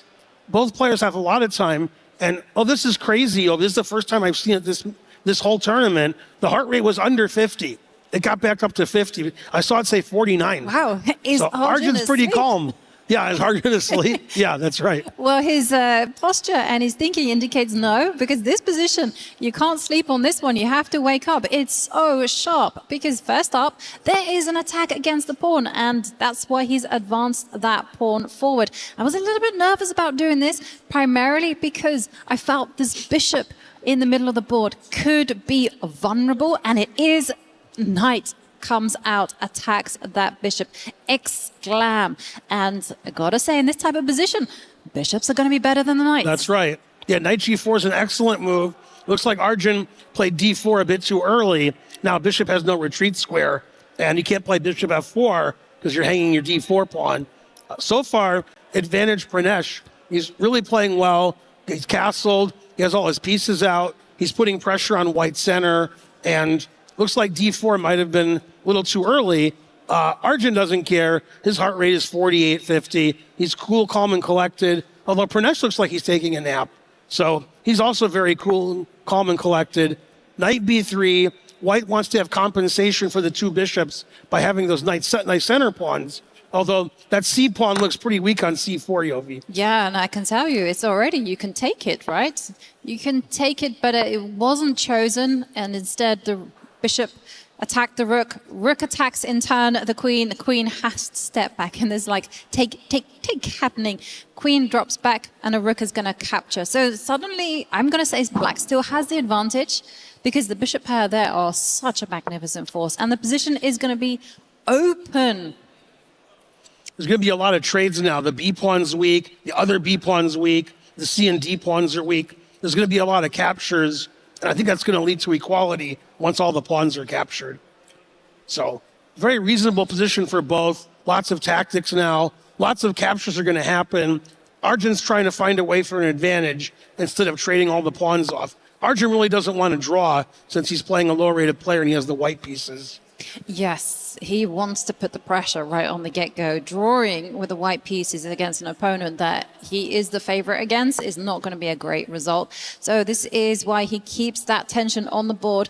But there's some risk here, because if it all backfires, that rook out there in the wilderness has gone on a big walkabout, whereas the bishops, the black bishops, they're beautifully primed. Yeah, the question is White going to play D5 soon? Is White going to capture that pawn on B4? Is the rook on B5 going to get trapped and White's going to be forced to sacrifice in exchange? Okay, so he did play D5. Seems like an obvious move. Of course, the engine doesn't like it. Engine never likes our human moves. But I probably would have played D5 immediately if I was playing a blitz game. My D pawn's weak. D5 advances my pawn. It's very safe now. My knight has the D4 square. It's just too logical. And you know, you highlighted the storyline. Is my rook going to get trapped? And the answer for Pranesh is yes. Arjun's rook is going to get trapped, because bishop back to D7, attacking the rook is incoming. There's also queen takes pawn in the air. Oh dear. Arjun took a risk, and it might not pay off. Bishop C3 was an excellent move, as Yovi pointed out. C4 pawn's now attacked. The rook is trapped on B5. The pawn on D5 is pinned to the queen. Black has the two bishops. This is looking ominous already for Arjun. Already has the worst position. I think he just overlooked bishop C3, and that's why the engine didn't like D5. Now Arjun goes all in, plays C5, making the game really murky, hoping his opponent can't figure out the complications. And in fact, the engine says Black only has one really strong move here, bishop to D7, attacking the rook. And we're going to see that pin take effect again. If he plays C6, we can just take it with the bishop. So is Black going to play bishop to D7, or make some other move like taking the pawn. He did play bishop d7, and the engine already likes Pranesh's position a lot more, and Pranesh has more time on the clock. Do we have an upset in the making, Yovi? It looks that way. And I got to say, the Indian school of chess is all about calculation. They're not afraid of making those ugly moves because there is concrete reasoning behind it. The bishop goes back, attacks the rook, and it asks the question, what are you going to do? And here he would have worked out, and look at him. He is working it out right now. What is going to happen after pawn takes pawn? Where is the rook going to go to? And we're seeing Arjun attack the queen. I'm still going to say that this is you had to be precise there because you didn't want to allow this pawn to start advancing. And now here, Pranesh can relax. He can take. And here, this is the way you save the rook. But you saved the rook at the cost of a lot of material. Now the d pawn is falling for white. Yeah, everything's pinned in this game. There's been a lot of pins for both sides. The bishop on c3 is pinned. Black is up a pawn. Black looks like he's threatening the rook, but the bishop is pinned to the queen. We could see an interesting trade, Yovi, if Black takes the 2 rooks for the queen, which in fact he could do now if he wants. He could take on b4 and then take on c6. Then White has the move queen e4, forking the 2 pieces. So maybe that doesn't work out for Black. That's what Pranesh is calculating. He advances his rook to e8, putting it on the open file, attacking the queen. Both queens are under pressure, but in the meantime, Pranesh has the extra pawn. Yes, and I could tell you, I had a quick glance at the heart rate. Arjun is not 50 anymore. Wow. That's the highest I've ever seen this 90, tournament. which for most of us is pretty calm. But for Arjun, he senses the pressure as the queen is driven backwards. And Ben, your idea is still there. You can take the rook. You can also say, hey, what is that queen doing next to its king? That maybe you have some other moves instead. Yeah, I think Black could play queen f3 unless I'm blundering something, keep the pieces on the board. Makes a lot of sense. Why go back when you can go forward? And there's also maybe some other possibilities with some tactics, because the rook maybe drop back with the queen, doubling on the D line and just getting ready to meet rook takes bishop with the rook coming down. That would be also really lovely. However, Pranesh, he's thinking many tempting options, and sometimes it goes for your choice. Very natural. This has been a funny game because Black had the big center with e5 and d4. That got decimated. Then White had the big center with c4 and d5, and that got decimated. Now there's no center pawns, and Black is just a queenside pawn up with a technical endgame, which likely should be winning, but with so little time on the clock, it's not easy to have perfect technique. Arjun's going to defend, hope to get the draw, and go on to game 2. But it's a 2-result game. Either Pranesh wins or it's a draw. Black has to save his queenside pawns. And number 2, he has to get loof for his king with something like g6 or h6. Arjun's going to try double rooks on the 7th rank with rook on c1 to c7 and get counterplay against the f7 pawn. The question is, does Black have enough power to win? He stopped rook c7 by making his bishop pretty meek on d8. That's not really where you want your bishop. But he's defending against rook c7. I don't like that move so much. I don't think the bishop's very good there. Yeah, I didn't feel like this was the right direction to put the bishop because, after all, the rook could go all the way to the edge. But there was an issue with the white knight. It didn't have any good squares. It was being dominated by the pawns. But you know what? Arjun, he's a great endgame player, and he might be saving this, especially if the knight can find a role. So Arjun asking Black, what are you going to do? Are you going to advance the pawn? Are you going to defend that pawn that's under attack? What is your next move? Yeah, I was thinking Black could play bishop b6, which he did play. White's going to try to get the knight to g5, put pressure on f7 and h7. Of course, the engine doesn't like anything. It says all the moves are wrong. I'm the engine. I know best. Doesn't like f6 either. Now it says White's okay. That one, I'm on board with the engine. Normally, I disagree vociferously. But here I'm thinking it weakens that 7th line. And White can suddenly dream about just posting up 2 rooks on that row, and it's going to be deadly. Also, this knight is coming into the golden square. It's f5. Every knight belongs on that square. And here, it's going to come with power. And I've got to tell you, that pawn is weak next to the king. It's funny, two of my rules are coming into effect. Never play f6. Yes. One of my most famous rules. The other one is it's not knight f5, it's knife f5. So here comes the knight to f5. That's one of my emotes on my stream is knife f5. It's a picture of a knife going to f5 square. And I actually got that from Greek Grandmaster Vasilios Katronius before you were born. He said it's not knight f5, it's knife f5. So, but actually it wasn't around when you were born. It was 1984. So that was a long time ago. But Vasilios, I haven't seen him in a long time, but he's right. Knight f5 is almost always a good move. Arjun has really exciting rook on b7, putting pressure all over black's position. White has enough compensation with the activity to compensate for the pawn minus, since the queenside pawns aren't dangerous now, and white's king is safer than black's. Wow. And here comes knife f5. Knife f5, and it will thrive. And we've seen attacking the pawn there. And the big question is, if black boots that knight away, where is the white knight going to go? Is it going to go to the edge of the board? Is it going to go all the way close to the king? Well, we're going to have those questions answered as, did you see that? That was quick. Yeah, those guys play fast. They're here for a reason. I thought he was going to play one of the rooks to e7, the rook on e6. But then you could take the bishop and take the pawn, and white would be just fine. Black is still trying to play for an advantage. We're going to get into a drawn ending here if Arjun takes on e2 and takes the queen side, because the rook and the a pawn don't win against white rook. So white can bail out to a draw here by playing rook takes e2, rook takes b6, rook takes b5, give away the a pawn, put the white rook behind. Okay, but instead plays a much more aggressive move, a move I would never think of, giving the f2 pawn away with check. This is too complicated. All the pieces are hanging now. f2's hanging, b6 is hanging, f6 is hanging, e8 is hanging. It's much too complicated. Arjun's in his element. Of course, the engine doesn't care. It says equal. It is absolutely crazy position here as the bishop is hanging, the rook is hanging for black, and Arjun has literally said, take my pawn. Not only take it, give it away with check. Wow. And wow, what is he? All three results are possible now. White could get an attack against the black king. It's amazing. But yeah, let me highlight all these pieces that are attacked right now. We got the rook on e8 attacked by the knight, the pawn on f2 is attacked. Wow, he must have expected rook e7 because he immediately played this. And now we have a drawn ending. And if anybody's better, it's Arjun. Arjun's going to attack the pawn. Black has to defend passively. White should play rook b4. The question is, now he has to lose the pawn.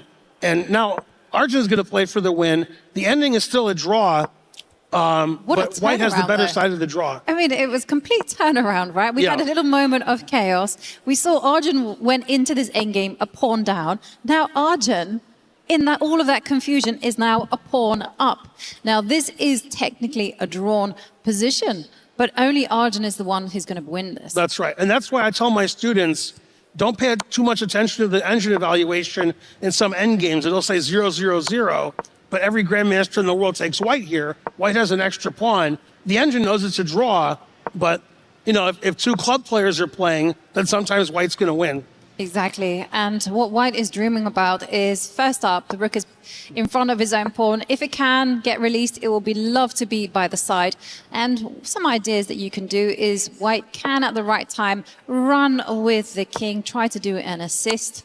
Now, that normally comes with great risk because in the process of running with the king, you do abandon your own pawns, and black is ready with his own pawns as well. They are just waiting to be unleashed and advanced. But here comes the king.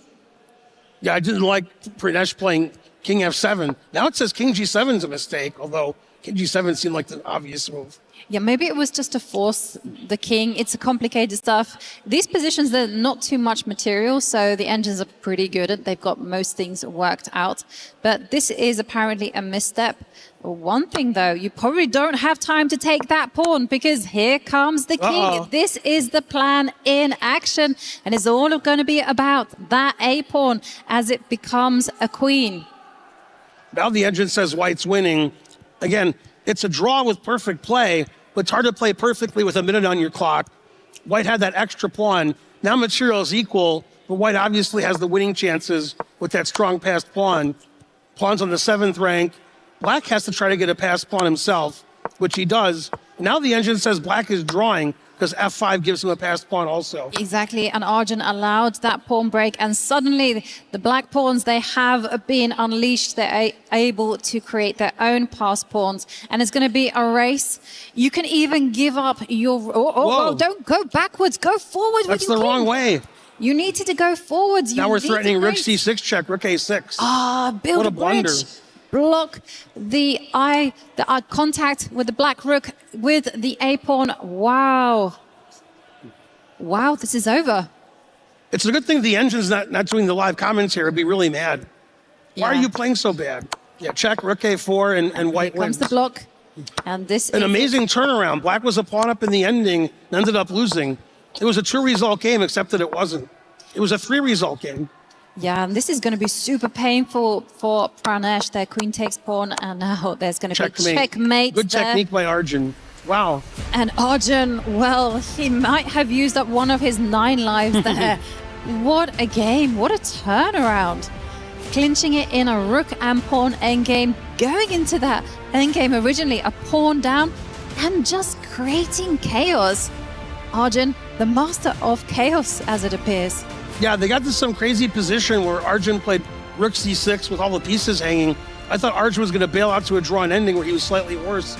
Instead, he got to a drawn ending where he was slightly better, and he ended up winning after mutual mistakes by both sides in time trouble. A really topsy-turvy game here, and it looks like one side is in a lot of trouble, particularly Pranesh, of getting his key crushed today. Well, he's on the edge, because if he does not win with the white pieces, he is going home and his key will be crushed. For Arjun, he is just 1 draw away from the top 8 for the quarterfinals, and we're seeing from Pranesh, he's going for those tricky openings again. Up comes that little pawn on h3, not taking the center, not doing anything, and going for a very unusual way of developing the pieces. Usually, Ben, I don't know about you, but I tell my students, don't put your pieces in front of their pawns. Yeah, my students aren't allowed to watch this game. h3, a3, bishop d3. Don't play like this at home. But this is the way the players are playing. We saw actually white play h3, this exact position yesterday, and get a good position. But yeah, h3, a3, b4, white typically likes to maneuver the knight around to g3 with knight e2 to g3. Sometimes white plays knight d5. And again, the engine says it's equal, but Pranesh wants to get a long maneuvering game, give chances for Arjun to go wrong at some point, get into time trouble, not have anything happen too quickly. There's 2 ways of playing in must-win situations. One is to play wild and crazy, which Pranesh is not doing, and one is to play calm, sophisticated maneuvering where the game never ends and give yourself a chance to win over a long period of time. That's what Pranesh has chosen to do. Yes, and your opponent is Arjun Erigaisi. Is this the right way forward to go for that very sophisticated, long-winded game? Yeah, well, based on last game, I wouldn't play a tactical melee. Wow. Speaking of tactical melees, h5. Well, he's just saying, hey, I don't want you to grab any space on that side of the board. I'm going forward. By the way, this is English School of Chess approved. We all like the way that Arjun is handling the position. And now we're seeing Pranesh say, you know what, you work on the wings, I'm going to work on the center.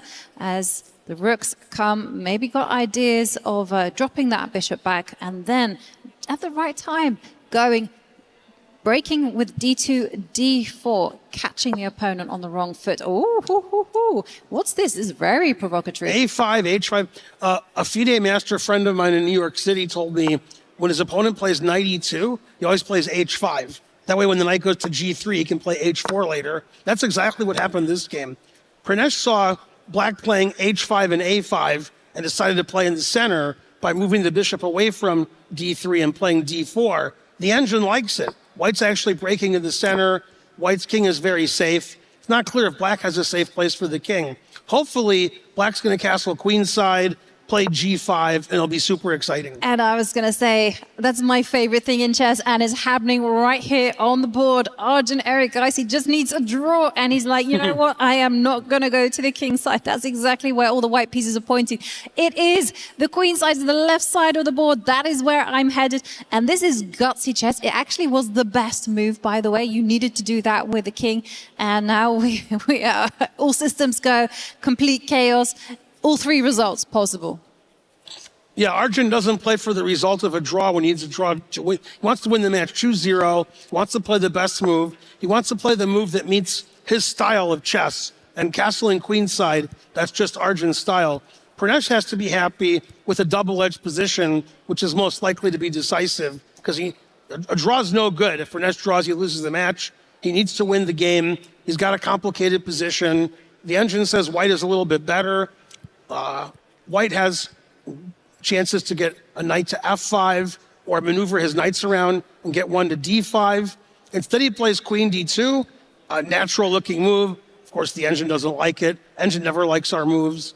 And now it thinks that Arjun is doing quite reasonably well. The engine is a mystery because it said if you went a little bit to the left with the queen, you would have been slightly better. But because you've gone into the middle, that's it. You are worse because of this move, the knight jumps. And I did see Arjun's heart rate almost make it to 3 figures.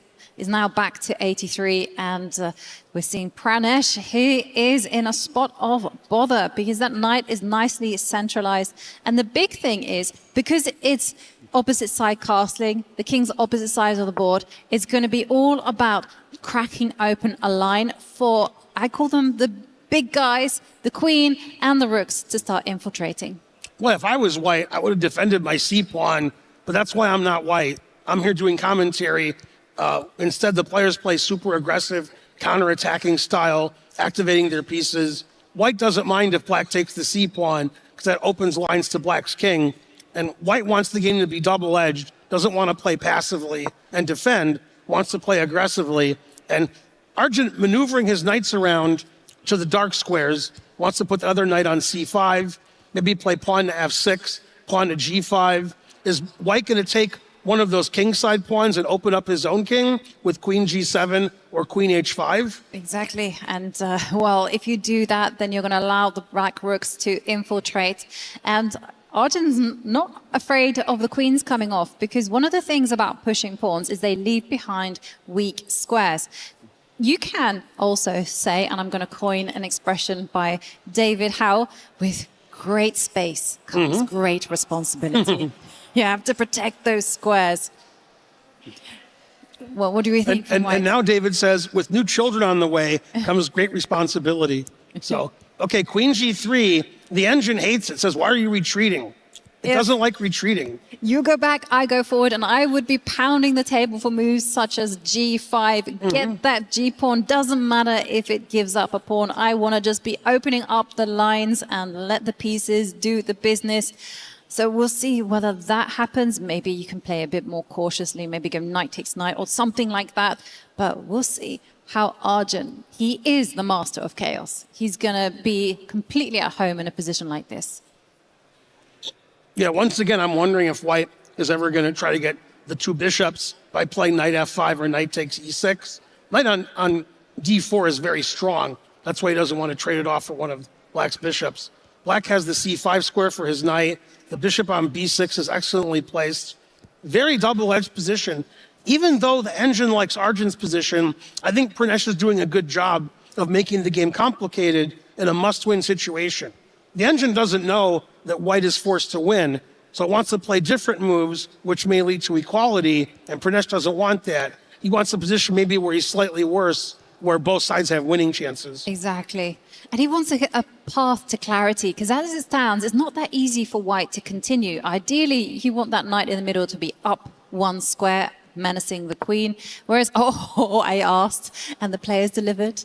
Thank you, Arjun. You did what I wanted to do, given an X by the engine. Wow. Don't try this at home when you're in a game where you need a draw to qualify. Play G5. Arjun doesn't care about whether he needs a draw or a win. Just wants to play the Arjun-like kind of move and push his opponent off the board. I only just realized just now that I was advocating for a sacrifice. Mhm. So I thank Arjun for not making me look stupid.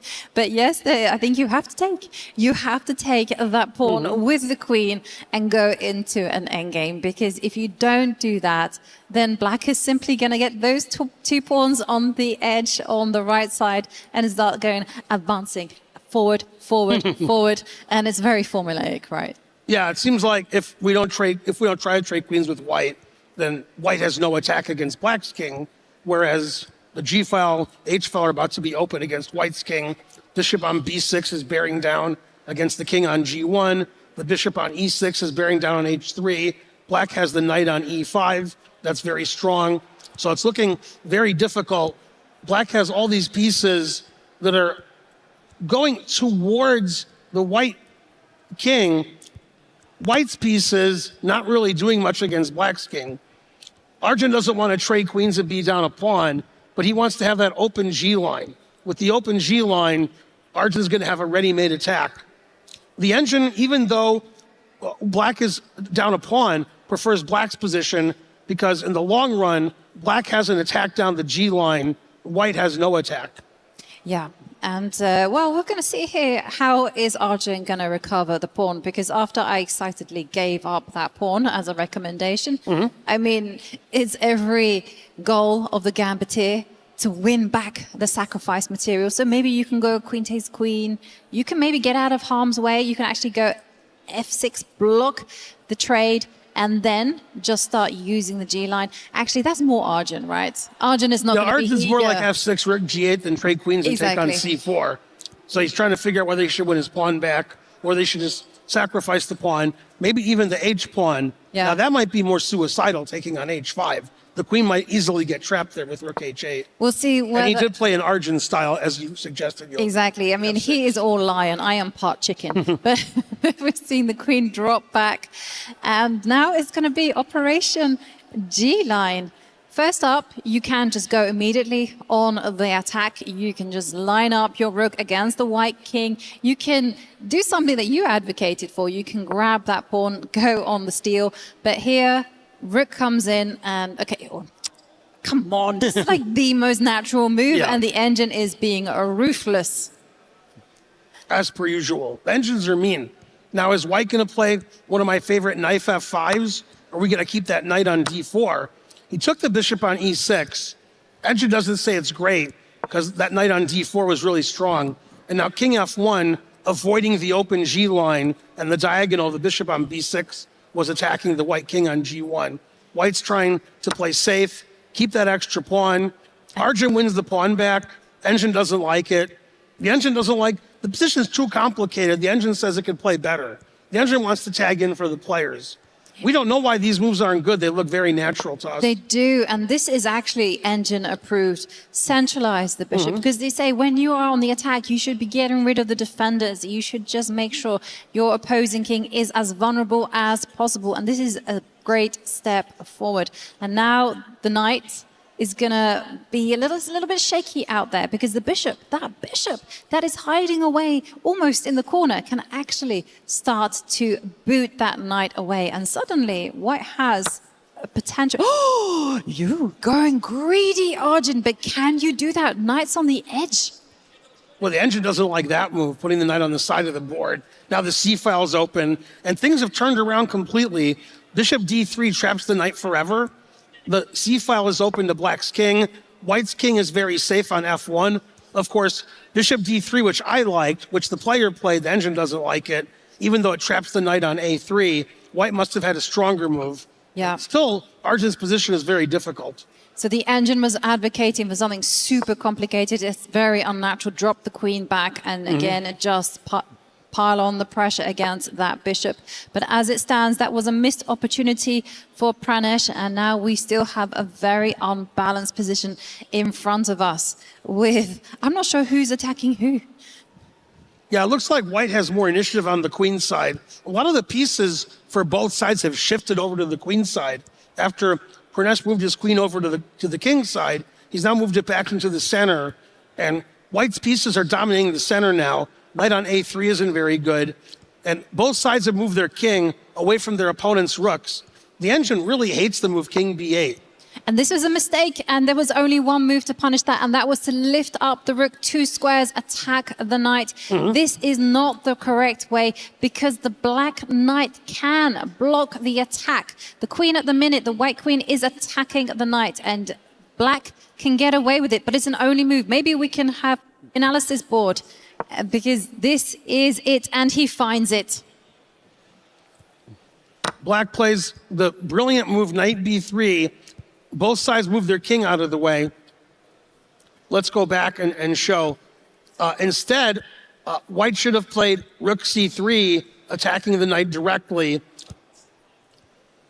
Instead, he played bishop E2, attacking the knight with the queen. Knight B3, defended by the queen. The knights are attacking everything. Bishop takes, pawn takes. And everything is being handled beautifully by Arjun Erigaisi.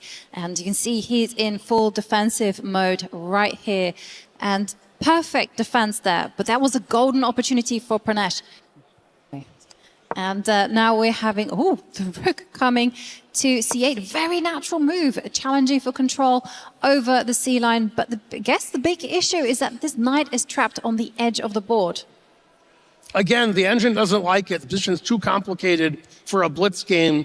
The knight's trapped on A3, and the engine says black can just move that queen down there eventually and defend the knight. And if you never, and he played exactly correctly, trading on C1 and queen A2. And now, if nothing happens the next 10 moves or so, black has that passed A pawn. Black has a safe king on A7. Still very double-edged position. Big time advantage for Pranesh. Again, Arjun, with these super complications, which no human can fathom, somehow has a 67 heart rate. I don't know how he does that. And it's a complicated position because this is a game that could go either way, as Ben is indicating. If black doesn't do anything, black will just simply be pushing the queenside pawns. But if white has to go on the offensive now, and the first thing is you can give a check. You can take a pawn, give a check, and you can also take other pawns as well. And it's going to be a big question. Whose king is safest? And I think the answer is white. White is the one who has the easier path. Yeah, white's king on F1 is pretty safe right now. Black's kingside pawns are all very weak. H5 is under pressure from the bishop. D6 is hanging with check. F6 is hanging. Once we take the D6 pawn, knight on A3 is trapped. Of course, the engine likes white. Okay, king G1, a move I never would have thought of. I would have thought the king was better on F1. But I think Pranesh wants to play bishop F1, so the queen on A2 isn't attacking the bishop anymore. Then the G2 pawn is protected. And queen B2 is played. And I guess in the long run, Pranesh just wants to win that knight on A3 and not worry about the pawns on D6 and F6. Arjun defends his F6 pawn. So after queen takes D6 check, F6 pawn is defended by the black queen and gets out of the way of the passed A pawn. So if that A pawn ever moves, it can go to A3, A2, and white has to worry about that. Over the last 3 minutes, Pranesh has had a big time advantage. Arjun's now catching up on the clock, and now Pranesh only has a slight time advantage. And while I'm saying all of this, Arjun's heart rate goes lower and lower, 57. Yeah. Amazing. It is amazing. Well, now he's going to be forced to find the only move. And he takes the pawn, relying on some tactics. I was thinking the knight can come forward. I didn't spot this one. There's a nice find from Arjun. Whole idea is you can't take that knight because the rook will be loose. So instead, Pranesh has to find another move. Are you saying white shouldn't sacrifice the rook? No. What would Levy say? He would not approve on that particular case. And he's goes back. Oh boy, the engine doesn't like these moves. No, it doesn't like it because I suspect that the queen can come and give a check. Yeah, I was advocating for bishop F1 and he played king H2. Yeah, now queen D5 check defends everything. Black can play knight D4. Okay, he plays knight D4 right away. Now black is up a lot of pawns. Exactly, and there goes the rook. But it was a trade. it wasn't entirely a sacrifice, and now the king, Black King, safe. Very as safe on houses. A7. And it's a question of pawn racing, right? And White is going to have to generate a lot of time. It's going to take a lot of moves. So this is why Pranesh is hoping to go on the counter. He needs to win.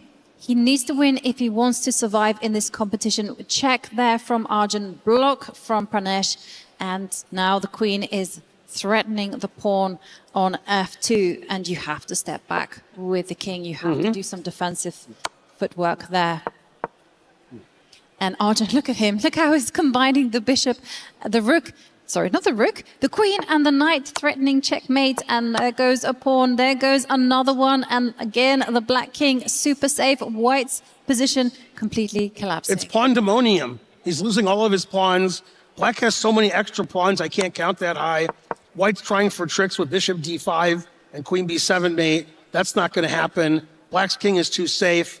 Arjun can make his king safe forever by playing knight c5, and then he can just push his a pawn to victory. And Arjun doesn't even Uh-oh, have he's gonna problems. That's also a good d5. It is. That pawn was untouchable. Checkmate. And it's checkmate again. Arjun Erigaisi wins 2-0 and gets a place into the quarterfinals. Wow. What a topsy-turvy game. That could have gone either way. It could have gone either way. It was a game full of twists, turns, adventure. Very nervy. But Arjun Erigaisi manages to handle those complications and secure himself a spot in the top 8. Hey, we're not as bad as we thought we were. Yesterday, they asked you who you thought. You said Arjun. They asked me yesterday. I said Nihal. And they're both on to tomorrow. We know what we're talking about. Well, they live to yet another day as they go into the playoffs.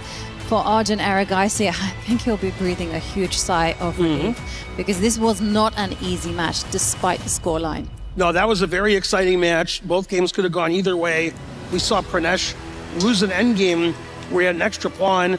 That game, the engine liked his position quite a lot also. Too complicated. Both sides were getting attacked. Lots of pawns hanging, lots of weak pawns. And eventually, Arjun just overpowered Pranesh. And near the end of the game, really great match for the spectators. Yeah, And really amazing. We're going to go straight to the stage for an interview and a key crush.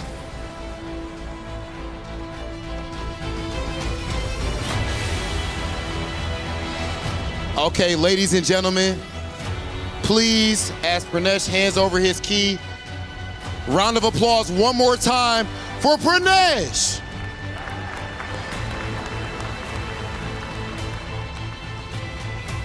And if I could please get a word, you're officially qualified for the playoffs. How do you feel about your play up to this point?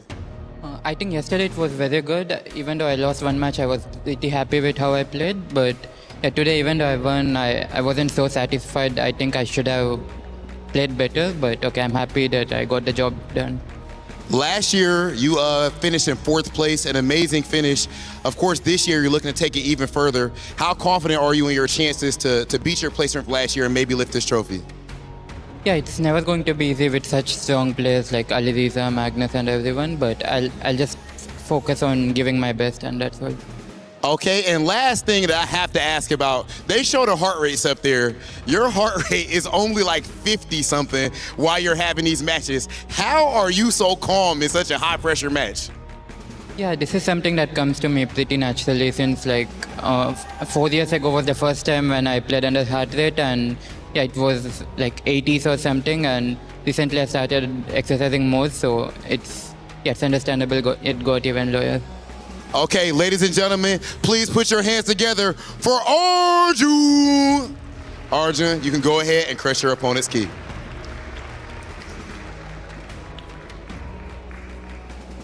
Another time to crush a key, crush some dreams as the ice-cold winner himself, Arjun Erigaisi, joins us next to the traditional key crusher. Key is being set, Arjun. Congratulations again. Looking forward to see you on the playoffs tomorrow. Remember, only 8 can remain to 1. He just punched his ticket. It is time to give him the quick briefing before we go and destroy that key. We've had pretty good pops.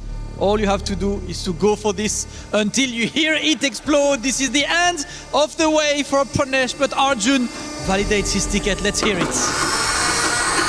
Nice, clean and efficient. Congratulations once again to Arjun. You can just stand next to me, brother. Congratulations to Arjun. You will be back tomorrow, but once again, please everyone can have a big round of applause for Arjun Erigaisi. Scrolling is cringe. Chess is fun. Get all the dopamine of looking at your screen and none of the guilt when you're improving your mind with chess. Want to improve at your own pace? Take a few seconds to complete a puzzle and learn something new. Don't be cringe. Play chess. There's something for everyone at chess.com. Learn, play, and have fun.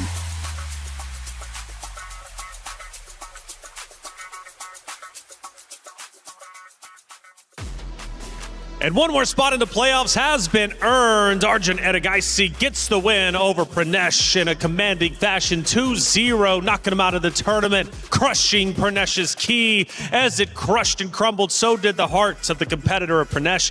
But what a performance he had throughout our tournaments and getting some big wins, including Benjamin Buck just a little bit earlier. Seoul Esports should be incredibly proud of their competitor. Pranesh has had a fantastic tournament. Of course, not playing Arjun Erigaisi, a very strong player. Arjun even looked very experienced with crushing the key, I felt like. That's right. He's crushed many keys throughout the last 2 years, coming here fourth last year. But Pranesh has had a fantastic tournament, beating, like you said, Benjamin Bach. And this is just the beginning for this 19-year-old. Yeah, we can't forget, he was a substitute, right? So he's just breaking into, let's say, the world top 50 consistently. I think it's an amazing opportunity for him. Arjun Erigaisi has played guys like Magnus, Hikaru, Alireza, Nojibek, Sindarov, all of the other Indian players. At this point, probably past 100 times. It's actually pretty incredible. 100 times is pretty insane. And when you look at his gameplay, he just had control of the entire game, like game 1, game 2. It's not that Pranesh really did anything bad. It's just Arjun was even better. Exactly. Arjun just is always so precise. He always kind of knows what ideas to have. And also, as we can see, he stays calm. He was saying that he's exercised a lot this year. I don't know if that's the solution, but he just stays calm. He doesn't feel too much pressure. And I think he loves playing with a big audience like he's doing here, and he's used to it. His heart rate was in the 50s. I mean, my resting heart rate is pretty healthy. It's like 48, and I could not believe it. I would not be 48 playing up there. Yeah. No, it's the experience showed, and I like when these guys like Arjun and Nojibek win these games, not just, straight from the beginning dominance. Like, it was a topsy-turvy game. There were chances Pranesh could have taken, but ultimately the experienced player took his chance at the right moment. It's really like exactly how sports go. Yeah. And Arjun should be very proud. That's right. Some of the chat comments were popped up there for just a second. It was pretty funny. He found enlightenment. He studied at Buddhist temples. Whatever he's doing, meditating on stage, it's clearly working, because 50 is insane to be up there underneath the lights in front of the audience, and you have a 50 heart rate compared to 110, 120 plus from your competitor. It's pretty insane to say the least. Something the commentators, though, kept saying, Arjun, the master of chaos. What do they mean by that? Oh, me? Oh. Well, master of chaos is basically, if you want a literal definition, what it means is in any position that is non-standard. So any position that has imbalance. What that means is material. Somebody's up a pawn, or it's maybe a rook for a knight or something like that. Or it's a change in the pawn structure, double pawns, pawn islands. Structures of the pawns from openings that might, you can't really pinpoint. Was it a Catalan? Was it a Spanish? You'd basically drop Arjun Erigaisi into any position. You sit him down at a board, randomly simulate a position on the 15th move, and he'll know what to do better than most people in the world. Yeah, that's what Master of Chaos is. He's just fantastic at imbalanced games. I'm sorry, Levi, I put you a little bit there on the spot. I thought you've done many recaps with Arjun Erigaisi and I have. That was one right there. Yeah, I'm going to do one later today. He beats Pranesh for a good reason. But like we said with Nihal, look at who else is in the top 4. There's no good opponent. No, not at all. And in fact, let's take a look at the opponents, because Group A is now concluded. It's completely done, and all we need to do is wrap up Group B. But as we take a look, you start to see the journey these competitors have had to advance to the playoffs. And with Group A completely done, you've got the heaviest of heavy hitters who have advanced over into the playoffs. Of course, Noterbeck there, Alireza Firouzja, Niall Sorin, and now Arjun Erigaisi moving forward. No big surprises, right, Levy? I think for the most part, this is pretty much how we would have expected it. Right. For me, the only person that could have made it that didn't is Wei Yi. As I look at this field, I would have picked Firouzja. You don't get second place for no reason. I think he's actually the second best chess player in the world right now.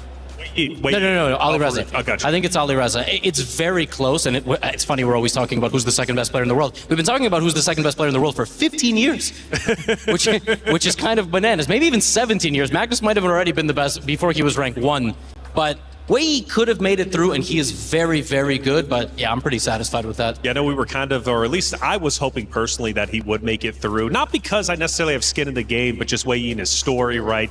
Coming from the playoffs and then moving forward. We've always, at least in the Allianz Vault for the past 2 weeks, we've had someone come in from the LCQ, come in from the playoffs and enter into the playoffs, into the finals, right? And even one of our LCQ winners last week, winning the entire event was just truly special. But for Wei, he gave it his absolute best. But yeah, for the 4 that did in fact make it, I mean, incredible competitors.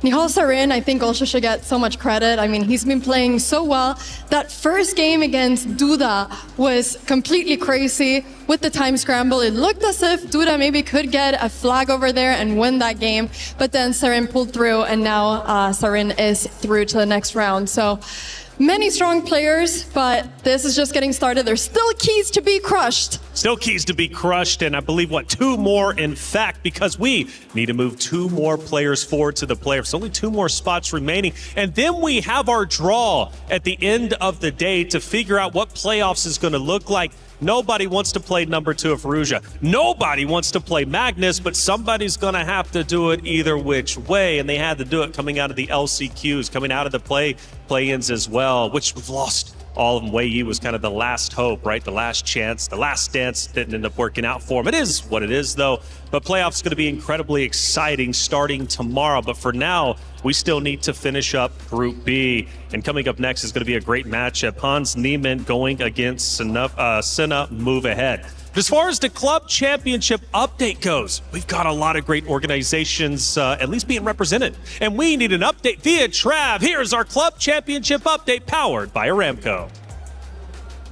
We're over here in the Lenovo Legion Gauntlet, and it's Rainbow Six Siege this week. I'm joined by Chris, and from what I'm hearing, there's some teams that should have some club championship implications in Siege this week. Yeah, absolutely. I think, one of the big stories for us was teams who haven't managed to make it that we really did expect to. Team Falcons and G2 not making it through group stages was a big disappointment, especially for the side of Team Falcons. I mean, look, for them, a massive week. Big participation across all the stages, but Siege is not going to be one of those stages that they managed to pick up some points on. So that was a big disappointment. But we've got a huge game in the general terms for not just Siege, but for CC as well. FaZe against Liquid. They call it the E-Classico over here. So, I mean, look, it's going to be really interesting to see how that one goes. But right now, we got our defending champions on here of Team Secret. They're another squad who could go on and pick themselves up something in the top 24. That's what a lot of these teams will kind of be looking towards now, as they're starting to whittle it down in the final 2 weeks.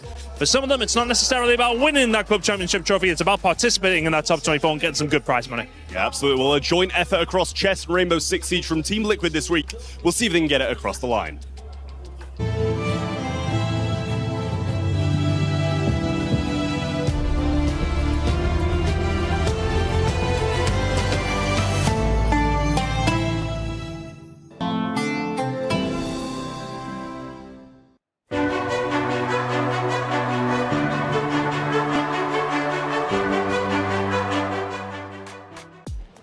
Thank you, Trav and Ton, for the club championship update. Team Liquid looking good over there. Team Liquid looking great over here. Much needed points needed for the club championship race. Now, coming up in just a little bit, Mike is once again going to throw his hat in the ring to try and teach Hollywood Rob TV and Damascus some chess. It went okay the first time. Will it go well the second time? But before we get to that, you need to check out Level Up Season 2. A lot of people are haunted by their past. I'm inspired by it. They're not just playing for themselves, they're really playing for their entire family. They have defeated their demons! They have crushed the curse!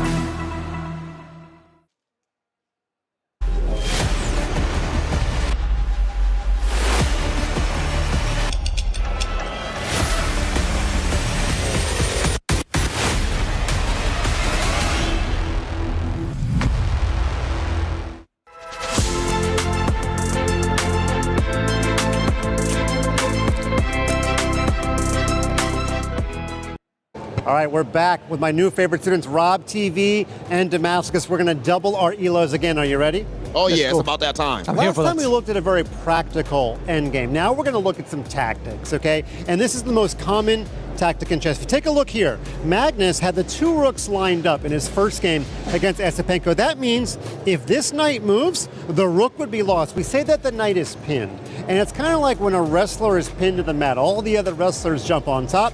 We call that piling on the pinned piece, or in my world, PP on the PP. Brother. PP. Okay, that's memorable. That's an easy one to remember. You're not going to forget PP that. on the PP. Okay. All right, so, Rob, I've got a question for you. Yeah. How can Magnus aim at the pinned, helpless knight one more time? He could move his e-pawn. Yeah. And attack with the bishop. And if the pawn comes forward to e3, the bishop will line up with it. Damascus, do you see another way we could put PP on the PP? Maybe with the knight. Probably with the knight to d2. Right, and could the knight go somewhere else? D4? Yeah. Was it knight to d2? Or even or e5. Yeah, E5. Very good. Yeah. Now, both of these moves, knight to d2, and also, if I go back, knight to e5, they both do the job, right? They both put PP on the PP, but do you think Magnus Carlsen flips a coin when he makes his moves? Not a chance. Not at all, because what you try to do in chess is when you're thinking about what move that you want to play, try to mentally see if your move is stoppable. And if you try your best for your opponent to stop your idea, but your opponent can't stop your idea, what have you actually found, Rob? A great move. You've actually found the great move, right? You're not trying to find moves that are good for you, you're trying to find the truth in the position. And here, if he had played the move knight to d2, he's got 2 attackers, but black has this brilliant defense, rook back to c6. Now the knight on c4 can actually move because the rook on c6 is defended by the bishop. That would get black out of the pin. So, of course, Magnus does not flip coins in chess. He believes in good moves. He plays knight to e5, which also attacks the knight, but it takes away the defense, rook to c6. That way his move is not stoppable. And black has a free move. Black can do nothing. Eventually, Magnus moved the pawn from e2 to e3 to attack the knight a third time. He won material, and he won the game. So, the first thing we learned, let's take it to you, Damascus, when you've got a pin, what do you want to do to the pinned piece? You put pressure on the pin piece. Very good. PP on the PP, let's PP go. on the PP. I will never forget that. Yes. Nobody at home's ever going to forget that either, okay? That's my catchphrase, and I gave it to the world. Hopefully, you've got it memorized. We also learned, Rob, that when you are thinking about your move, what should you try to do? I should think about ways my opponent can counter it. Yep. And if they can't, then it must be a good move. There you go. That kind of thinking will get you very, very far in chess, okay? So we put some PP on the PP. Let's get back and do some more service to the English language later on, okay? Back to you guys. Doom scrolling is cringe. Chess is fun. Get all the dopamine of looking at your screen and none of the guilt when you're improving your mind with chess. Want to improve at your own pace? Take a few seconds to complete a puzzle and learn something new. Don't be cringe. Play chess. There's something for everyone at chess.com. Learn, play, and have fun.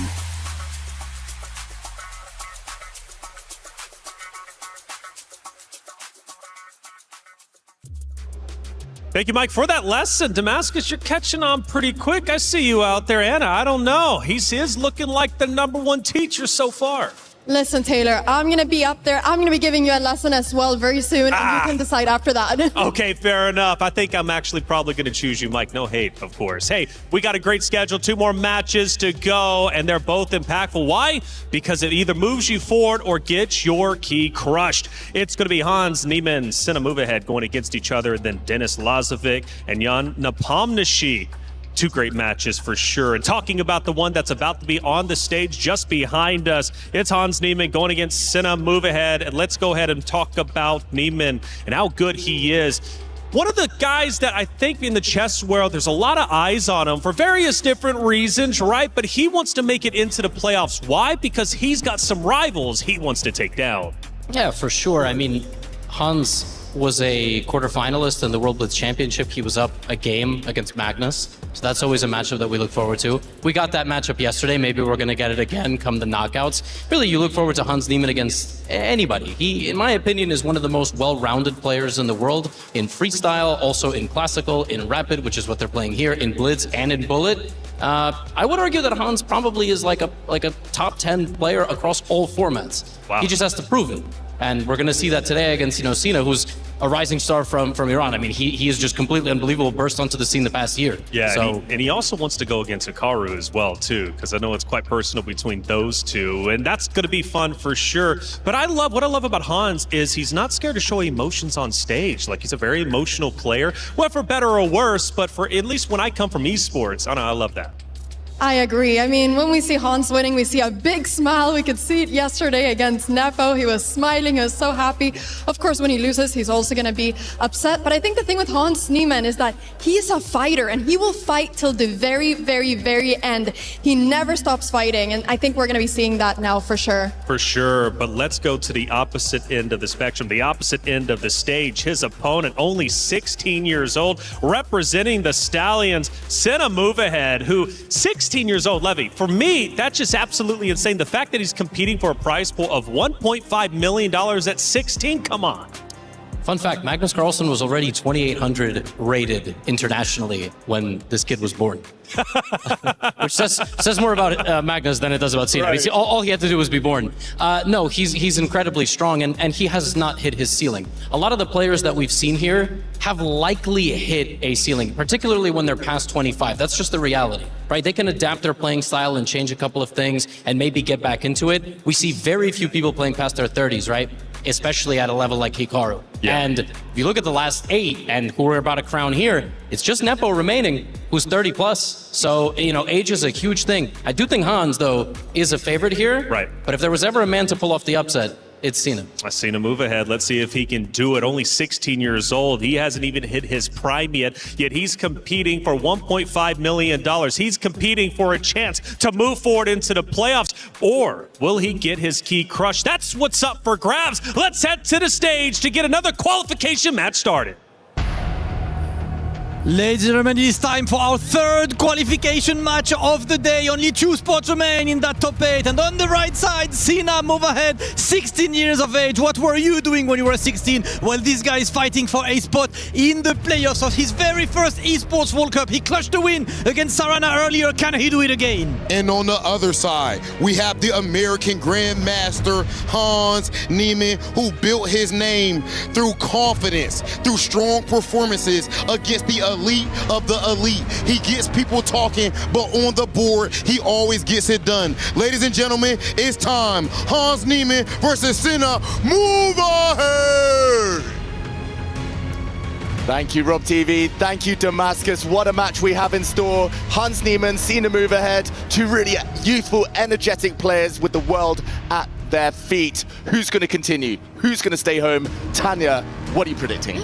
What a big one. Can't wait for this to start, David Howell. I'm going to say one thing, for Hans Niemann, he carries the rating. He carries the repetition, but it is the most talked about kid in town currently. Cena Move Ahead with his meteoric rise in the title Tuesday. He's the name on everyone's mind, already reaching the biggest stage of the Esports World Cup, a statement in its own self.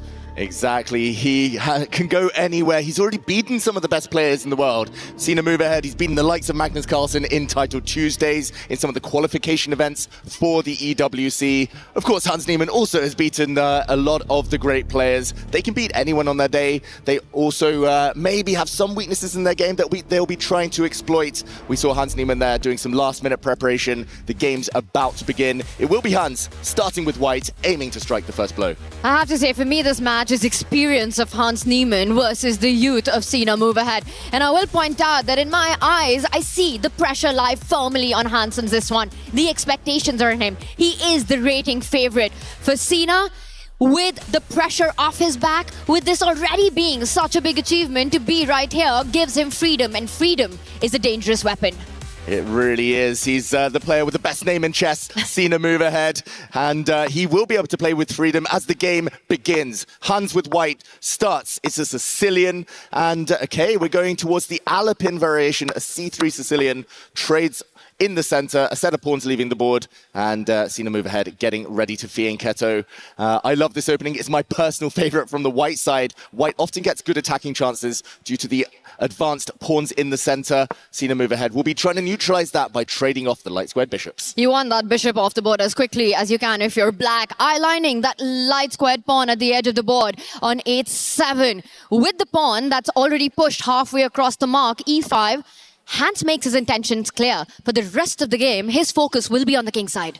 Exactly. He'll try to attack. That's the direction White's two central pawns are pointing. First, you need to get pieces into the action. Some of White's pieces still asleep. Black needs to get castled. Cena move ahead, starting with a very high heart rate. We must say that's the baseline. The game, of course, still in its infancy. He gets his bishop out, gets ready to castle. Can Hans strike? He trades off the knights, or at least he wants to remove Black's central knight. Maybe the best minor piece right now. And you want to do that on your terms. If Black was to take that knight, it just means that that double pawn chain becomes a triple right there, with the base moving to c3, which consolidates the center even more. First, it's the pair of bishop that comes off. Then the knight's taken off the board. Two tempting options. Will he capture towards the center, Hans Niemann? Ooh, it's a matter of taste here, capturing towards the center. Very, very tempting.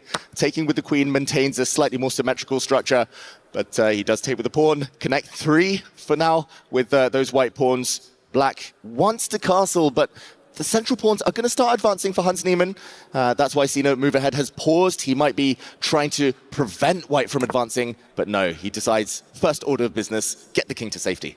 And I'm expecting Hans to continue with development, get the bishop out, get the rooks connected, and eventually look at the H-pawn ramming up the board. You still want to get that pressure going. I talk about going up the board. It's the D-pawn he strikes with, and a big threat. If you don't do anything about that pawn, it was about to move forward and trap the bishop. Yeah, that pawn had to get gone. It had to be removed from the board. The black rook in the corner was hit. Now it's defended by Black's queen. The knight jumping to the edge of the board. That is because it's going to jump towards the center next move. We might see that now. Slightly awkward square. There's a hit now on Black's isolated central pawn. White's queen and rook lined up. It does look like Hans is applying some pressure, but with accurate play, maybe Black can neutralize it. And actually, long-term, Tanya, Black's doing pretty well. It looks like that, especially because you've got a target of your own if you're Cena right now. That pawn on c3 is tender on an open line, always looking at doubling up the queen and the rooks and having the pressure on that pawn as counterplay.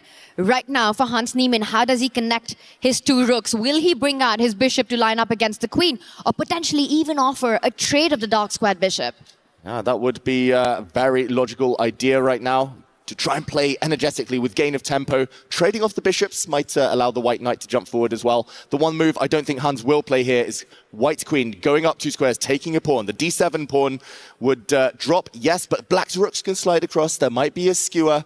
White might be in a bit of trouble. I don't think White is quite ready to get greedy and grab pawns. Ooh, that home rank looks incredibly terrifying. So he first does connect the rook, brings that out. And now remember, yes, c3 is a tender spot. But Hans Niemann eyeing that king side, a knight jump coming in, and either potentially threatening a checkmate, combining with the queen on h7, or landing back to the center of the board to keep everything defended after bishop takes bishop. Big moment, the bishop tension now. Who is going to capture first? Who's going to blink first? As Tanya mentions, as Black here taking the bishops off, now pushing your pawn forward would actually be a huge mistake. This is one trap Cena move ahead needs to avoid. Knight takes pawn now.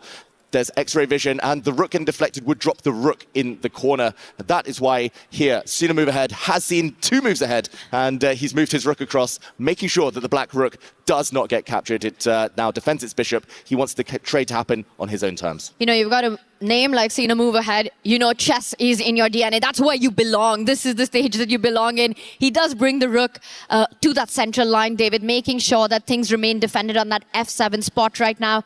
For Hans Niemann, how does he continue the pressure? Will he fall back with the bishop, or will he go into defense of the c3 pawn? Yeah, big questions, and it's always so tempting to keep going forward. It feels like Black's last move was defensive, therefore Hans wants to play on the front foot, wants to keep the threats going, but hard to find exactly how to continue. It might be a timeout situation, just defend White's hanging pawns. They are isolated. That does, however, give Black's knight time to reach the center, or at least stand on a nice outpost on c5. Hans weighing up his options. Both players are playing very quickly at this early stage. And big questions lie ahead, so it makes a lot of sense to keep time on the clock. I also want to point out that right now, Hans has the option to go for trades by capturing the central d pawn. But once the dust settles, the pawns come off, the queen comes off, the bishops come off. There is an e5 weakness that you need to take care of, and very nicely set up by Cena in that last move, with the rook coming to that central file. So tactics, really good awareness there. Hans, meanwhile, retreats with the bishop. He keeps maximum tension. He's saying, take my pawn, I'm coming for yours. Exactly, a very good move there from Hans, and it had to take a bit of self-restraint, it feels like. His bishop only just came out last move to drop back with the bishop, essentially having gifted black a free move there. He's showing zero pride there at all. He doesn't want to play defensively. This move is targeted and maybe capturing a black knight that might have landed, where the bishop has instead come to see a move ahead, insistent on a bishop trade. And I think he will insist on declining that bishop trade. Hans Niemann will, wanting to keep more pressure, more attacking possibilities. I'm expecting him to just go one step ahead behind that pawn. Also eye-lining the black queen, but not just that. Give Hans a couple of moves. We're going to see h4, h5, h6 on the board. Yeah, and that's because White's pieces, they're kind of located already near the Black King. Black's King has 0 defenders around it. You could argue maybe the Black Rooks, but they're pretty passive right now. Black's Knight is so far offside. That's the trigger, right? That's the signal that it should be the King that Hans Niemann is going for, and he definitely has it in its sights. First, he needs to defend his pawn, Sina move ahead. He needs to hold on to the D pawn, which is under fire. For Sina, the problem child has to be that knight at the edge of the board, and it still requires some time to come to the center. He might very well be forced to retreat, to move forward towards that center, and he doesn't look happy with the placement of his pieces right now, struggling for a response to Hans's last move. Yeah, it definitely feels like the last few turns, they have gone in Hans's favor. It's definitely White with the threats, White who's making the running. It feels like the black piece is not quite coordinated. I really hate the position of that black knight. I know I've mentioned it before, but that's definitely the worst placed piece. Black's rook, the one next to the king on f8, that stuck as well. Black's bishop a bit in the way, and the knight has to go all the way home just to defend a mere pawn. A sad move, but maybe the best of the bunch. And Hans now will be hoping to initiate that play. Tanya, when in doubt, push the h-pawn. Always a good plan these days. h4 in the air will put more pressure, but Hans first steps in with the knight. Again, looking at the direction of that black king. The white queen ready to step back, threatening some big checkmating ideas there as well. I have to say, Hans is doing a brilliant job of putting pressure on Sina. Fantastic job. Pushing the h-pawn would have been good too, but this is even more scary for Sina move ahead to deal with. Hans played it instantly. It is scary. An attack was brewing, so the black queen steps forward, offering a trade. He's seeking safety in an endgame potentially, but Hans unlikely to want to exchange, especially not taking now on black's terms. If the queen trade's going to happen, he'll want some concessions along the way. I'm expecting Hans to continue trying to attack. But okay, he says queens can come off, but only at the cost of allowing the rook up the board. The knight now perfectly positioned in the center. Well, that's a beautiful way to get the trade in. You know, your rook steps up, getting ready to double up on the d file. You've made sure that the black knight doesn't come into the game, defending that d7 pawn. So not a happy choice for Sina to even trade off at this moment. If not, the knight's ready to jump further into black's camp on that d6 square. Oh, this is such a dilemma. You want the queens off, but you don't really want them off right now. That only helps White gain a move. White's rook improving itself. But if you delay the queen exchange, Hans might at some point say, okay, I've offered it, but no longer, and retreat. And Black's just going to be super passive. And I want to just tell everyone watching to pay attention to one idea that could be on Hans's radar. That a-pawn that's easy to forget about. You know, we've been talking about h4 going up the board. Hans could be looking at the other side of the board, trying to create some weaknesses with a4, a5 in the air. Exactly. That would be a very logical minority attack. This one weak isolated pawn for White, trying to trade off and isolate one of Black's 2 pawns. 1 versus 2, but ultimately Black will be left with the weakness. Other modes of improvement. Maybe you could keep the queen on the board. This white rook in the corner. That's why you want to push the a-pawn there, Tanya. You want to activate it, but you could slide that across. Start pushing pawns of your own. So many tempting moves for Hans Niemann. He's spending a bit of time now, but he has a fantastic position. And both players around the 5-minute mark. I will tell you one option that you probably shouldn't go for is queen takes queen if you're Hans right now, allowing Sina to solve his problems, structural problems by recapturing with the pawn. And then suddenly we can imagine the pawn moving forward, the knight coming into the game, solving all problems. Yeah, that's something you definitely don't want to do. It's a case of who blinks first. And Hans Niemann still pondering. He will not trade queens. He drops them back. Drops back that queen instead, lining up potential on the diagonal. But that shows his aggressive intentions a bit later. I like it. Hans is wanting to have combative play in all phases of the game. A big opening.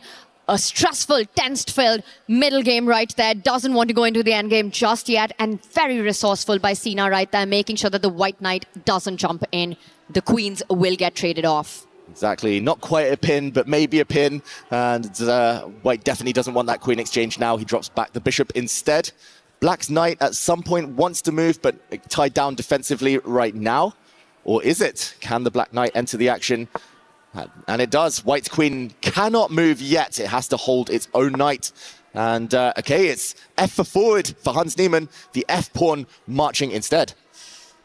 And that was such a good moment, David, to use that opportunity to get the knight out. If queen takes pawn, maybe we can just quickly back up one move and show why instead of grabbing the pawn, we saw this pawn move up the board. The knight on e4 would have fallen instantly. And obviously, Hans, too sharp for this. He instantly moves up. And it comes with huge threats. I want to show what happens if black gets just a little careless here. Let's make a move on the left side of the board. I don't think Hans Niemann stops with f4. He's going to get f5 in as well. F5 as well, hits the black queen, and that pawn is very, very poisoned. If you take it, the white knight jumps out the way with a check. No matter what you do next move, you lose the black queen. Undefended, loose pieces drop off. F for forward, as we mentioned, and black blocks. Great move, great defensive move from Sina Movehead. So important that he made sure that Hans's f-pawn stopped exactly where it is. f5 would have been absolute disaster for black. He kicks the knight, and now Hans could get in a streamer's favorite move with en passant, take that pawn, but that gives black just enough counterplay to get back into the game. Exactly, that opens up the black rooks. For now, the black rooks look pretty stuck, blunted, blocked, but yeah, they would come to life if there was en passant. That's why he jumps in, beautiful outpost that knight. Too strong. That knight is a bit of a stallion right now. And for Team Stallions, Sina Movehead will not want to see that survive much longer. He's going to take that knight, surely. Well, you could have called it a godlike knight right there, and it's not allowed to live on for too long. Bishop takes knight. It does get out of the board right there. I have to say that Sina has been handling the pressure of this position incredibly well.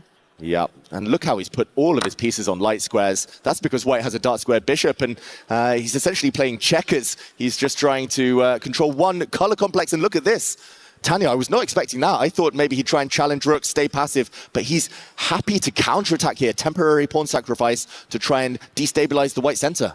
So many of those Title Tuesday wins for Sina relied on tactics exactly like this one. Finding them quickly, playing them fast, and being precise right there. You take that pawn, you lose a key central pawn. The F-pawn also finds a way to march ahead for Sina if Hans decides to take it. And there has been a shift on Hans Niemann. He was bobbing around. He was enjoying his position when the queens were on the board.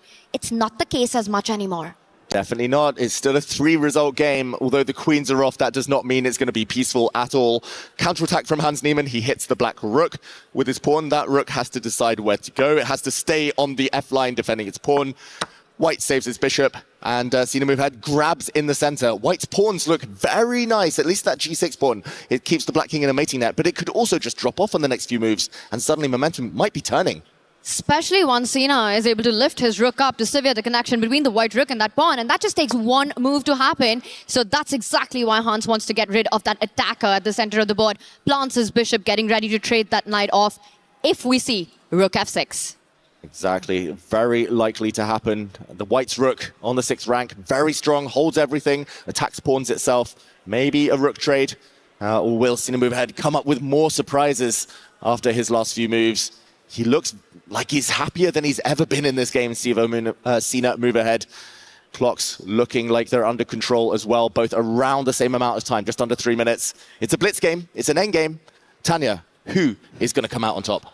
It's a really tough one. I've been just so impressed with the way Sina's been handling all the threats that Hans has been piling on him. And look at it. It's him who decides not to go into a pure rook-pawn endgame. He retreats with the knight, putting pressure on the bishop. And now he's going to trade and go for that stronghold pawn that White has on G6, bringing his rook up onto the 6th rank. There's no good way to defend it. And I think Sina maintains the balance. A draw with black is a fantastic start for the youngster. Exactly. A draw is in sight, but temporarily at least, White is up a pawn. How long that lasts is a big question. Hans targets black's most far advanced pawn there. We could see White up a pawn, but ultimately should be a draw. But Hans has a little bit more time now. Maybe he'll try and continue the game as long as possible. Play for the flag. And it's always such a good feeling when you're in an endgame where you're playing for 2 results. We see one pawn drop off. The f4 pawn is going to come off the board as well. For Sina, he's going to start targeting that weakness that Hans Niemann has on the left flank, lining up the rook against it. Hans will step back with his rook to defend it, potentially maybe even push the pawn. But then Sina just has to wait and keep everything under control, bring his king into the game. Yeah, Hans Niemann would have serious winning chances if the white pawns were connected on that left flank. But the fact that they're isolated, the fact that they can't protect each other, the white rook has to maybe go passive, that should hinder his winning chances. But for now, while there's time on the clock, there's still life in the game. And Cena move ahead, debating now whether to trade, whether to push. He pushes. If it's just 2 versus 1 on one flank, Tanya, that should be an easy draw if he had a bit more time. But for now, those pawns remain. But that is such an ugly rook that Hans has taken on the edge of the board. It could very well have been on the F line, making sure that Cena's king did not advance towards the center. Slightly surprised. Now compare all of Cena's pieces. The king at the center, the rook beautifully placed. Hans, extremely passive. Extremely passive, but they do say take the teenagers to endgames, especially rook endgames. We saw Pranesh make a mistake in a rook endgame earlier. Will we see Cena move ahead? Unable to hold this draw. It does feel like there might be one big twist still left in this game. A certain Magnus Carlsen came up with a term for that, David Howell. He said it's anti-young player chess, this one. When you get the queens off the board, take them to the endgame. And right now, Hans is giving up a pawn. He wants to set up pressure against Cena's G pawn by lining up his rook on the G line. Exactly. Now he's asking Black to go passive. Black can defend that G-pawn, but only by putting his rook on a really ugly square. He's ticking down on time. Hans has done a really good job of keeping an extra 30 seconds in the bank over his opponent. That could be vital a bit later on. Cena move ahead, defending actively, trying to go behind with his rook. He spotted a target. White's A-pawn still on the agenda. And that's what Cena has been doing brilliantly this whole game, always going for a counter offense rather than a passive defense in this position, which is key in rook pawn endgame. Hans forced to take a pause before grabbing the pawn, getting his king closer to the defense of that A pawn at the other side. The B pawn moves forward. This is the moment Hans captures once again an extra pawn for white. Exactly, an extra pawn. It should still be a draw because White's king is so passive, can never really move away from its own pawns lest they fall off the board. But he's got his eye on the clock, Hans Niemann. Cena move ahead needs to realize his biggest danger is not White's G-pawn, it's the clock. And I'm going to say I've got my eye on Cena's heart rate right now. Touching 160 it is for the 16-year-old trying to defend a pawn down endgame. He's pretty much in reaching distance of that, David. Predictions. Does he hold this against Hans Niemann with 50 seconds on the clock? Oh, it's 50-50 in my eyes. He does trade off a couple of pawns, Hans Niemann. I think he holds Cena move ahead, but it's 50% draw, 50% win for White. He's definitely not going to be winning this game, Cena. So we'll see how he can hold on. It's level material. I'm not sure about Hans's pawn sacrifice. Feels like it's made it slightly easier for the teenager. That's the feeling. And if you push the G-pawn, Cena's ready to advance with the C-pawn of his own at some point. If we're able to trade these two pawns, that is an instant handshake right now. It's 2 versus 2. The C-pawn's coming up the board. Hans chasing it with his king. We're going to see more pawn trades. Exactly. Black's pawn is not going to promote, but it might be able to give its life up for one of White's pawns. Nice move there from Hans Niemann. I think missed by Cena. So actually, it is a pawn advantage again for Hans. The White king is running. This is the best chance he's had all game. The White rook holds the second rank, holds the left side of the board, and the king is running. Only move now for Black is to advance with his king to b4. He finds it, but this is going to be so difficult. Can White make progress? Can White's pawn continue running up the board? And he needs to find the path to draw. He's found one right move, and again, check is the only way to stay in the game. He again finds the only move to hold the draw. And this is where he goes wrong. This is so incredibly hard. Hans Niemann is on the win. He needs to just keep pushing his pawn. And now the White rook can slide across, defend itself with the White king. There we go. White's ahead in the race. Rook trade. White makes a new queen. Game over. And Black's rook too slow now to get back, but the clock is compounding everything here. Cena move ahead. He's panicked. He's frozen. He can't find a move. White's pawn's about to land. 2 squares from touchdown. 1 square away. Queen coming. Resignation from Cena move ahead. Hans with the fist pump. What a game by Hans Niemann, getting this win and kept piling on the pressure. And you could see it, how much this means to him at the end of it all. Gets the win. For Cena, he tried to keep it together, but being accurate with seconds on the clock, a task almost impossible. Wow, so calm, so cool from Hans Niemann. Very professional as well. Never really in risk. It was a 2-result game. Did look like a draw for a long, long time, but he asked those questions right at the end, and Cena move ahead. No time on the clock, didn't have the answers. We said it, teenagers, rook end games, that tends to be where they get targeted, and Cena move ahead, unfortunately, couldn't hold on there. I have to say, that was fantastic technique by Hans. Even if the endgame was technically a drawn one, he knew practically a difficult one for his opponent, kept putting the pressure. And now for Cena, he will take on the white pieces, and he will try to take down Hans Niemann to keep his dream alive at the EWC. Yeah, fantastic game from Hans. He has the advantage. He's close now to making it to those playoffs, but Cena with white, especially dangerous, has really dynamic openings at his disposal. With white, he has taken down the likes of Magnus Carlsen in blitz games before. Can Cena now defeat Hans in a 10-minute game to stay alive? He's gone on to win plenty of those title Tuesdays with little time on the clock. He needs to bring on that beast mode in this one. Hans Niemann looking extra chill today. I have to say, it starts with the King's Pawn opening, and it is going to be the 4 Knights defense. Okay, this does have a drawish reputation. He's in a must-win situation. Cena move ahead. He looks up. This is Black's most popular move in this 4 Knight Spanish. So what does he have up his sleeve? Is he going to move his bishop back? Is he just going to castle his king? He takes a pawn in the center. This is very sharp stuff. This is old romantic chess. I remember games being played years and years ago in this. A mistake already from Hans Niemann, as maybe it was better to attack the knight in the center first. White a pawn up temporarily. Black cannot regain it yet. Ooh, that would mean the queen, the white queen coming into the game. There would be a lot of double attacks. The king, absolutely unsafe at the center. It will be white to the first party right there. Knight takes pawn.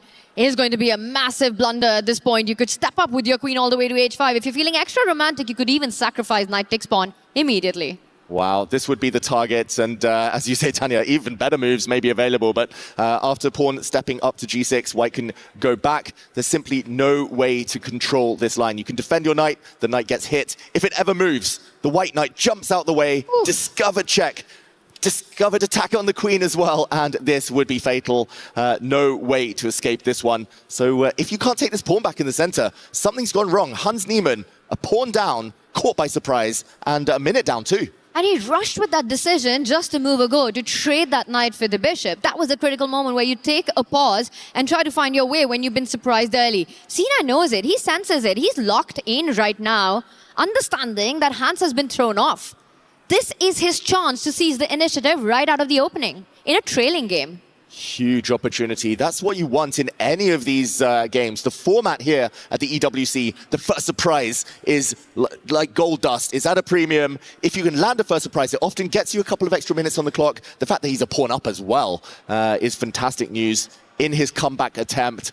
Hans now needs to maybe bank on the bishop pair.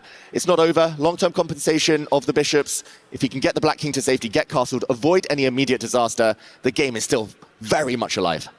What Hans really wants to do to keep the game alive would be to try to push the knights back. They're far too advanced into Hans's camp. Push that c-pawn forward, push the d-pawn forward. But the problem is that he's down a pawn. And unless he plays with momentum, with tempo, finds his initiative with the bishop pair that he has soon enough, it's just going to be an extra pawn for c9. You can see him get excited about his chances. Yeah, his heart rate was at 170 in the previous game. It's still around the 150 mark, Cena. He's still very excited about his chances. He knows he's going to be a pawn up now, guaranteed after Hans's last move. Black is ready to castle, but white can play very modestly here. Just defend the central pawn, keep things nice and steady. The hard work's been done with this opening surprise. Just 6 moves in, Hans in big trouble. Hans has to be kicking himself right now. He just unnecessarily went into this line of just grabbing that bishop instead of lining up his queen against the knight, which would have kept everything under control. And you can see it on him that he knows that this is not how he should have gone. In a game, he needed only a draw.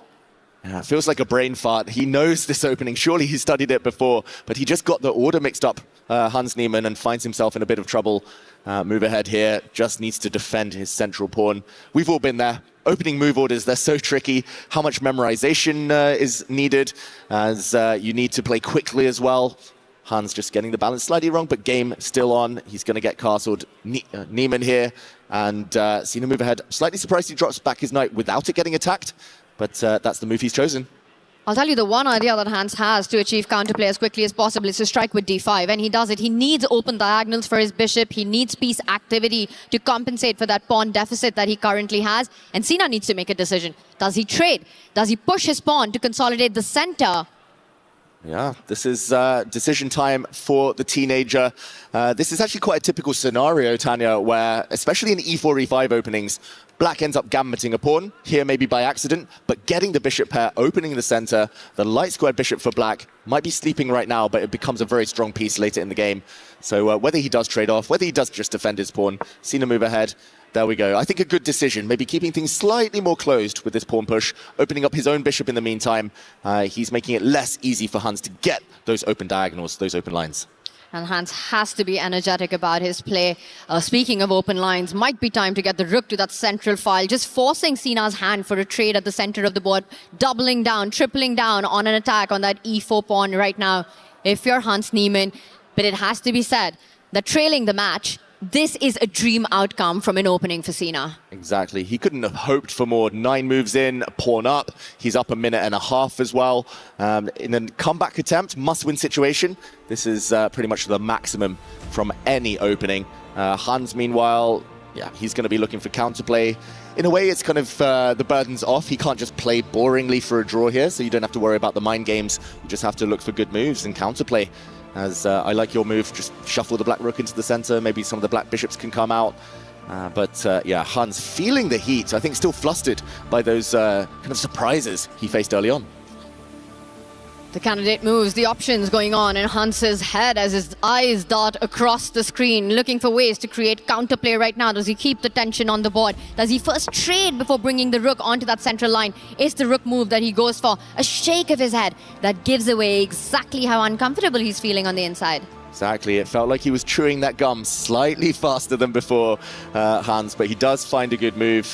White's knight in the center is undefended, so potentially some tactics, but Sina move ahead. What has he spotted? Is he just going to retreat his knight, defend his knight, trade off in the center?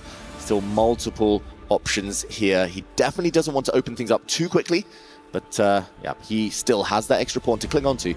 And it's moments like these that experience really counts, David. You know, for Sina at 16, this is the biggest stage of his young career. He needs to keep control of his nerves. He has to make sure that he plays the position and not think about the outcome. And one can't understate how difficult that is at this point. Exactly. Definitely the biggest game of his life, the biggest match of his career, as getting into the playoffs would be historic for him. Nobody would want to face him if he gets it to that next stage. Everyone fears the kids these days, but yeah, still, he needs to win this game to take it to Armageddon. That's going to be difficult too, as he does trade off in the center. Hans likely to take back. He could also move his dark squared bishop out the way to attack White's knight in the center, but it's going to be a pawn down. At least things have opened for Black's pieces. You want to capture that pawn with your knight. Slightly surprising that Hans takes a pause here. I'm just wondering if he's looking at some bishop jumps with an X-ring vision on that E-file, hitting that white knight right now. Hans trying to complicate matters. Is it going to be knight takes pawn? Or maybe a bishop move? Yeah, maybe he's double checking as well that he can get away by with taking that pawn in the center. Black does have some vulnerable pawns on f7. I'm not sure the tactics work, but he's definitely double checking things right now. Otherwise, he would have taken back this pawn instantly, as the knight could take. It does. I think he was just checking that knight takes pawn wouldn't work here. If Black's king were to take, this would be a deadly double attack. Black's king would be forced out into the center, where it might get mated, but Black would be able to flick in knight takes knight, hitting the white queen, and when the dust settles, Black has an extra piece. So that is impossible for White. Hans had to take some time calculating. He was correct, and now White can still try moves like bringing the queen out, but they aren't as powerful as before. Black's bishop is going to defend that weakness. And the knight at the center of the board. That's a beautiful move you're highlighting right there. Once the bishop comes out, it just feels like Hans will finally finish development and start looking for that coordination. For now, it is Sina who gets the bishop out first. And we see bishop arriving at the center of the board. For Hans, rook coming on to that central line. For Sina, it's now key to try to get as many pieces off the board as quickly as possible. The problem is that light squared bishop that Hans has is going to remain unchallenged for the rest of the game. Yeah, it's going to be hard to trade it off. It's going to be hard to eliminate it. The one dream here for Sina move ahead would be to trade off one of the bishops for his own knight, or maybe his dark square bishop. A dark square bishop exchange would be fantastic, but the knight is jumping. No trades yet. It's hitting an undefended pawn, threatening a fork as well. The c2 pawn vulnerable. That has to be defended by a rook. You just can't allow the knight to land there with a fork on that moment. And I believe once you defend that pawn, Hans Niemann will not stop. He will start kicking Sina's pieces backwards with the f-pawn moving ahead, targeting that central knight as well. You have to play with momentum again. For Hans, that will be key. We see the move on the board, and Hans does hit that knight. Only one good square. Only one good square. It has to slide back to g4. It has to go to the right here, going another way. There might be tactics in the air. Maybe you can get away with it. But I think knight back to the g4 square would be safest. And Sina move ahead, burning a bit more time. Still looking good for him. He does play that move. The best, the most simple. But Hans, it does feel like the last couple of moves, creating some threats. He's trying to change the flow of the game. And the rhythm of that knight. Now it's targeting another square at the center of the board. Also notice how it defended the b7 pawn from the eye line of that queen. Sina, huge tactics on the board. And maybe we call this out, David, because there's a big trick right now with Sina needs. He has set it up. Hans needs to be careful about a potential exchange sack if you take your eye off the ball. Ooh, exchange sacrifice on the board. If Black makes a careless move, let's say Black makes a pawn push. Wow, Tanya, I hadn't spotted this at all, but Hans had, and that is important. Rook takes bishop was the threat. Rook takes rook, and now a knight check. This is a pin, the g-pawn pin. The king has to go into the corner, and there would have been a devastating fork. This X-ray vision on the g-file caused, therefore, Hans to find the best move, putting his king in the corner. But now, bishop lining up with the queen, an attack, and the game continues. But definitely Sina throwing in those tactics, showing off his sharp vision there. Love that bit of show off, and he does defend that knight on g4 now, h3 on the board. Hans also jumps in with his knight, making sure that Sina's rook remains passive, defending the pawn. There is a lot of piece activity to counter that deficit, and I don't think it's so easy for Sina to go hunting for that second pawn. The white queen feels a bit miserable there. Yeah, the white queen miserable, overworked. She'll be overloaded, defending too many pieces. She might get attacked. Black's knight might be coming over to f5 to hit that white queen. Yeah, you definitely don't want to be too flashy here, too ambitious. Just the hard work's been done. You're a pawn up. Keep things simple, keep things safe. As Sina move ahead here, needs to find the right way forward. But Hans, it definitely feels like this is the best positioning he's had since he blundered that pawn. He's back in the game, David. It has to be said. He's setting up all these ideas of knight f5, chasing the queen to a really ugly square on h2. We might even see that being played out right now. The white queen will need to stay connected to the bishop on c7. Hans is 2 pawns down, but incredible piece activity right now. And he starts with hitting the knight on g4, which will be forced to retreat in front of the white rook. Wow, he's so brave. Sina move ahead to take a second pawn to kind of discoordinate his pieces like this. The black piece is so active. The white bishop stuck in no man's land. If he gets away with this, he's just winning 2 pawns up. But that white bishop trapped now. There are tactics. The white bishop gives itself up. Maybe there were better moves, but now he's going to get a bunch of pawns, maybe even 4 pawns for the piece he's just sacrificed. This is absolutely wild. Sina is down a piece right now for 4 pawns. Mathematically, it works out. And there's another one under attack, h5. Watch out, that falls with a check as well. This isn't as easy as the bar indicates for Hans Niemann. Wow, I'm surprised that the eval bar says black is so much better. It looks scary. The black king's so open, minimal shelter. But black's bishops, if they can cling on to that h-pawn, they might come to life later. Black still has so much activity. White's attacking with a mere queen alone. That's not enough. And long term, the computer's saying that the piece is better than the pawns. Will that pan out in this game? It's 4 extra pawns for a piece, and that just feels like a pawn too many. And the next few moves extremely critical for Hans. Will he fall back with the bishop to defend that h5 pawn? Instead, he offers a queen trade, dropping a 5th pawn. Picked up with a check. Wow, Hans really doesn't care about pawns. Doesn't value those pawns as highly as most people. The white knights now are coming. The queen trade, I think he was just gambling on Sina, maybe getting a bit careless there. Of course, the queen trade was never going to happen. White's playing for the attack, and the queen has to go home. That's to prevent any knight checks. There were knight forks in the air if the queen had gone to the wrong square. But everything's defended for white. 5 pawns. It's an army, a horde of pawns here. I just don't understand how Hans is going to keep this under control right now. He's only got 1 apiece for those pawns. White's knight ready to jump on the board. But first, Hans Niemann, you must retreat with your own knight in this position. He trades, falls back. The white knight about to hit the black queen. Oh. Watch out, there are checks on the G line. Rook lifts for potential attacks. Wow, it's white with the attack, white with the material advantage. Hans also down on time. The rooks are coming. The rooks are arriving now. All of White's pieces so actively placed. David, it really looks like Sina's making a strong case for a comeback in this match right now. It's the extra pawns that we've got, but also the attack against the black lone king. No pawn wall in front of it, and one by one, we're going to see Sina's pawns march up the board. The queen falls back, keeping connected to the king. Beautiful knight on f5. Beautiful knight on f5. That's the perfect square when attacking for any knight. And now the white rook rides up the board as well. I loved his h4 pawn push. Pushing the white pawn meant that the black knight could not leap forward, make any attacking movements there. And black is stuck. Black is pretty much boxed in. The king in the corner, the pieces around it, just lacking pawns here. And you know what Sina's just hinted at? He wants to double up on the D line and then infiltrate with that rook to the 7th rank. Stopped for now by Hans Niemann. Sina just consolidates all his pawns. Hans can do nothing with his pieces. Look at the restrictions that are there on the squares. Every square, every jump controlled by Sina. Exactly, and his last move, so calm and collected. He gets his king off the diagonal. This is the ultimate definition of control in chess. Minimal counterplay allowed. There we go, Tanya, your idea. Lined up the rooks, the black knight jumps, still no threats. The white queen slides, threatening that black knight, threatening some checks on the diagonal. He's getting ready for that final assault. Sina move ahead. The black queen's coming in. Is that a bluff? Hans Niemann, this bar goes sky high. Totally winning position for white, but where is the knockout blow? And can Sina find it wherever it does exist? One feels it has to be on the right side of the board. It looks like Sina spotted an idea that he really likes. He's got about 2.5 minutes on the clock. Can he deliver the knockout move right here, right now?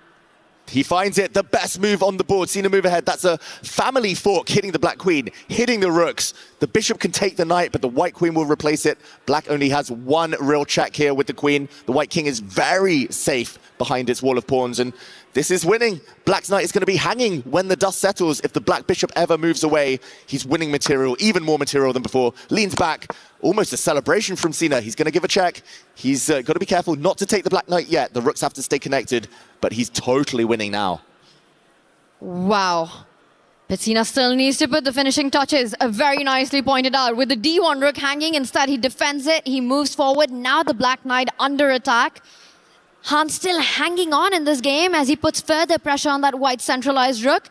Is Sina going to go for more? Will he try to checkmate Black's king? Tactics everywhere, David, in this one. Oh, all you need is one check on the H file. That line in front of the black king, it's open. You can check with the queen, but the black rook blocks. You need to check with your rook somehow. You need to somehow topple those defenses. Not easy, though. His rook is attacked. The black queen is still quite nicely poised, defending and hinting at some checks. He's looking a bit nervous now, Sina. His heart rate up at 170 almost. This is the big moment. Will he be able to convert? If not, disaster. And that disaster could mean going on the defense. If you move your rook, Hans is ready to line up the black rook against the white queen on the F line and threaten his own ideas. We might see a rook F8 hitting that white queen, dislodging it. And white's king isn't all that safe. Hans slowly getting back in the game. Wow, this is the critical thing about playing these experienced grandmasters like Hans Niemann. You've got to beat them 100 times. You've got to knock them down so many times. They do not fall easy. The black queen is sneaking in now. Hans with some big, big threats of his own. Exclamation mark. The winning advantage is gone, Tanya. White's still better, but momentum on black side. And the clock advantage almost gone too. This is suddenly such a random position. Anything could happen. It really could, but only one result is what Sina needs. A draw means Hans takes the match. He does put his king to the center of the board, struggling to find a better move, and Hans can simply check that king and ask for ideas. The king needs to stay connected to that F2. Hans giving a rook. Why did he do that?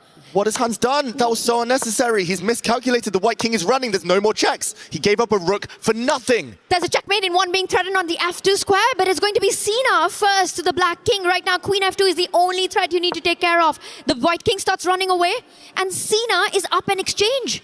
Wow, and look at that celebration already before the game's even ended from Sina move ahead. King of the hill, king in the center, marching to victory. He's so much material ahead. As long as he doesn't allow a sudden perpetual or a sudden checkmate and doesn't get his king trapped, he's about to win this game. But the clocks will still play such a big role. That's almost guaranteed here. He gives a check. What is coming next? It's the kind of position where every move is a high-cost, high-responsibility move. You could be walking into a checkmate. He gives a couple of checks. But for now, Hans's king is absolutely safe, and repeating, giving checks is not enough. Cena has to keep the game going. Hans is ready with his own ideas. Queen takes pawn coming in next. Wow. This is not over, David. It's far from over. There might be one big final twist here. We've seen some shocks and a big mistake from Cena move ahead. Advantage gone again. He's walked into a double attack. His king has to step across, but now the black rook is coming. White is about to lose some material, and a bang, a table smash from Cena move ahead. He's lost his queen. It's a flag fest now. Hans Niemann, queen and knight versus rooks, is winning. And it's all about the clock now. What a turnaround. This has been 14 seconds for Cena, 17 for Hans. He continues to bring on the speed. Hans does as he's back right into the game.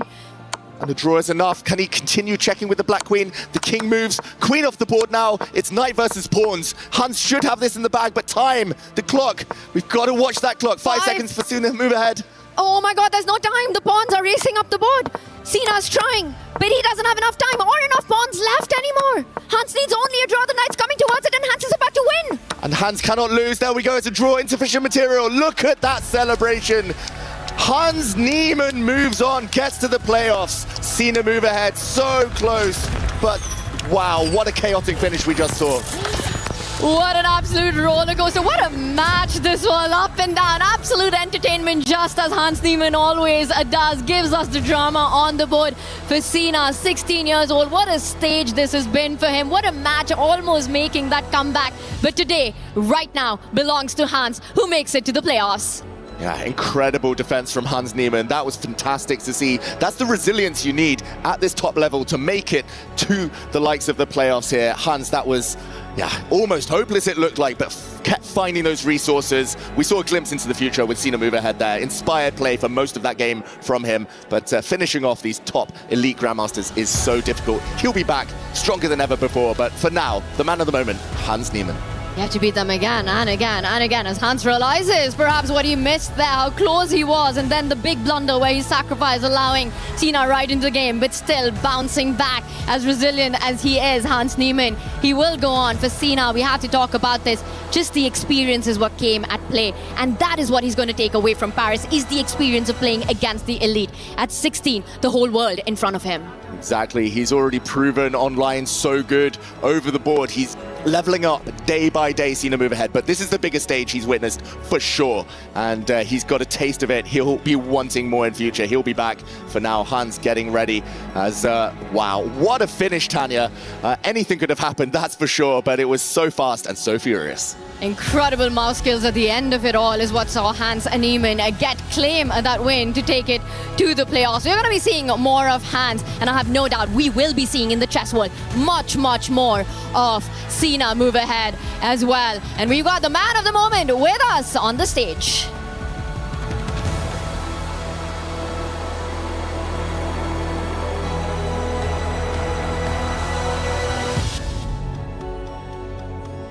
What a match, what an ending, and it is time, unfortunately, for Cena move ahead to give his key up to the winner. Cena, could you please proceed to the exchange of the keys as Hans Niemann can get that key in victory. And as Cena leaves the stage, can I please get a round of applause for Cena move ahead? Right, Hans, a couple of quick words with you. That was kind of a crazy ending. We've seen it. Run us through the end of this match. Yeah, in the opening, I actually thought that he might go for this, and I just mixed up the move order and I found myself down a pawn, but everything was going fine, and then he sacked the piece. I shouldn't have given up the h5 pawn, and at the end, I mean, rook takes f2 was so stupid. After that, I thought it was over, but I mean, when you have low time, anything can happen, and I was fortunate that he collapsed in the end, but he put up a great fight, and it was a great match.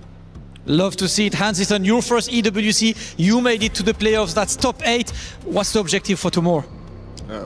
To win. Simply put, to win the awards of a champion, Hans Niemann. You can work towards the key crusher with Rob. Please give it up for Hans Niemann. I love Hans' answer right there. He said, to win? Yeah, pretty much. Congrats, bro. Phenomenal performance. Stuff was looking a little hairy right there at the end, but as a true champion, he was able to clutch it out, and now he will be crushing Cena's key You can go ahead right here, Hans, and press this this lever. Go ahead, my guy. The Keymaster letting him know exactly how it goes down, covering his ear a bit too. Cena move ahead, phenomenal player, young beast, but here at the EWC, nothing is given, ladies and gentlemen. Oh my goodness. Jeez, that power was absolutely different.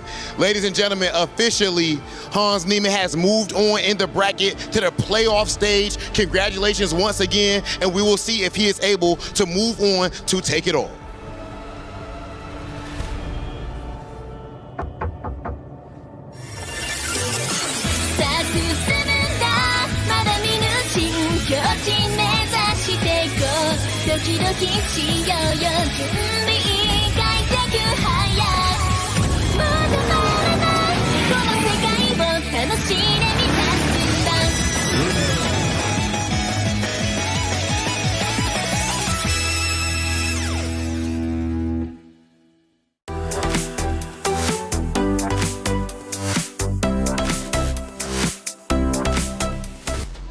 And just like that, our youngest competitor of EWC chess has fallen, but what a career is ahead of him. Such a tremendous accomplishment from the young 16-year-old of Cena Move Ahead, going toe-to-toe with Hans Niemann, who ends up taking the win in the end in great fashion. No Armageddon here.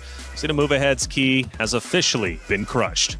Wow, that must be such a heartbreaking loss for Cena over here. I mean, the first game, that Rook endgame, was indeed a draw, but it's tough. It's tough to hold, especially with so little time. Yeah, it got very technical in the first game, nervy in the second game. I've never seen so many swings. We had 5 pawns for a knight. We had a rook sack that was completely errant, but then he got the job done. And I think, did I see Hans enjoy the key crushing a little more than most players there? Anybody pick up on that? I mean, it makes sense. Hans is a very emotional guy, in both good and bad, but you know what, for Hans, just such a good accomplishment. That was his celebration, I do believe, after game 1. Game 2, because time left. Man, yo, that time scramble at the end, Nemo, talk to me about it, because it was absolutely intense. It was super intense. I mean, Cena had the advantage basically the entire game. He had everything going for him. He sacrificed the minor piece in order to basically get 5 pawns, as well as the opportunity to just free attack Hans' king. But at the end there, in the time scramble, it got super chaotic, and unfortunately, Cena was not able to convert that into a win. Anything can happen to EWC, and Cena is such a nice, respectful young man. He actually won a Chess Kid Youth Championship that I commentated on. Nice. And he's, at 16 years old, that's about as much emotion as you're going to see. We had a single table slam, but you got to do 2 more, Cena, if you're going to be like Nepo. Well, he's still got time, though. He does. Like Nepo. And the bomb machine will, in fact, be coming up very, very shortly. But seriously, what a great moment it was for Cena Move Ahead to even just get on that stage, 16 years old, representing Team Stallions, a great organization. Shout out to him. I know he gets out at least a lot earlier than he wanted. However, I mean, really, just shout out to him. Such a good career ahead of him. But for Hans Niemann, great job overall. Let's go back to game 1, because there was a big moment that you wanted to break down. Yeah, this is getting really in the weeds, so we won't start drawing too many arrows and then slashing around there. But basically, he had rook in 1 versus rook in 2. What he attempted to do, after giving a check here with his rook on g1, he was worried that if he kept checking, the king might be able to walk down the board and avoid the check. So he moved his rook back to b1 here, but he should have given check on h1. And he was hoping that after his rook goes to b2, he'd be able to collect the pawn or trade rooks. But this is called a co-linear move. The rook does not take the black rook, but instead moves along the same line. Look at the white rook. It supports the pawn moving up the board, and that's where rooks like to be, behind passed pawns. So there's a little more I'd love to explain, but that's enough for now. That was very hard to see with little time on your clock. For sure. And I mean, it is not a good tournament to be a table at here. I would not want to be a table, I love that the table bang is just the most impactful thing here, quite literally, it seems. But the emotions are there, and they're real. Actually was watching, I don't think this was caught on camera, but just for your guys' information, like Hans Niemann, after getting that win, kind of reveling in the fact that he did in fact move forward to playoffs. I could see, like, he didn't just go straight over to the trophy. He didn't go straight for the interview, looking around and kind of taking it all in. Yeah, he actually didn't get up. He was busy going through the analysis mode, and and he was hitting keys really fast there. And he started actually smiling and laughing, realizing all the different swings that happen in the game. So when you play a game that's that intense with so much going on, he wanted to find the truth in the position. And I have a feeling he's going to be going back and looking at that game even more, but he had to get up. The producer's like, we got to do the key crush. That's right. Yeah, key crush, and it was a loud one for sure. Man, Move Ahead was holding on tight even with his key. But what's at stake now? I mean, Hans Niemann, he moves forward into playoffs. He's got two rivals that he's looking to take down, Magnus Carlsen, Hikaru. That's what might await him, and especially when it comes to our full draw, who knows who he's going to get. I mean, I don't know how much we can reveal about the draw, but on the off chance that perhaps the players are able to pick their players, I don't know if Hikaru or Magnus is going to pick Hans. Who knows, right? They could, in fact, do so. We'll talk about that in just a little bit. We still have one more match to get through to figure out who our next entry into the playoffs is going to be. But for all of you at home, you might not be here, or maybe you are in the venue. You've got a chance to get involved in the Esports World Cup at a deeper level. Look at EWC play. He thinks he can come in here and play my game. He knows nothing. Let's go! Tyler 1, you're done. This is my ladder. You can't climb it. It's better than being hard-suck at Masters. You're going too far now. Your eyes buggy. Your elbows ashy. That airline? That's an L airline. Somebody better hold me. Okay, yeah. Do something then. Raw energy. Blow the house down.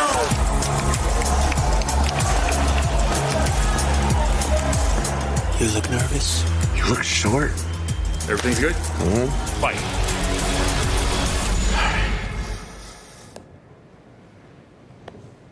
Okay.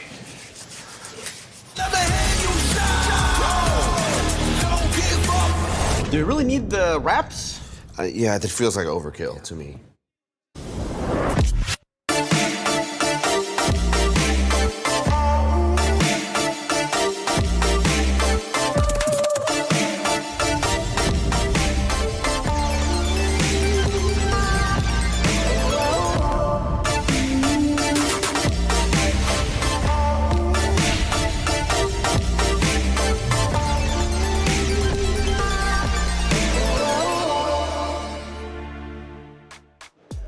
One more match to go, one more key to be crushed. Who's it going to be? Two great competitors go toe-to-toe to determine the last spot into the playoffs. Denis Lazovic from AGAL on the opposite side. Jan Nepomniachtchi about to go at it, and it's going to be a lot of fun for Denis Lazovic. We've been talking about him since day number one. Why? Because he is the sole representative of AGAL. I mean, AGAL has a really good chance here to score some more points, but Denis, age only 19, literally born in the era of speed chess. He's currently rested. He's had time to observe Jan Nepomniachtchi. Oh, I'm not sure if I would rather have his rest or Jan's, entire day. He's coming in with experience now. He's played a couple of other matches. What are your thoughts, Mike? Yeah, Denis had to sit around and wait all day for this, but it's not just the fact that Nepomniachtchi played earlier today. He admitted earlier to John Sargent he's been up since 6 a.m. And I'm looking at my watch now. That is true, actually. That's 12 hours and 5 minutes ago. We've gone from a.m. to p.m., so the sun's about to set. Actually, it's not. It's still summertime in Paris, but he has been up for quite a long time. I can't remember the last time I played a chess game after being awake for 12 hours. Now, he is Team Aurora, and I think that's a celestial term. We had an eclipse last night. I'm not sure if the stars are aligning. Getting too deep from me. You get way too deep from me, Mike. Celestial, I don't know, man. I'm a Scorpio. That's all I know about stuff. And I couldn't tell you the difference between a rock and a ficus. Talking about the competitor, though, he's looking to throw down Nepomniachtchi. Now, we've been talking about him all day long because he's also been crushing keys. He's here for a reason. And coming into this one, I don't know if he's the favorite, but he's definitely been looking solid today. I mean, Denis definitely had a good run earlier this year, but Jan, for sure, survived, beat Esipenko earlier today, however you want to describe it. Unfortunately, yesterday he did have a slightly rough day with that desk slam, but... Yeah, today he turned it around. He put that desk slam behind us. He's letting other people slam desks today. He's rubbed off a little bit there on the youngsters, but he won in game one as white and had a pretty uneventful draw as black against Esipenko, which is what you want. I've got some good news, though. If he is to advance, last year he also made the playoffs, but he lost to Arjun Erigaisi, who he cannot face as his first round opponent since they've both been coming out of the losers bracket. We'll get more later on in the show about exactly how the players choose each other. So now he might get, Magnus or Hikaru, who may not be actually that much better from 2025. True. Aurora Gaming, AGAL, both great organizations, especially when it comes to the club championship race. But if you look on the other side, man, again, for Denis Lazovic to be only 19 years old, but showing great maturity on the board. He's also performed extremely well at the Speechless Championships earlier this year in London, which is how, now he is here in the Alliance Vault at EWC. He qualified in third, beating out Hikaru in a very, very tense 26-point total match, right? Yeah, he went 13.5 to 12.5, and I can tell you that a lot of players a couple of years ago were like, who is this Denis kid that's doing so well online? Then he started coming to in-person events and doing really well in the in-person events and really cemented his place. I can also say, I've seen him mature as a young man. His English has gotten better. He's become more open in interviews. So if he does win, we're going to see him, really give part of himself here during the interview phase. Well, he's hoping at least it's going to be a winner's interview, not a loser exit interview, right? But either way, only one can move forward, and only one key can truly be protected at this stage in time. We need to know who our top 8 is going to be because so much is at stake.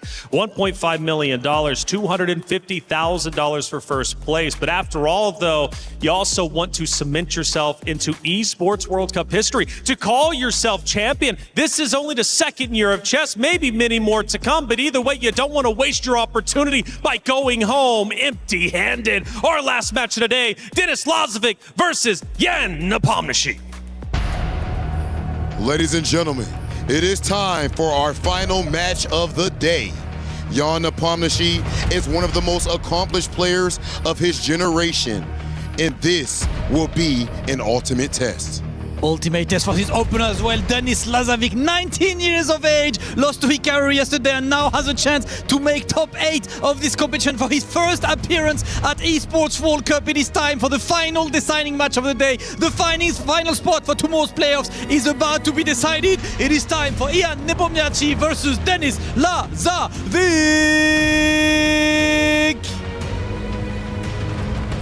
And it's a battle of generations between 19-year-old Denis Lazovic and Jan Nepomniachtchi. Both players experienced in the online world. Well, it comes down to this, a decider, the final decider of the day. And boy, Ben, are we ready for the action? Boy, the match predictions are mean. It's at 87% Jan. Wow. Yeah, I think Jan's a slight favorite, but if this was a classical match, then okay, 87% I agree with. But the chess clock is the great equalizer. Lazovic, very famous online for his blitz skills. That'll get the match closer to equal. I think either side can win this match. I think slight preference to Jan, but Lazovic is a beast in blitz chess. So we'll just have to see what happens. He is a beast in blitz chess. We will remember early on in the year in the online speed chess championship where Denis he took down Hikaru Nakamura in that battle for third place. Can he do the same against Jan Nepomniachtchi when his club depends on it? So much at stake for our players. For Denis, do you think he'll be feeling the pressure that little bit more? Because his club, AGAL, really need him to get to that next stage. Yeah, his club's one of the best, if not the best, and Lazovic's going to have to see if he can outdo Nepo. If he loses the match, he can bang the table 4 times, so just to outdo him by 1. But yeah, it's going to be a tough match. It's going to be really exciting games, and this will be one of our closest matches today. And the players have started. And Denis playing with the white pieces, just opening up with the queen's pawn. And it's an opening called a Catalan, something that Jan Nepomniachtchi certainly knows very well. He faced it himself on the receiving end back in a World Championship match. And we have very classical chess where white temporarily gives up a pawn, but says, hey, you know that bishop next to my king? That is going to be a monster. Yeah, rook d1 a little bit unusual. Now, Jan's thinking for the first time in the game. Normally, white just recaptures on c4. The point of bishop d7 is to play bishop c6, opposing the white bishops on the diagonal. That bishop on g2 is a monster. Both sides developing their pieces. Denis decides he doesn't want to capture on c4 with the queen. He'd rather capture with the knight. So that's why he delayed play queen takes c4. And white has a little better center. White's down a pawn. He's going to win it back. Black's going to get the 2 bishops. but it's a fairly equal position, still in standard theory. Both sides are pretty happy. Both sides have a ton of time on the clock, and very solid position for Jan.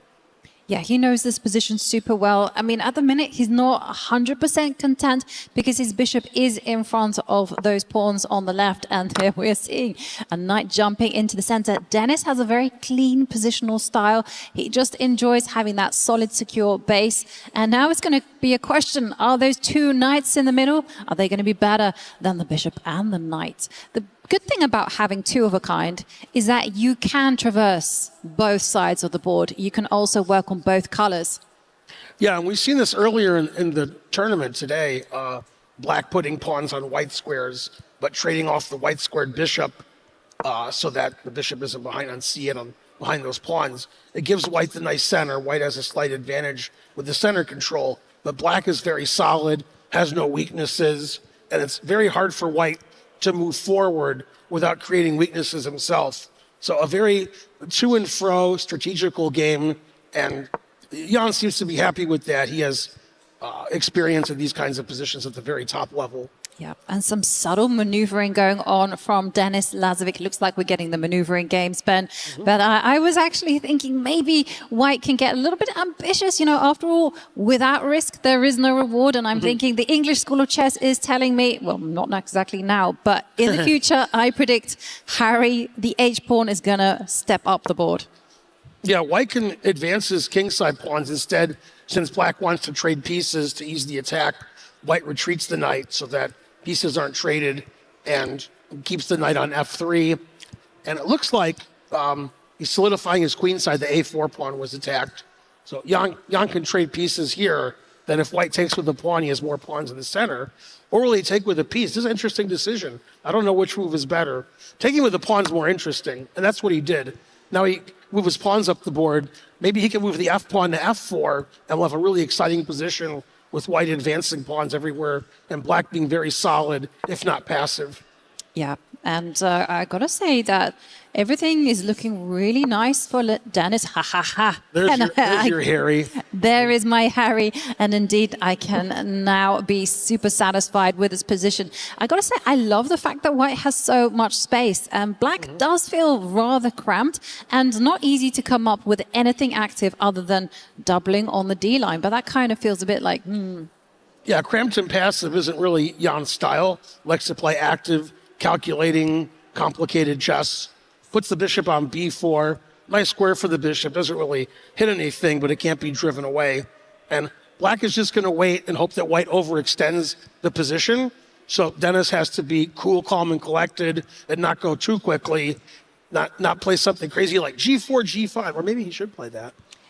You know, I love your idea. I just wanted to refine it for one move. I thought, just lift the queen up to the third line. If you get a queen to the third line, this is kind of like the Goldilocks point. And instead, you know, he is working that H-pawn, but he's got maybe ideas of stepping up with the queen. And then your idea, crack open a line against the Black king. And these two rooks, they can work to the left, they can work in the center, they also can work to the right. Yeah, White is the one controlling the action so far. White can push the pawns either now or prepare it a little bit, as you said, with queen e3, attacking the king side some more, and Black basically just has to wait. Black's very solid, isn't really worried about much right now. The problem is if Black attacks the center quickly with c5, that'll trap the bishop on b4 off sides. So that's why Black is never playing c5 and giving White that passed pawn with d5. Instead, Black is just waiting, knowing that it'll weaken White's position if White pushes one of the center pawns. And the question is White going to play for g4, g5? And can he do it now, or does he have to wait a few moves?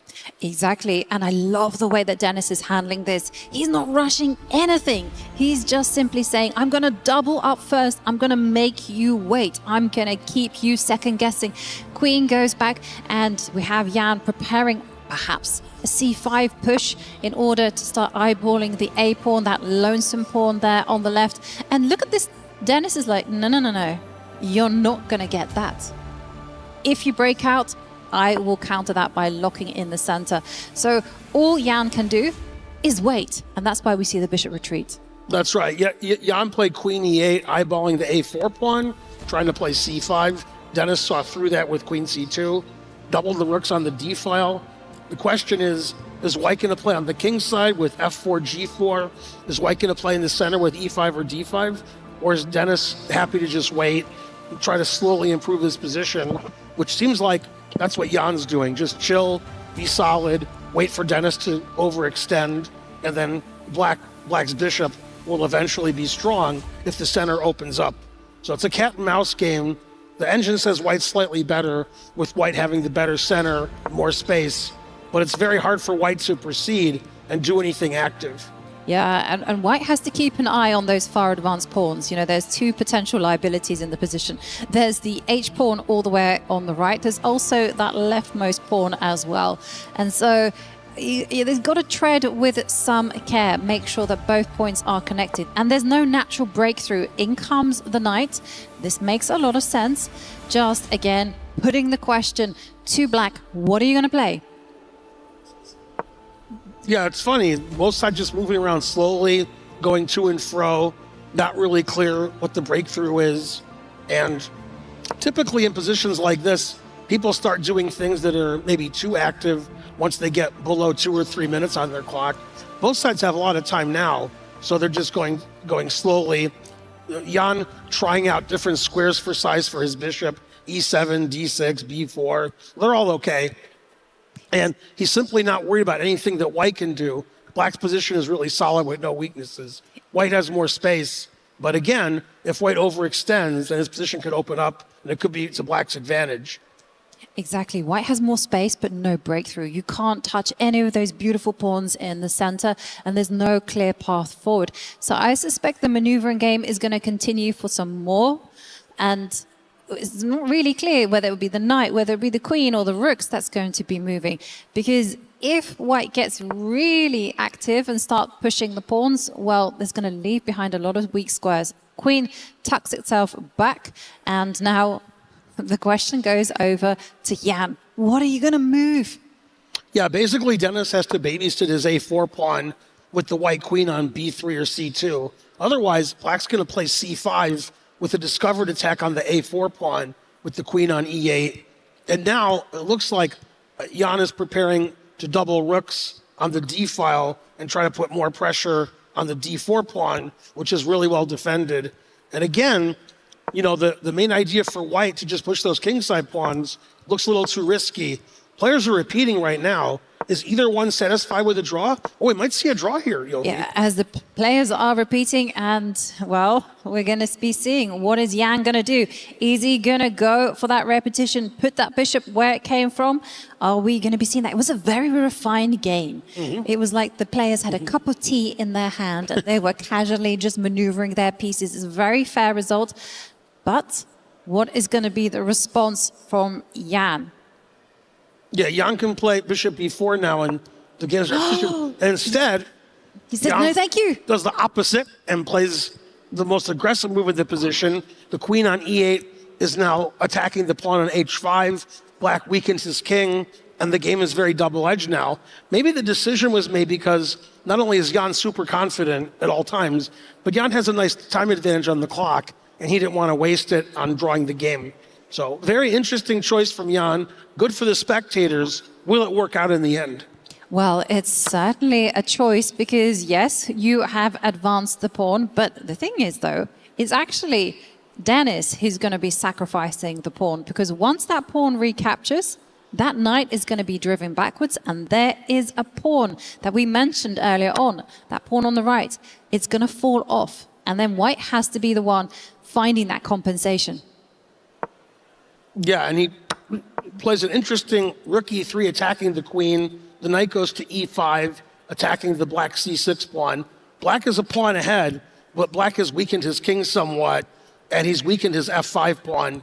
So now White has some targets. Black has an extra pawn. And I truly think Jan decided to play on instead of repeat because of the clock situation where he has a decided time advantage. Yeah, I think he felt like his opponent was drifting, didn't quite know exactly what to do. And watch out, everyone, because you know that extra pawn, it's going to start advancing up the board. But Dennis is saying, hey, I might be a pawn down, but it doesn't matter because I am the one getting active. And now this is a fantastic move from Jan, because now the f-pawn is going to be used as a wrecking ball. Yeah, he unpins his f-pawn. He couldn't play f4 previous position because the f-pawn was pinned. So he moves the queen to g4, ready to play f4. White plays f3, a move I usually recommend against, but he's trying to stop black from moving his f-pawn. White has a passed d-pawn. Black's a pawn ahead, but extra pawn isn't worth very much. White's very active. Engine thinks white has excellent compensation for a pawn. Both kings can now get exposed. The game totally changed when Jan played f5, really disturbing the balance of the game and making the game more interesting. Good for Jan. Yeah, and definitely good for us as well as we get to navigate this complicated position. Pawns have been traded off. White is going to step up with the rook. The B pawn is a target. You can also just simply argue, as you said earlier, Ben, that black's extra pawn doesn't really mean much. And hey, it's going to be all about the E line. It's funny, black has an extra pawn, but white is the one with the passed pawn. Black is still defending, playing solid, trying to stop that D pawn from moving. Black's king is pretty safe with extra pawn in front of it. White's king is relatively safe now too. So position is still about equal, but it's a more dynamic equal than we had before. Okay, now that move is pretty risky, opening up the white king on the diagonal, but he's solidifying the rook on e5. Engine says it's okay. I would be worried to play f4 because my king is going to get exposed later. But that's going to be later when both sides have 1 or 2 minutes on the clock. The game is going to really heat up. Totally right. Like if for some reason white loses control of this position, that with that open king, white is going to have serious issues. But for the time being, everything under control. White's rook's extremely active. The queen moves over, blockades its own pawns. And Dennis is just arguing, hey, I'm so active with my pieces, you cannot make progress. Yeah, white defends the D pawn, putting pressure on the F5 pawn. Now they're repeating again. Rook E1, Queen G6, Queen D6, going to and fro. I assume Jan still wants to play for a win with his extra pawn and time advantage. So he's going to try to find a way to not repeat. And I think since white's a pawn down with a minute less on the clock, Dennis won't be upset about drawing the game. And here we go again. Jan playing for the win. A little risky, h5, wants to play the move h4. Black has more pawns on the king's side, so he's trying to use that to his advantage and attack the white king. Very interesting play by Jan. Again, no matter how complicated or interesting it is, the engine always says it's about level because both players are playing at a really high level, not making any mistakes, and the material is very close to balanced. Yeah, but I gotta say, Black is really piling on the pressure, but then Dennis has also found a counter strike of his own, like coming in, big threat of rook taking the pawn. So you got to do something about that. You don't really want to be stepping up with your own pawn to defend it. Neither do you want to go completely on the passive, even though it might be okay. It's certainly ugly. Hey, do we get paid more if we do Counter-Strike instead of just chess? We can do chess and Counter-Strike, get 2 paychecks. That is true. That is Counter-Strike. true. The thing is, I don't know anything about Counter-Strike. Oh, okay. So we'll have to watch Dennis do a Counter-Strike and see what happens. Well, we'll have to see. Because as we're seeing that Nepomniachtchi has gone, yes, okay, fine, ugly chess is necessary. I need to hold on to that all-important F-pawn. And Dennis starts improving the queen. Also ideas of advancing with the D-pawn, whereas Black's extra pawn is still yet to count.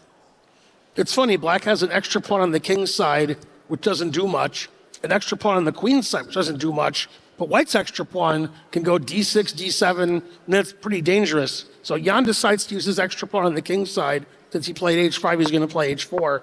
Open up that white king. White gets counterplay with D6. Both sides have their advantages now. Black's a pawn up, Black's threatening D6. Black wants to take on G3 and open up White's king. The F5 pawn is weak. And again, the engine doesn't care. The engine just says it's equal because both sides are playing so well. Interesting decision there from Dennis. Doesn't give a check to the king. Instead goes for this, just arguing that the black rook is completely passive. And black is now going to have to use his king to make an assist. The king is going to have to come in and march its way towards that very dangerous D pawn. So Nepomniachtchi just thinking as to what to do. But this is really... you don't need to think about it too much. Instead, he decides he's got the time. He can defend that F-pawn. And now this is going to be 2 versus 2. It's going to be pretty equal position. Like, that's funny. You can't play king g5 and hang mate in 1. You couldn't go up the board with a king, because that would have been checkmate with a side check from the black rook. So another check, and the black rook is going to get forced. And the first game finishes in a draw. Well played game. About equal the whole way. It was. Yeah. Very well played, with Dennis, going for a very classical position, getting that nice central advantage. And you see Jan Nepomniachtchi being incredibly patient there, just waiting until the time is right. They could have agreed to draw earlier on. Jan said, no, let's play.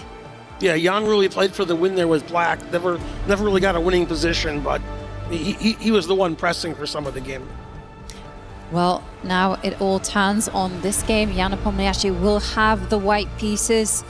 We'll see what he makes of it. Will he open up with the e-pawn, king's pawn? Will he do something different?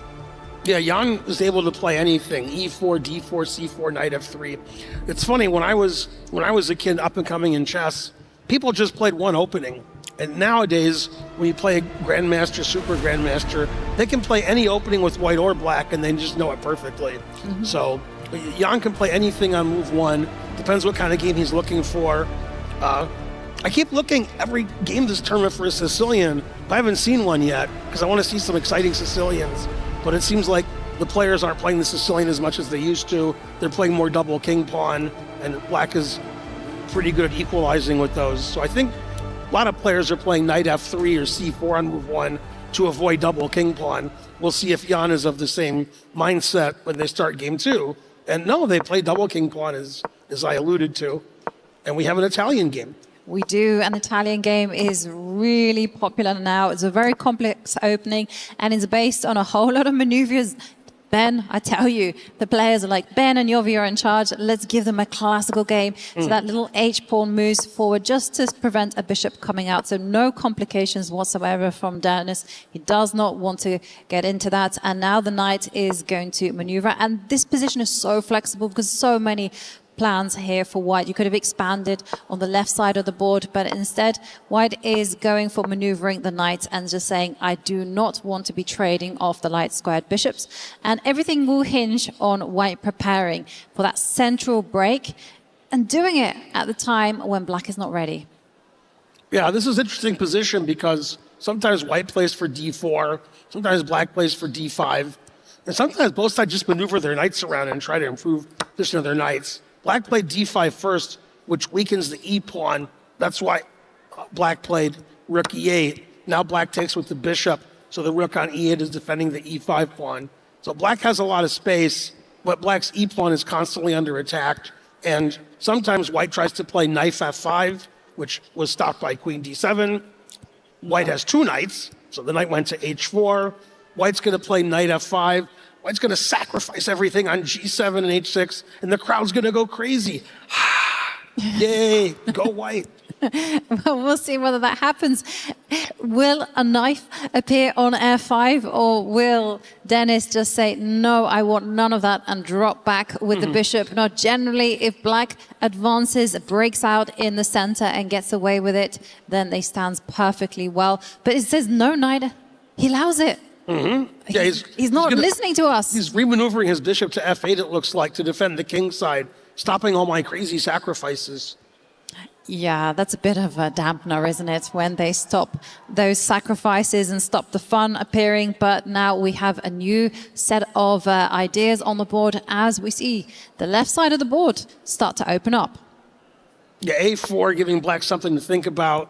Black leaves the a file, doubles the queen and rook on the d file, trying to put pressure on the half-open d file. But typically when you're white in these positions, you'd like to try to play queen f3, but the bishop on d5, which is unusually placed, is stopping white. from aggressively placing the queen, white can't sacrifice on the king side. So that's why white played a4, and now Jan's having a think.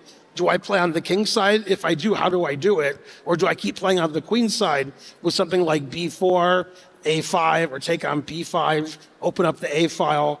And it's not easy to put more pressure on black's e pawn on e5. That's white's half open file. So it's not easy to figure out what to do. Typically, when you're watching a classical game, the players think 5-10 minutes a move. We don't have time for that. You got to play by the seat of your pants, figure out something quick, and hopefully it works. But they whiz through these moves as I speak, and look, we've got plenty of time on the clock. I'm looking at the heart rates. Dennis relatively calm at 119, now up to 120, 131 for Jan. And, well, there is no opening of the A line, and instead the bishop finally develops. Us conservatives would not have approved, right? Not very aggressive bishop to d2. Exactly. Well, maybe got ideas of expanding even more on the left side of the board, picking up the B pawn, moving it 2 squares on one fine day. We'll see whether that is chosen. But something that black could do is something that you mentioned earlier. You know, just go, hey, you want to work your magic on the left side. I'm going to get there first and start advancing. It'll be interesting if black plays b4. That would change the character of the game quite a bit. And then the a4 pawn wouldn't be doing as much.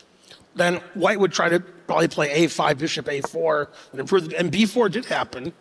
And Jan gives that a funny look. Like, that's interesting. I don't know if that's good, though. Well, it's interesting, exactly, because it's kind of asking white to change the nature of the game. You don't really want to be picking up your c-pawn and moving it 1 square forward, because that concedes a huge hole in the middle. So you need to keep that tension there. But once you add that tension to the position, it makes calculation that extra bit complicated, as we see Jan make a very quick decision. Just advance the a-pawn, and I was advocating for keeping the tension between the pawns, but Dennis said, no, let me grab the space. Let's force that bishop back. But in fact, I say force that bishop back. You can take the pawn. And yes, the d-pawn is falling. But I gotta say, I don't approve of the structure that black has on the left. Yeah, I was just going to say black has 2 isolated pawns on c7 and a6. Black got rid of white's d pawn. Black has the open b file with rook b8. But those 2 isolated pawns might give white the advantage later.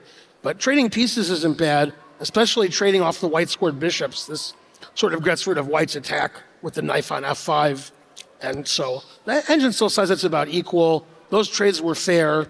Looks like Jan gave the seal of approval. He went, that's okay. And now black wants to trade queens because the knight on f5 is so strong. White doesn't want to trade queens. And eventually, over the next 10, 15 moves, Jan is hoping he can put pressure on the isolated a6 and c7 pawns.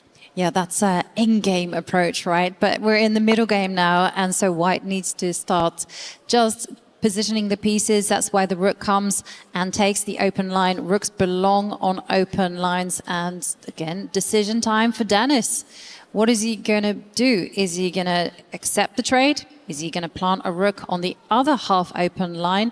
Well, those are the questions that need to be answered as his clock starts to trickle down. Rook d5, that's an unusual move. Attacking the pawn on a5, I didn't see that coming. And if white defends with something like b4, then black can double rooks on the d file. So Jan just took the knight, or took the rook, I'm sorry, getting rid of the pressure on the a5 pawn. Now the knight is very well placed on d5. Doesn't want to give his bishop away.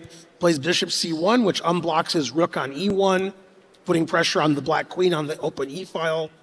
And again, engine says white is a little bit better because of black's broken queenside pawns. But black is still pretty solid, and the pieces are pretty well positioned. Yeah, I got to say, you know, a lot of people will be like, well, hang on a second. What is that bishop doing back on its starting square? Well, it kind of works because there's no tension in the position. It's a very gentle one. And here it's all about that in-game that Ben has been referring to. White wants to just trade off the right set of pieces and then focus on targeting those 2 isolated pawns on the left.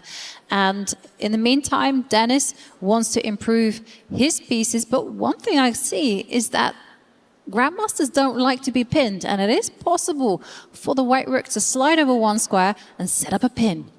Yeah, the rook on e1 is pinning everything on d1, e1. The bishop on c1, which you were alluding to earlier, is not only putting pressure on h6, so black can't play g6, kicking the knight out. It's also defending the backward b2 pawn on the half-open file. And I like when bishops are on f1 and c1. It seems counterintuitive, but they don't block the other pieces. The bishop on c1 isn't blocking the white rook, which can go to d1 or e1 and put pressure on those half-open files. So again, these are the kinds of positions in a classical game which are very slow maneuvering. It's not clear what to do. Players take a lot of time. You can't really do that in a 10-minute game. You got to just play quickly, and that can lead to some mistakes. Both players are playing really well right now. They're playing so well that they're playing the move you suggested, rook to d1. So you know they're playing well. It was a really subtle move, and Jan did play it. I was also tempted to kind of flick the queen the other direction, just because I'm a hack at heart.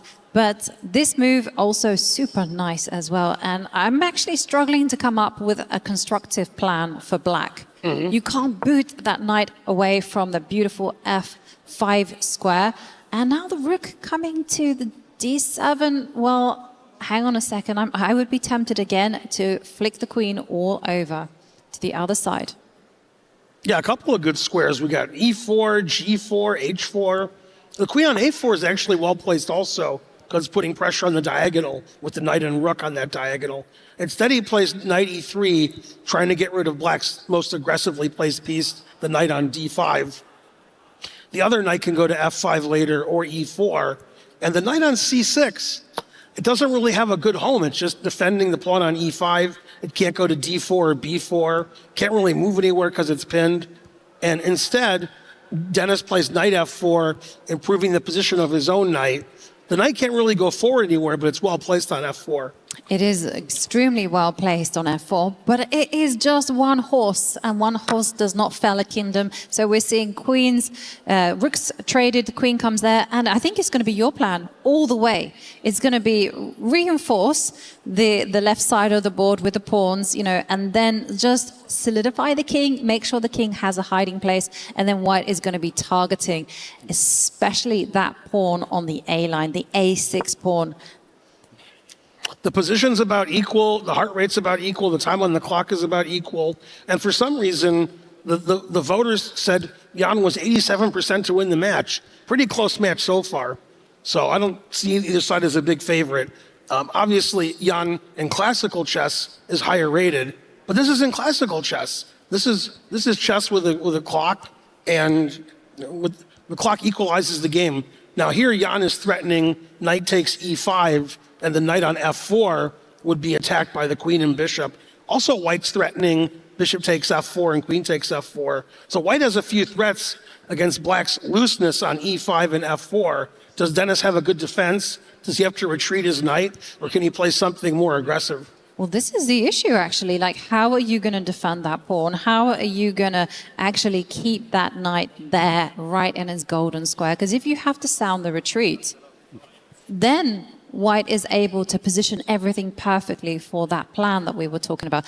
Also, I got to say, there could be a trick in town, because there are some tactical ideas if that knight drops back. And I don't know whether it works. I think it does. Oh, you want to play bishop takes? I do.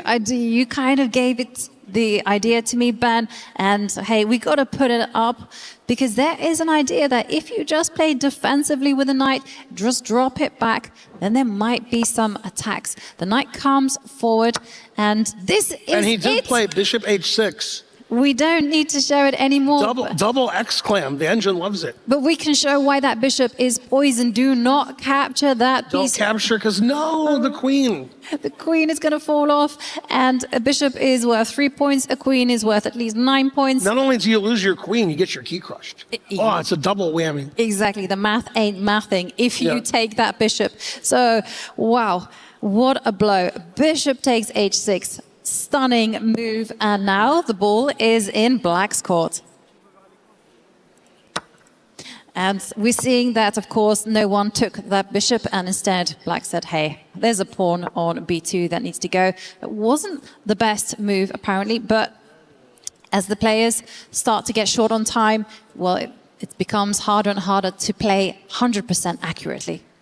That's right. So we got a position that was pretty solid for both sides.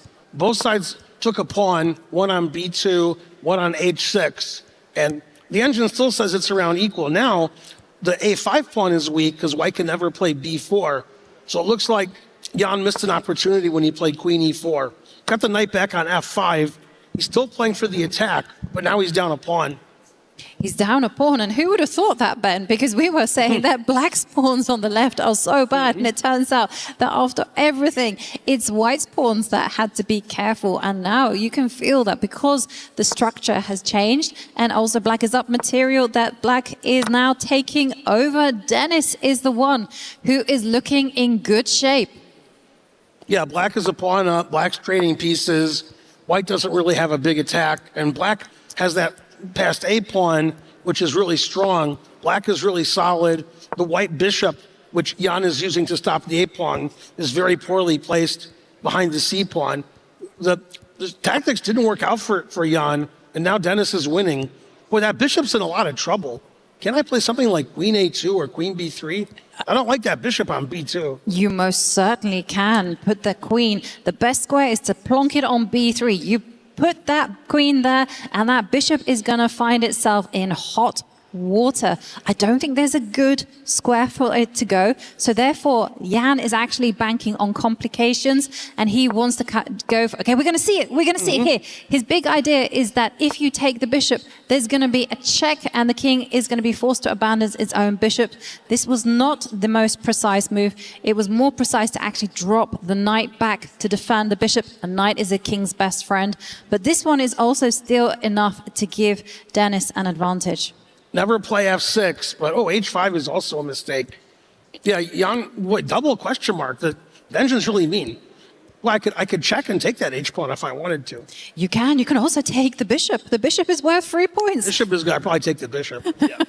I don't know about you. Okay, No, he takes the pawn. He goes for your approach. Why not just get rid of that pesky pawn? And he comes back. Look at this. This is just so sadistic. He's like, first I'm going to pick up your h pawn. Now I'm going to go for your bishop. Yeah, the endings are all pretty winning. Sometimes black can even play something like queen b7, try to force a trade of material. Wow, Jan keeps wanting to sacrifice his bishop. Eventually, black's going to take that.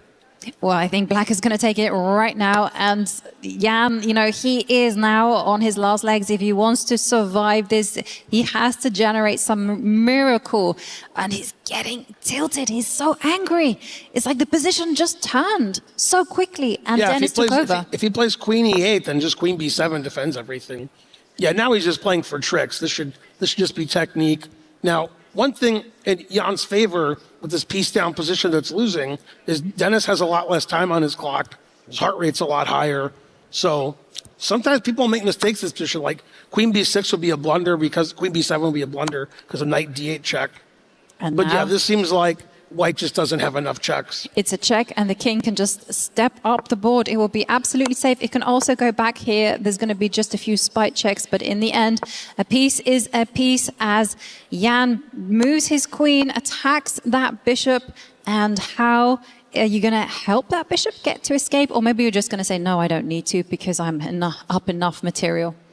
Yeah, black is up so much material, he can easily give up the bishop and still win the game with his 3 or 4 extra pawns. And black can start attacking also. Dennis decides the e-pawn is very strong. Let's promote the e-pawn. Yes, but everyone watch the clock because Dennis now is down to 50 seconds. And with the queen and knight hovering around the black king, it's still pretty shaky. There's still some danger to watch out for. And what is queen to e8? You need to keep an eye on that pawn. The king comes forward, checks. And for Dennis, it's just about holding his nerve and doing it within 47 seconds. That's a good move, queen e5. That stops queen h5 check, prepares e2, e1, tries to trade queens. White doesn't have any pawns left. White has no attack. Jan knows that it's almost over. It is over.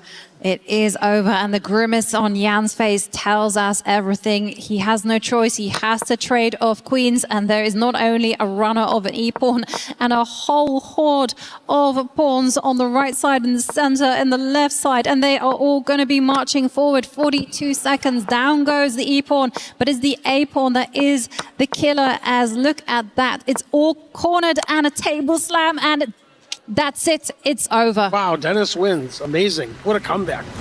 What a game. Especially after Jan played bishop takes h6. Everything went downhill after that. Exactly. After that brilliant move. It wasn't so brilliant after all. You had to play precisely. And Dennis, well, to the relief of his team, AGAL, he makes it through to the quarterfinals. Wow. Just 19 years old and already so calm, so collected, and so good at chess. Obviously, in classical chess, that's a big upset. The clock is the great equalizer. Lazovic, a brilliant blitz player, as he's shown the last few years. He's the younger player. And a lot of times in quick chess, the younger player does well. As we saw here, he was able to stave off after bishop takes h6, white's attack. Jan still can't believe it. He just won't get up. He can't believe what's happening. And soon he's going to get his key crushed. Yeah, it's so sad. The heartbreak is real because there's so much on the line. You know, you really want to be doing well, but in the end, it just all turned for him. And this gentleman, Dennis, is the one who makes it through to the top 8. That was an amazing final match. And I thought Jan had it. When he took on h6, I thought the attack was going to crush through, but Dennis defended brilliantly. Now he's going to get to crush Jan's key. And let's go to the stage and see that key crush in just right now.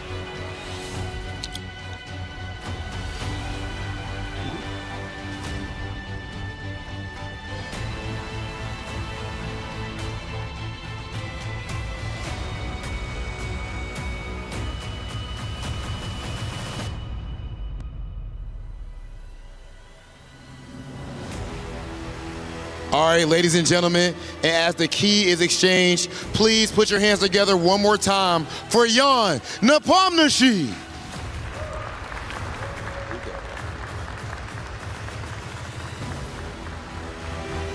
Okay, and Dennis, if I could get a word with you, brother.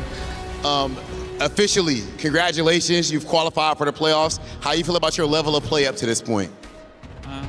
I think today I played quite well. In general, better than yesterday, but first game wasn't great. I played quite passively and spent lots of time. And the second game, you know, I think, yeah, in general, played better than yesterday. And that's what that's why I won. Okay, and speaking of why you're winning, you are the youngest player that we have left here at only 19 years old. Do you think that your youth is an advantage? Well, I think, you know, other players, they're not too old, so experience also very important. I think I'm still not confident enough, but hard to say, you know, other players, they're not like 50 years old, so everyone more or less quite young. Okay, ladies and gentlemen, Dennis Lazovic, please go ahead and crush your opponent's key. Oh, no, Dennis. No, not yet, not quite yet. Hold on, my brother, 1 second. Okay, yeah, I think it might actually be stuck in there. We're actually sending them down to the key crusher.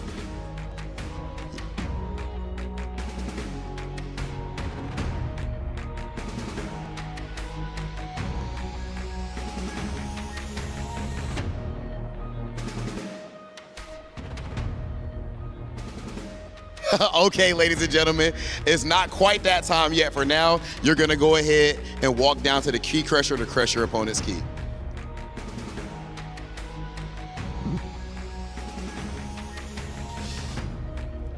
One last key to crush for today, as Denis Lazovic has to validate his ticket to tomorrow's playoffs. He's eager to put his key within the final trophy, but only the champion can do so, and he has a couple matches to win still to get to that level. But right now, an incredible show leads Denis Lazovic right here to the key crusher. It is time to crush more hopes, crush more dreams, and validate your ticket to that top 8.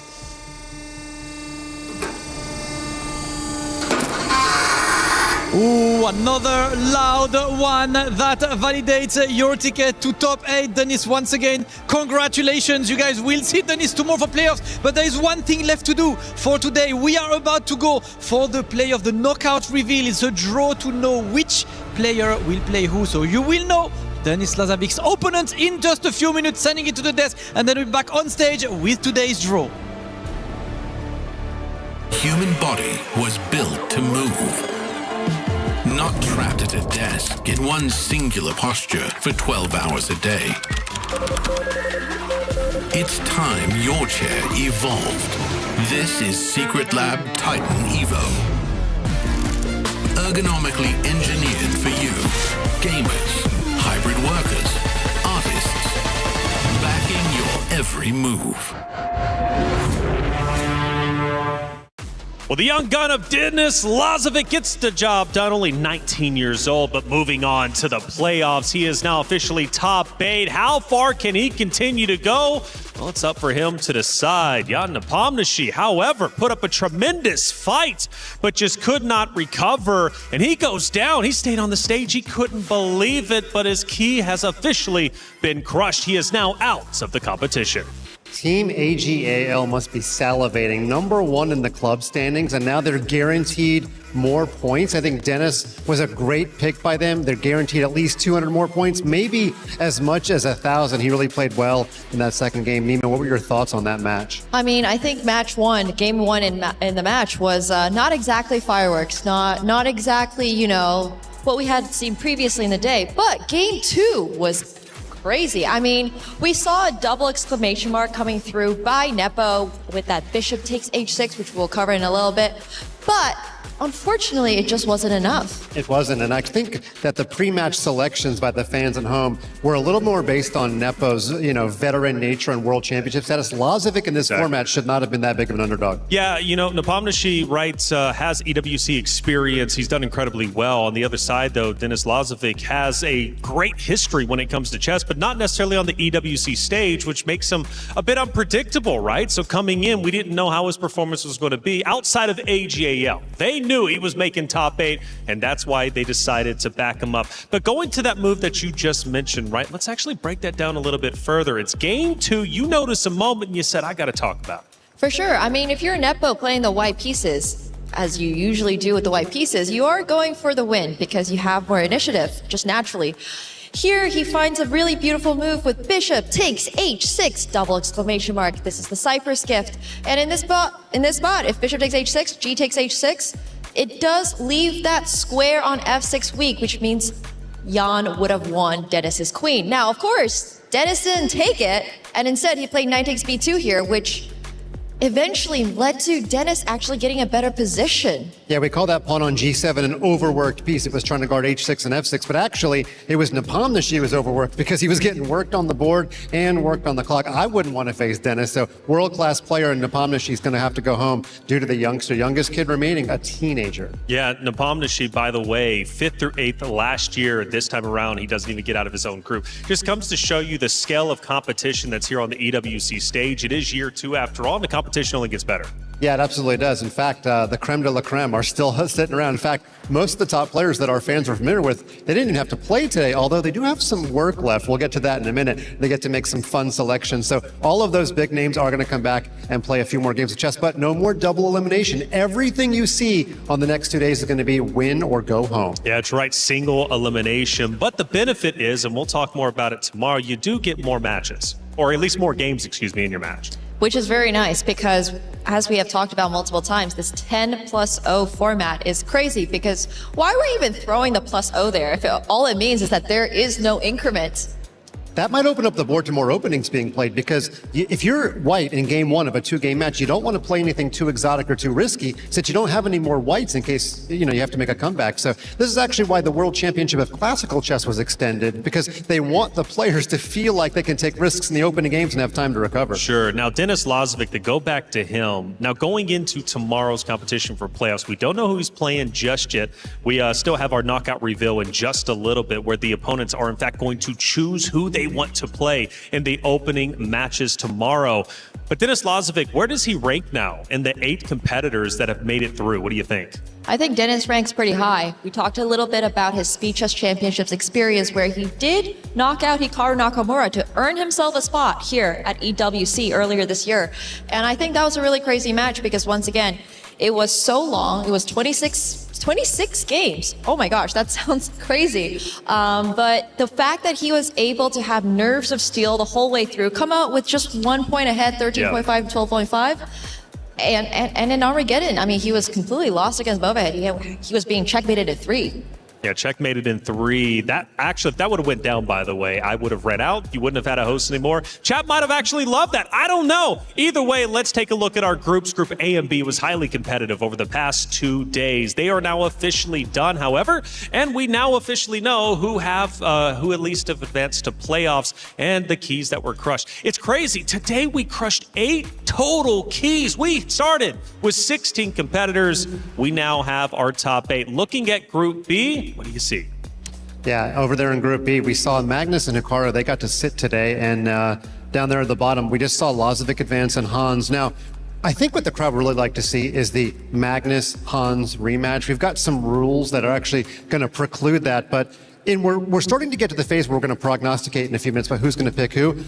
I actually don't think that Denis is the player people want to face. I think Hans is going to get picked over Denis there. But a lot of youth at the bottom, a lot of veterans on top. That's what I see. The veterans got through, and they need that day off to rest themselves. Maybe so. Group A, though, was equally as competitive, and it went through the gauntlet. At least the competitors did. It was not easy to make it through into playoffs. We just witnessed the last remaining games coming out from there. But as we take a look at Group A, the big talking point here was Wei Yi coming in, right, from the LCQ. How far would he be able to go? Well, Alireza Farouja ended up shutting him down, and ultimately Nihal Sarin took him out, but also took down his next opponent to secure a spot in the playoffs. He's looking pretty good, but so are the 3 others. I mean, everybody here is just so strong. We haven't seen much of Nordebek actually here on Stream A, because he's been so busy crushing it on Stream B. He went 4-0? Yeah, he's played the fewest games because he won them all, and he sat at home today. So that's a good way to go under the radar, is when you just win everything. But he should not be trifled with. World number 7, by the way, and it's great to see him advance to the playoffs. Keys were crushed today all day long. Pranesh ended up getting his own key-crushing moment in the venue. He felt good about it. Double thumbs up. How could you not be happy, right? Crushing your opponent's keys. But some of them are loud, as you can see. Nihal looks absolutely terrified in that shot, but I'm sure he is very glad to have crushed his opponent's key and be moving on into the main stage. Yeah, you can't really see it on camera, but the players actually wear double headphones, and maybe we need to allow them to keep those headphones on during the key crush there. So Nihal, I'm sorry if we hurt you a little bit, but that's really fun to watch. And what happens to all the extra scraps? Do they get all polished off by our guy in white gloves? No, that's it. He takes them, and you can use those keys that are crushed if you become a champion, right? You get to pick from 3 of them, and some of these keys that were crushed might in fact be used for their own trophy moving forward at the end of day number 5, Saturday. What I personally really liked about this ending match was that Denis did not immediately take Jan's key over to the crusher, but instead placed it into the championship trophy. Never seen that before. We've been here 6 weeks. I know you get to pick 3 keys if you're the eventual champion to make into your trophy. I'd like to see a gold chain, though, because then you could wear it next year. I mean, imagine that. The ultimate, I don't know if that disrespect, but to bring a gold chain of your fallen foes from the previous year, that's pretty cool. It's actually next level disrespect, but you know what? We might have to check that out. Maybe somebody else is going to come up with it. Who knows? All I know is behind me, the competitors are in fact getting set up, and our knockout reveal is about to go down, and it's going to be a lot of fun. They get to pick who they would like to play, and I say they, well really it's only 2 of them. But either way, before we get to that, did you guys know Level Up Season 2 is now out? If you didn't, check it out. A lot of people are haunted by their past. I'm inspired by it. They're not just playing for themselves, they're really playing for their entire family. They have defeated their demons. They have crushed the curse.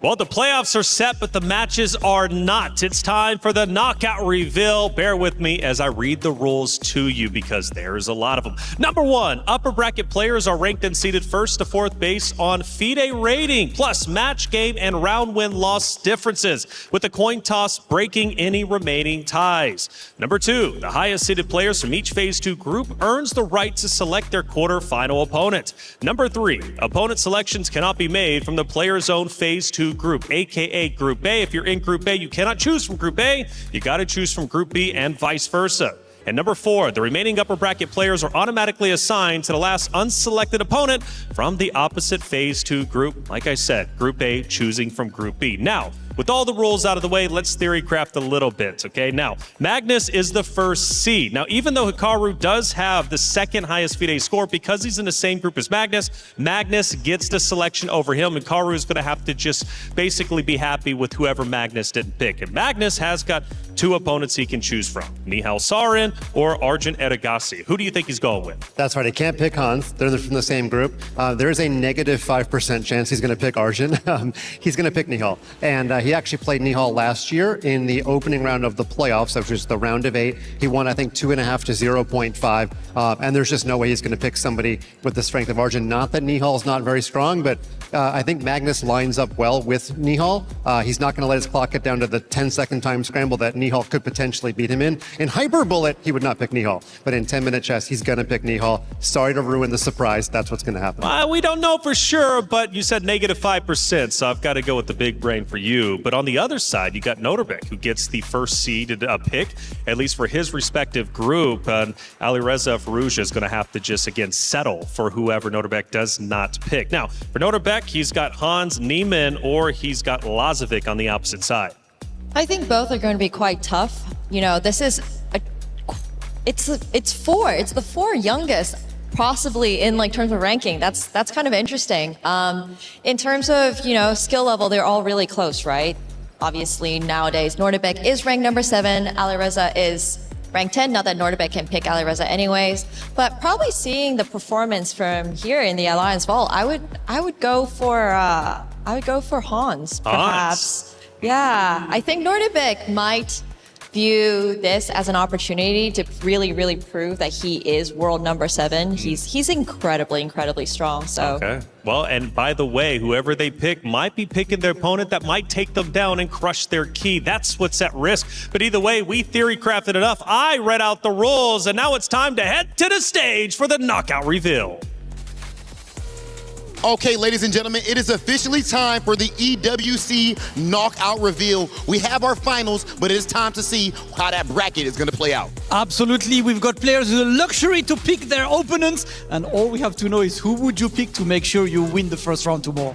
Okay, well, ladies and gentlemen, you guys already know the rules. They explained it over there on the desk. Let's get to the action. Please come to the stage, the man himself, Magnus Carlsen.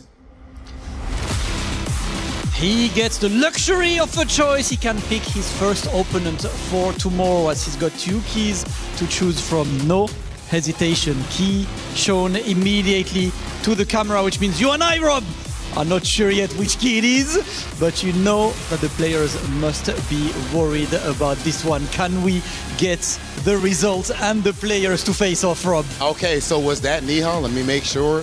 Yes, indeed it was. So Nihal, please meet me right here in front of Magnus for our face-off. Magnus, first question, well actually only question, why pick Nihal?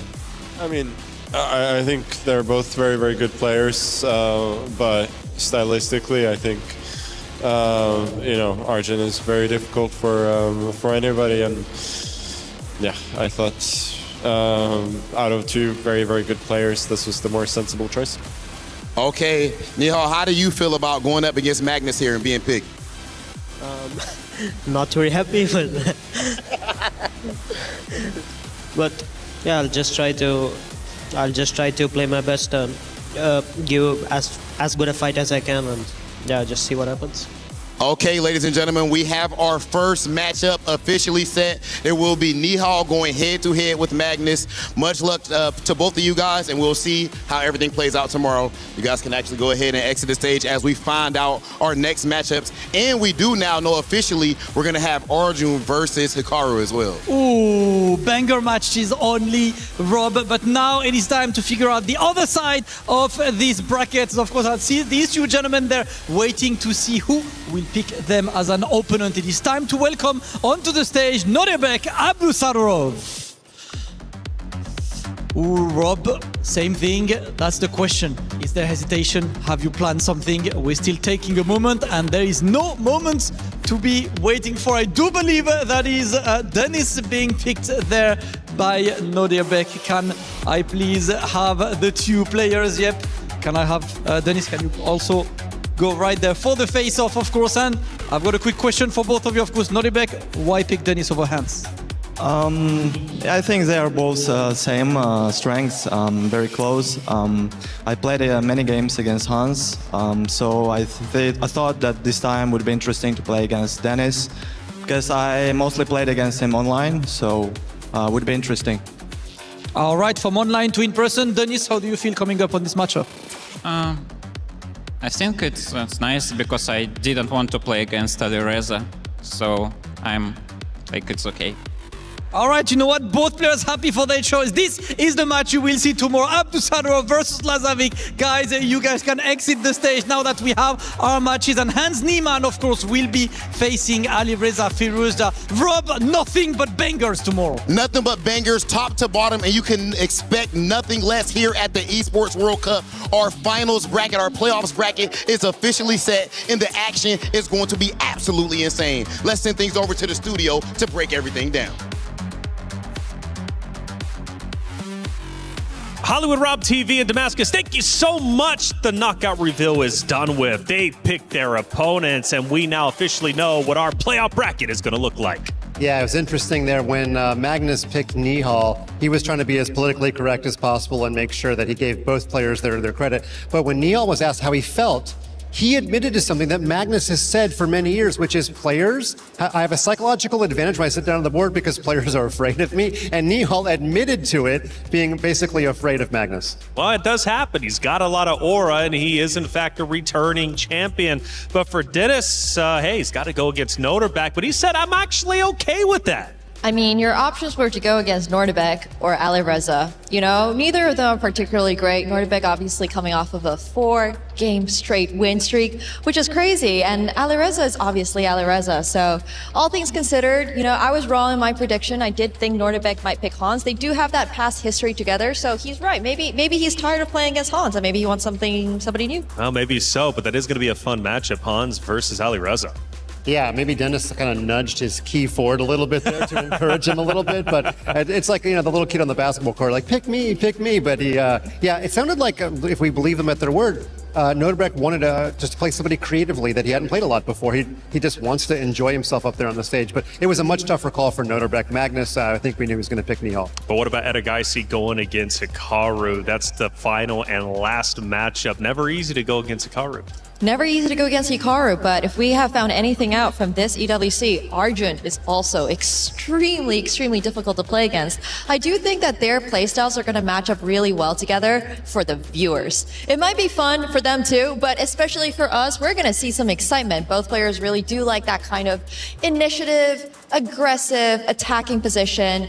Arjun doesn't like to defend too much, but And Hikaru better get off on a faster start than he did in his opening match because he really struggled in that first game. I believe he just barely held the draw as white. Of course, he's got 4 games against Arjun, but you're just going to be punished against a world-class player. He's got to get off to a better start. But this could be crazy. Magnus Carlsen at the top, but Alireza Firouzja as well could face off in semifinals, right? That was grand finals from last year. Meanwhile, on the bottom, Denis Lazovic, the 19-year-old prodigy now from AGAL, going against Norebek. If he pushes forward, he either gets Hikaru or Edegaisi. Both incredibly difficult matches. Do we want to make a prediction for grand finals now?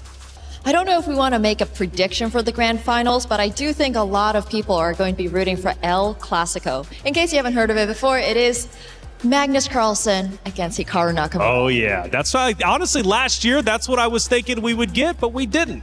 Yeah, Noterbeck was my dark horse. However, it's hard to root against the Hikaru versus Magnus, matchup that seems to happen on the reg, as they say, because we just don't know who's going to win that one. And Magnus may have to take down 2 Falcons like he did last year. I think he broke out his archery bow after he won those matches, and he's on a collision course for a couple of Falcons. But Noterbeck was my dark horse, and he played the cleanest chess yesterday, so it's not a foregone conclusion. All right, he's looking to clip those wings of the Falcons. Team Liquid, they need the points, and they've got the right guy to do it, Magnus Carlsen. Either way, though, the playoffs bracket is set. The opponents have chosen who they want to play. Let us know, what do you think about the bracket? Who do you think is going to be in grand finals? All I know is I'm ready for playoffs, but we're going to have to wait until tomorrow, because tomorrow the playoffs start. The journey for $1.5 million, $250,000 goes down. It'll be day 1 of playoffs starting tomorrow.